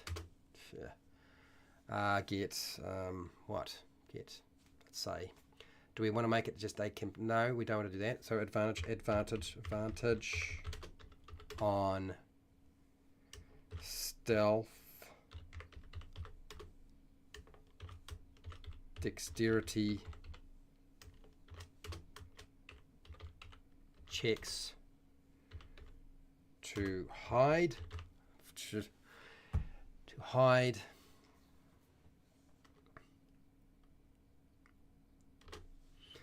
Camouflage is easier for you to perform by using natural resources, and you get advantage on stealth, dexterity checks to hide and cover.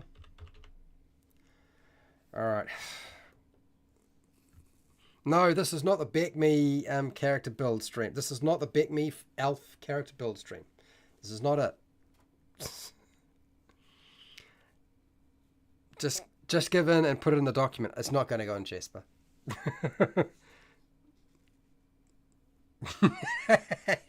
You can do it yourself.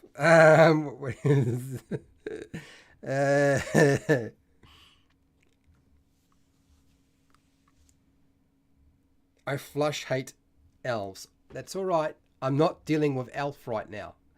I'm just dealing with this. Come on. Is that everything that a survivor and a barbarian would be able to do? I'm just sitting here and trying to think really hard about the things that I would like them to be able to do that makes it barbarian-y like, that makes sense. I'm having images of not Conan, Rambo sewing himself up with that great huge stick and a bit of thread. Yeah, okay, Jasper. I'll catch up with you later. All right. You can start a fire. Done that. Finding food each day for one person. That's yourself. You can find enough food each day to feed feed a minimum of one person. Barbarians can eat raw meat without getting sick and don't need to cook it. You get advantage on survival wisdom checks to hunt animals for food. Animals can be skinned and made into clothes while you are in the wilderness. Fish can be caught with your hands rather than using a fishing tackle. Camouflage is easier for you to perform by using natural resources, and you get advantage on stealth, dexterity checks to hide and cover.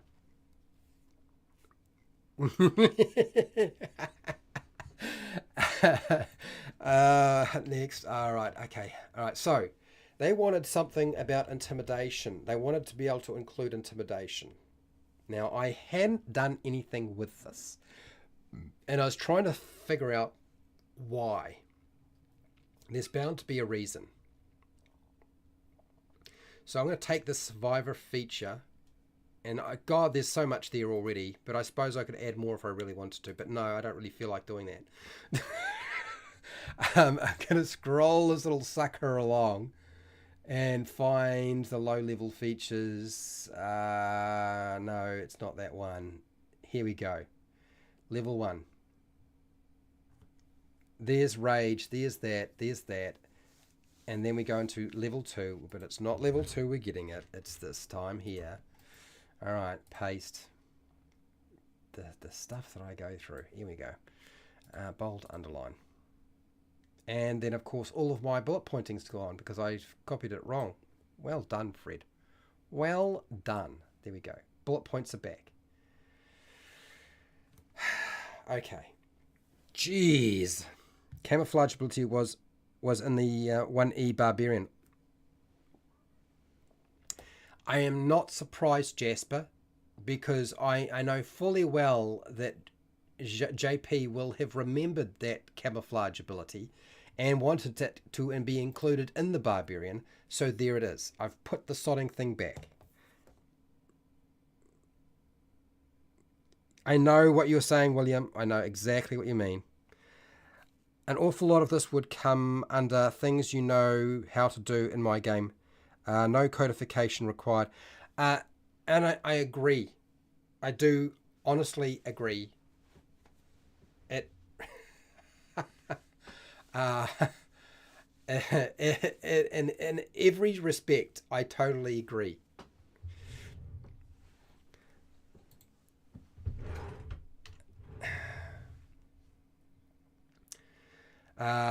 But it's getting codified here, just so for the sake of it, I guess.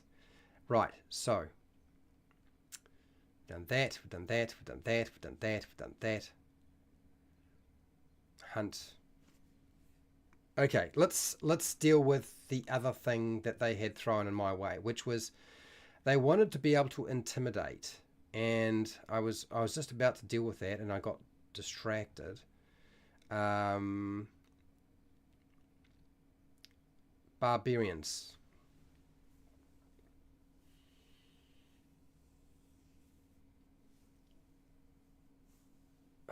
Well, I guess here's the thing I'm gonna think about. Think of doing here.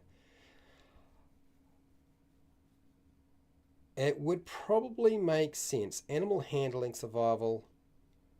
Let's give the barbarian 3 standard skills. Let's do that. Let's just do that. Oh, interested now. Just okay. Just wait until the Back Me Elf stream. You think you're not getting cats as bad, and my hate for elves has no equal. The 1E barbarian had a first aid ability as well. I actually, when JP mentioned that, I ignored him. I did ignore him. But yeah. Okay, so this is what I want to do. 3 standard skills.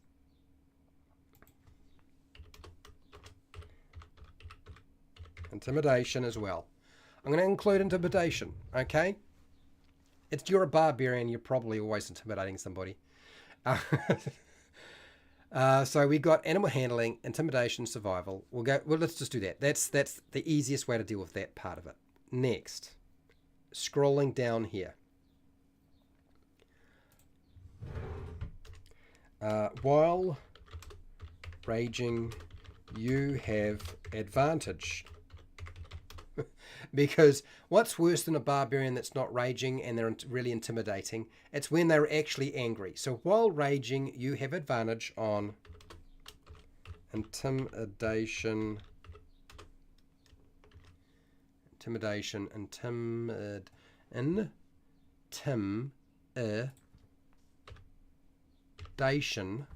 God Lord, intimidation, charisma.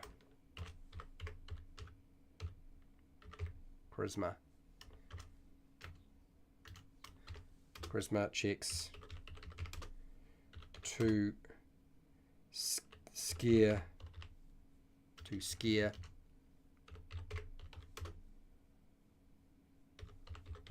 other creatures.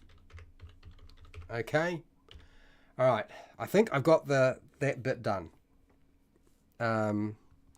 It sounds like they are asking for a lot for the. I used that one in my Back Me build. I think thematically the 1E barbarian is really tight. I don't doubt you. It's probably. I think one of the biggest complaints my group has always had is the barbarian. All it does is fight and nothing else. So I guess what they're asking for is for me to readjust that really. So. There is one more thing I need to add in here. I think that's right. There's just one more thing I need to add in here. I don't know. I've done this. I've dealt with that. That I can cross off. That's off my list.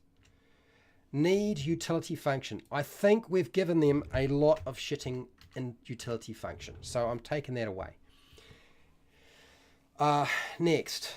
Fighting multiple enemies. Cleave ability. Throw ability. I'm just going to ignore that and see if they notice. I'm just going to ignore that bit and see if they notice. Because I don't really want to put it in. I really don't want to put it in right now. I actually wanted to see how it all plays out as it is.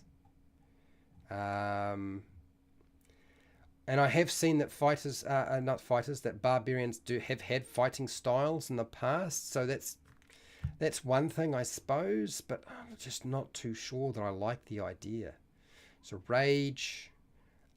This okay. So here's the other thing. We'll stick this in. I know how to structure this. It won't be. Yes. So Jasper, I agree. Rolling an intimidation check or a charisma check to intimidate somebody, I've always considered rolling dice for that to be BS. Absolutely, I agree. It is BS. Yes, but I gave them 3 and they get to choose 2 more. I gave them 3 and they get to choose 2 more. I think it's fine. I would prefer them to have more skills and more abilities to smack stuff and do more damage. Anyway, let's now first aid. Okay.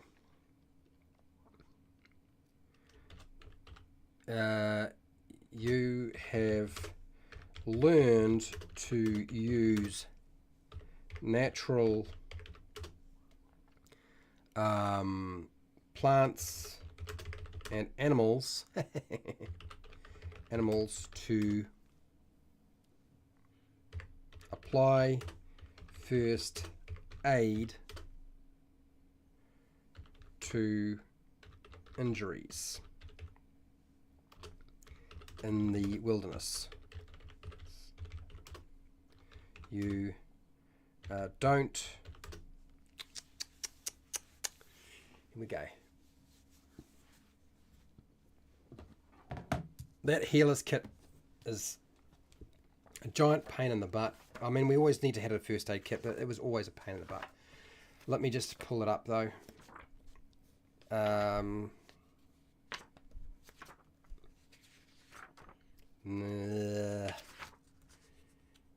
Healer's kit. Okay, this healer's kit is leather bound, containing bandages, salves, and splints.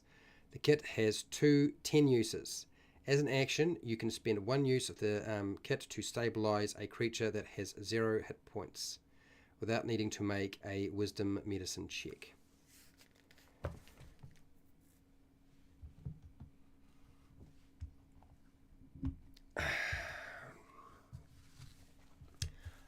I don't know about this, but we'll do it. Let's see how it works out. This might get scrapped. This might get scrapped. It's probably not going to mean very much because for me, I tend to prefer the idea, and a lot of my players are starting to prefer the idea of when you hit 0 hit points, your character's dead. So it might not mean very much. But anyway. So this might not last in my group at all. Okay. So when you have learned to use natural plants and animals to apply first aid to injuries in the wilderness. You don't require a healer's kit to stabilize.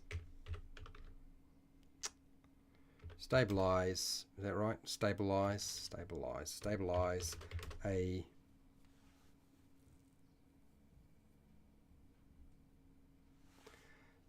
a creature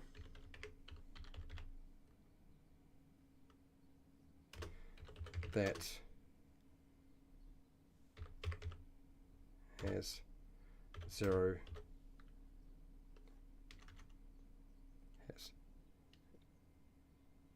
a creature that is dying and has 0 hit points.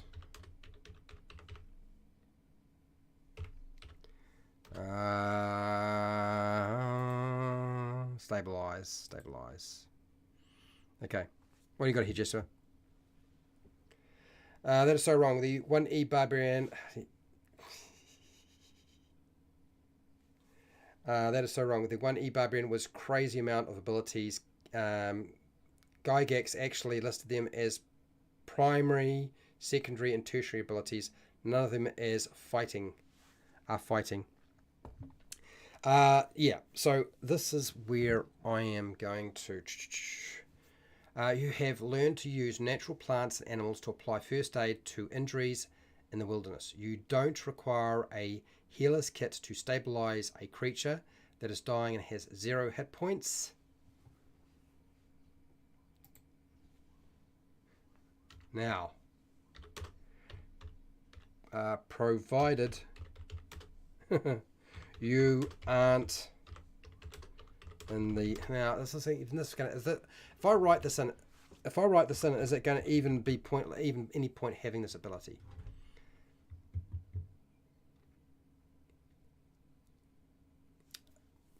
Actually, maybe I think it needs to be worded differently in the middle of combat. I don't like that. I really don't like that at all. Of combat. You have learned to use natural plants and animals. Natural plants and animals? Natural plants. Let's just go with natural plants and animals. Natural plants and animals to apply first aid to injuries. I think just plants. Apply first aid to injuries in the wilderness. You don't require a first aid kit. No. No, let's get it. You don't require a first aid kit to stabilize a creature that is dying and has 0 hit points, provided you aren't in the middle of... No. God, I hate that so much. It's awful. There's so many problems that it creates. It essentially means, okay, now I have unlimited uses. I don't need to have a healer's kit at all if I'm a barbarian. And I can stabilize something, and if I put it outside of combat, it's never going to come up. So it has to be in combat. So they use the action, they stabilize something. And 5e's got so many different ways to save your butt as it is.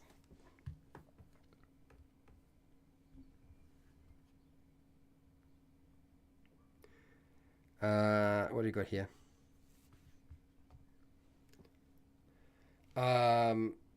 I said none of them, but that is not quite accurate. The strongest fighting ability they have is reduction in surprise and a free attack against backstab attempts.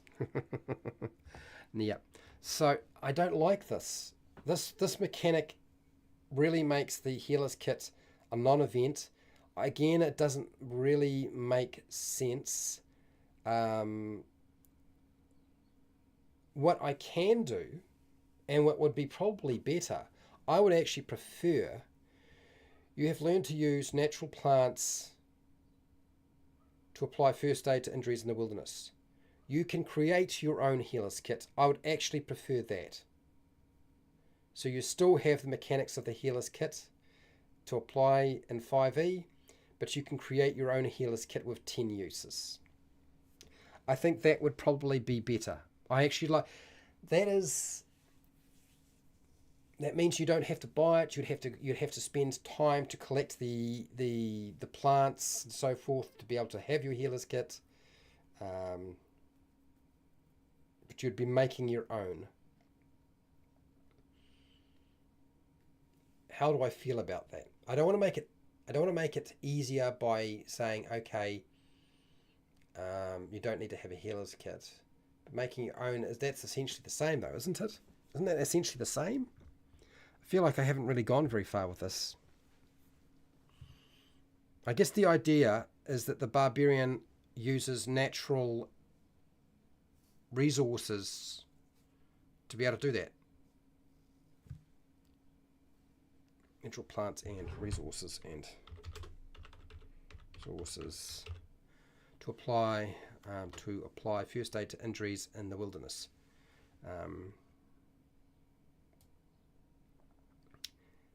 You can make your own healer's kit with... Now, you can make your own healer's kit with 10 uses. Now, let's get this here.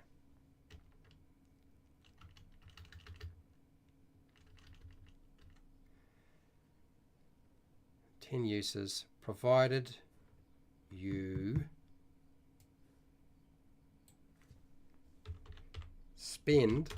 Now, how much time how much time would it take to collect up all of the natural resources and so forth to make your own healer's kit? Let's give them a time frame. I like that idea. It means they can run out of healer kit stuff. They won't have to pay for it because, again, that's the thing that I think a barbarian is able to do a lot of stuff without having to pay money. They are your, what do you call it? Your jack of all. Well, I wouldn't say jack of all trades. They are your. They live off the land, so they do with what they have available to them, right? What's that? I really need to read the 1E Barbarian. Yeah. And see how the abilities work together to create the feeling of the barbarian. Yeah. Okay, so you have learned to use natural plants and resources to apply first aid to injuries in the wilderness. You can make your own healer's kit with 10 uses, provided you spend. Now, I want to know what sort of time frame is reasonable for that. Time frames.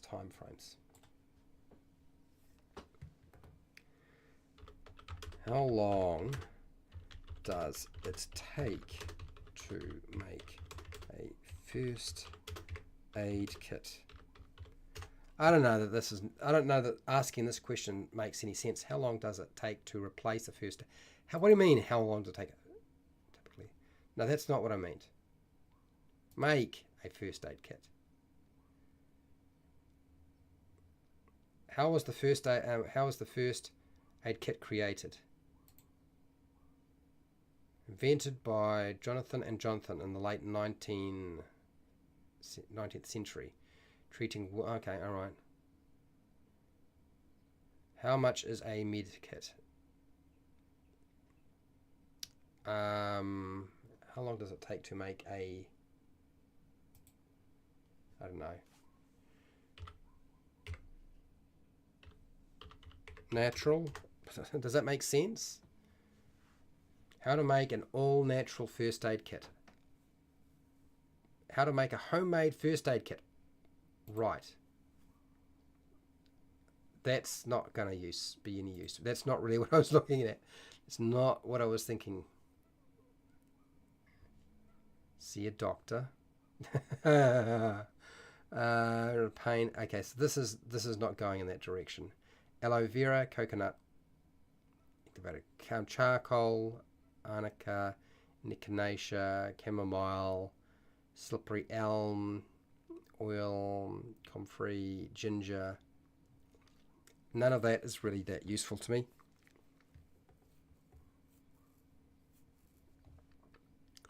Hashtag. What do you got here?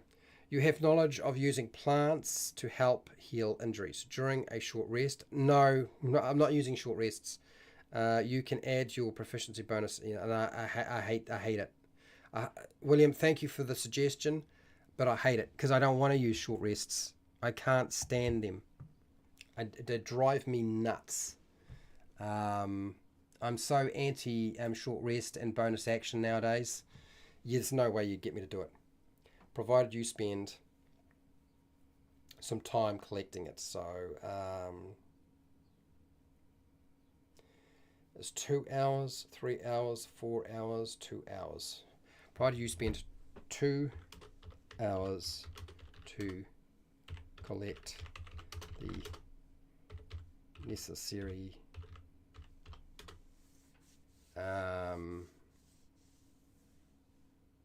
ingredients.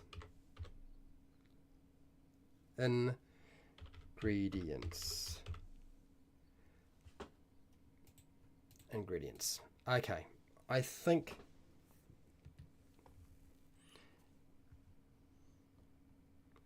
okay.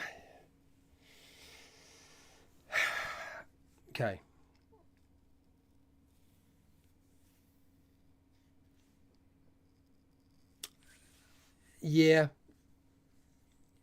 yeah.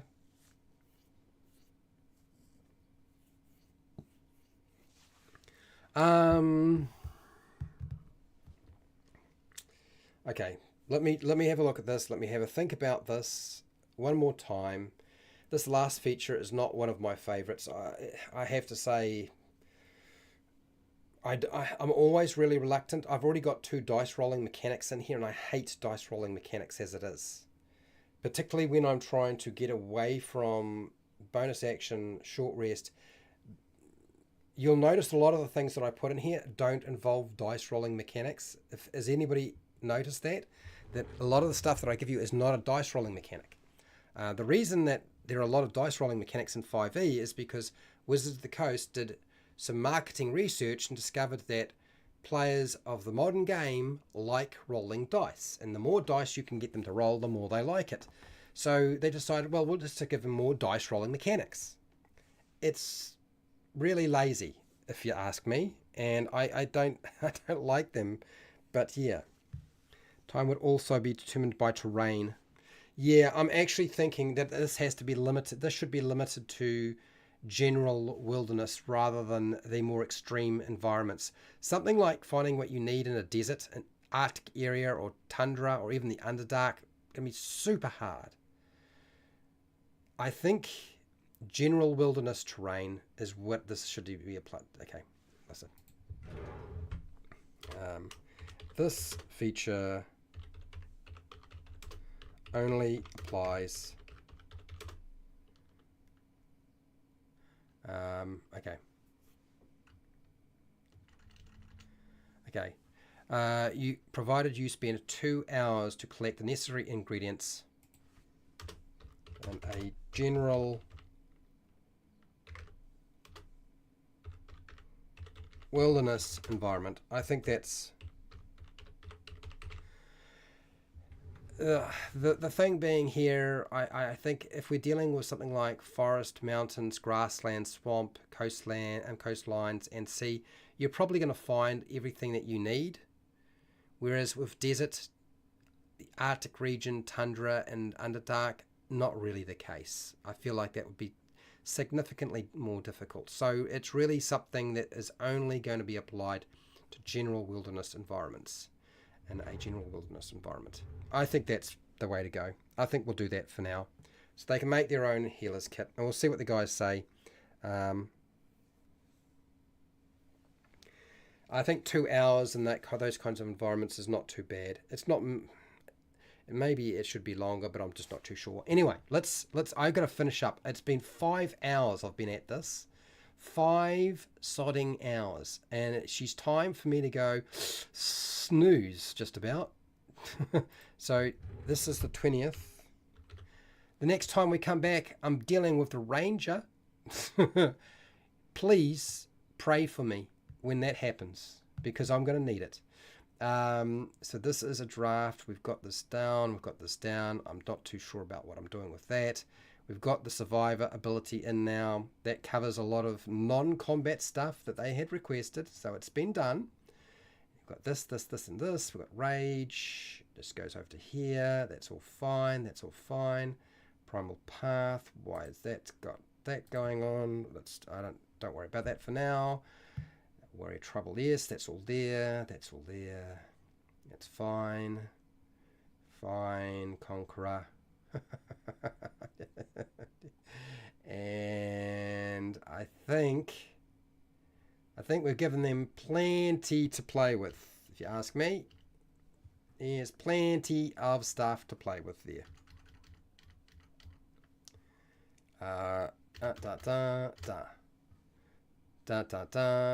Alright, and these other last 3 points, I'm going to ignore them. I'm just going to ignore them.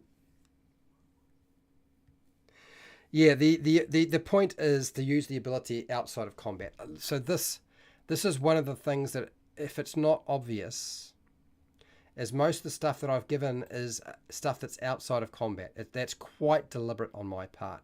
So, for example, Survivor they're non-combat features. Like they don't really apply. They're more about exploration and engaging in your environment. I want that to be a factor, and I've codified it. For those of you who don't codify it, well done.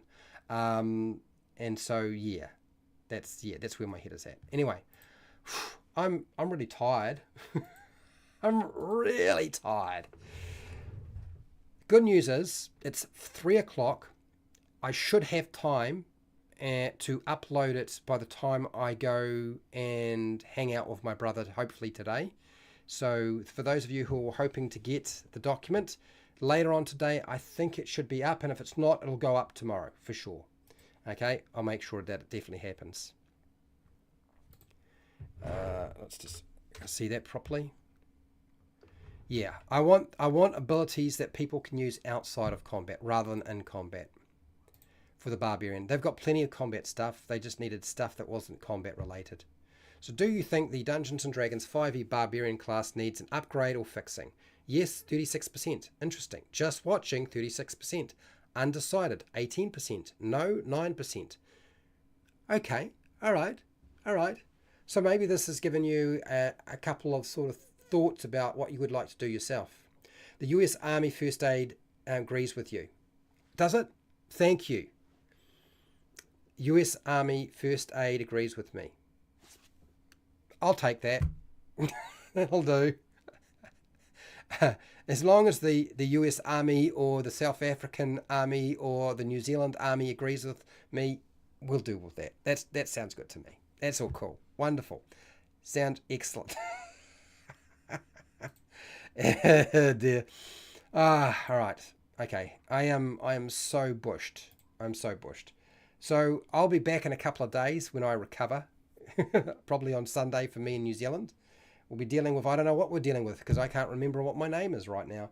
But anyway, hopefully that was interesting to some of you. If it wasn't, well, I did try. I really did.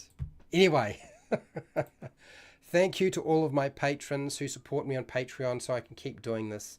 I really do appreciate it. I want to thank everybody who's been part of the live stream today, taken part in the poll, been watching and listening, been commenting. A huge thank you to Jasper, also to William. William has been great. We've had a few people providing some very interesting takes and also just making things entertaining. Thank you, E.T., for being here. We have Pale Rider, who's been hanging out with us as well. Nacho Man was with us for a little bit. Who else was there? Can I even remember everybody? There's too many. There's too much. Fred Huber hung out for a little while. Giant Armadillo. Geez, I didn't see that. That's a Helmer hung out with us and provided some feedback. Blah blah blah blah blah blah blah blah. Derp. God, there's so many of you.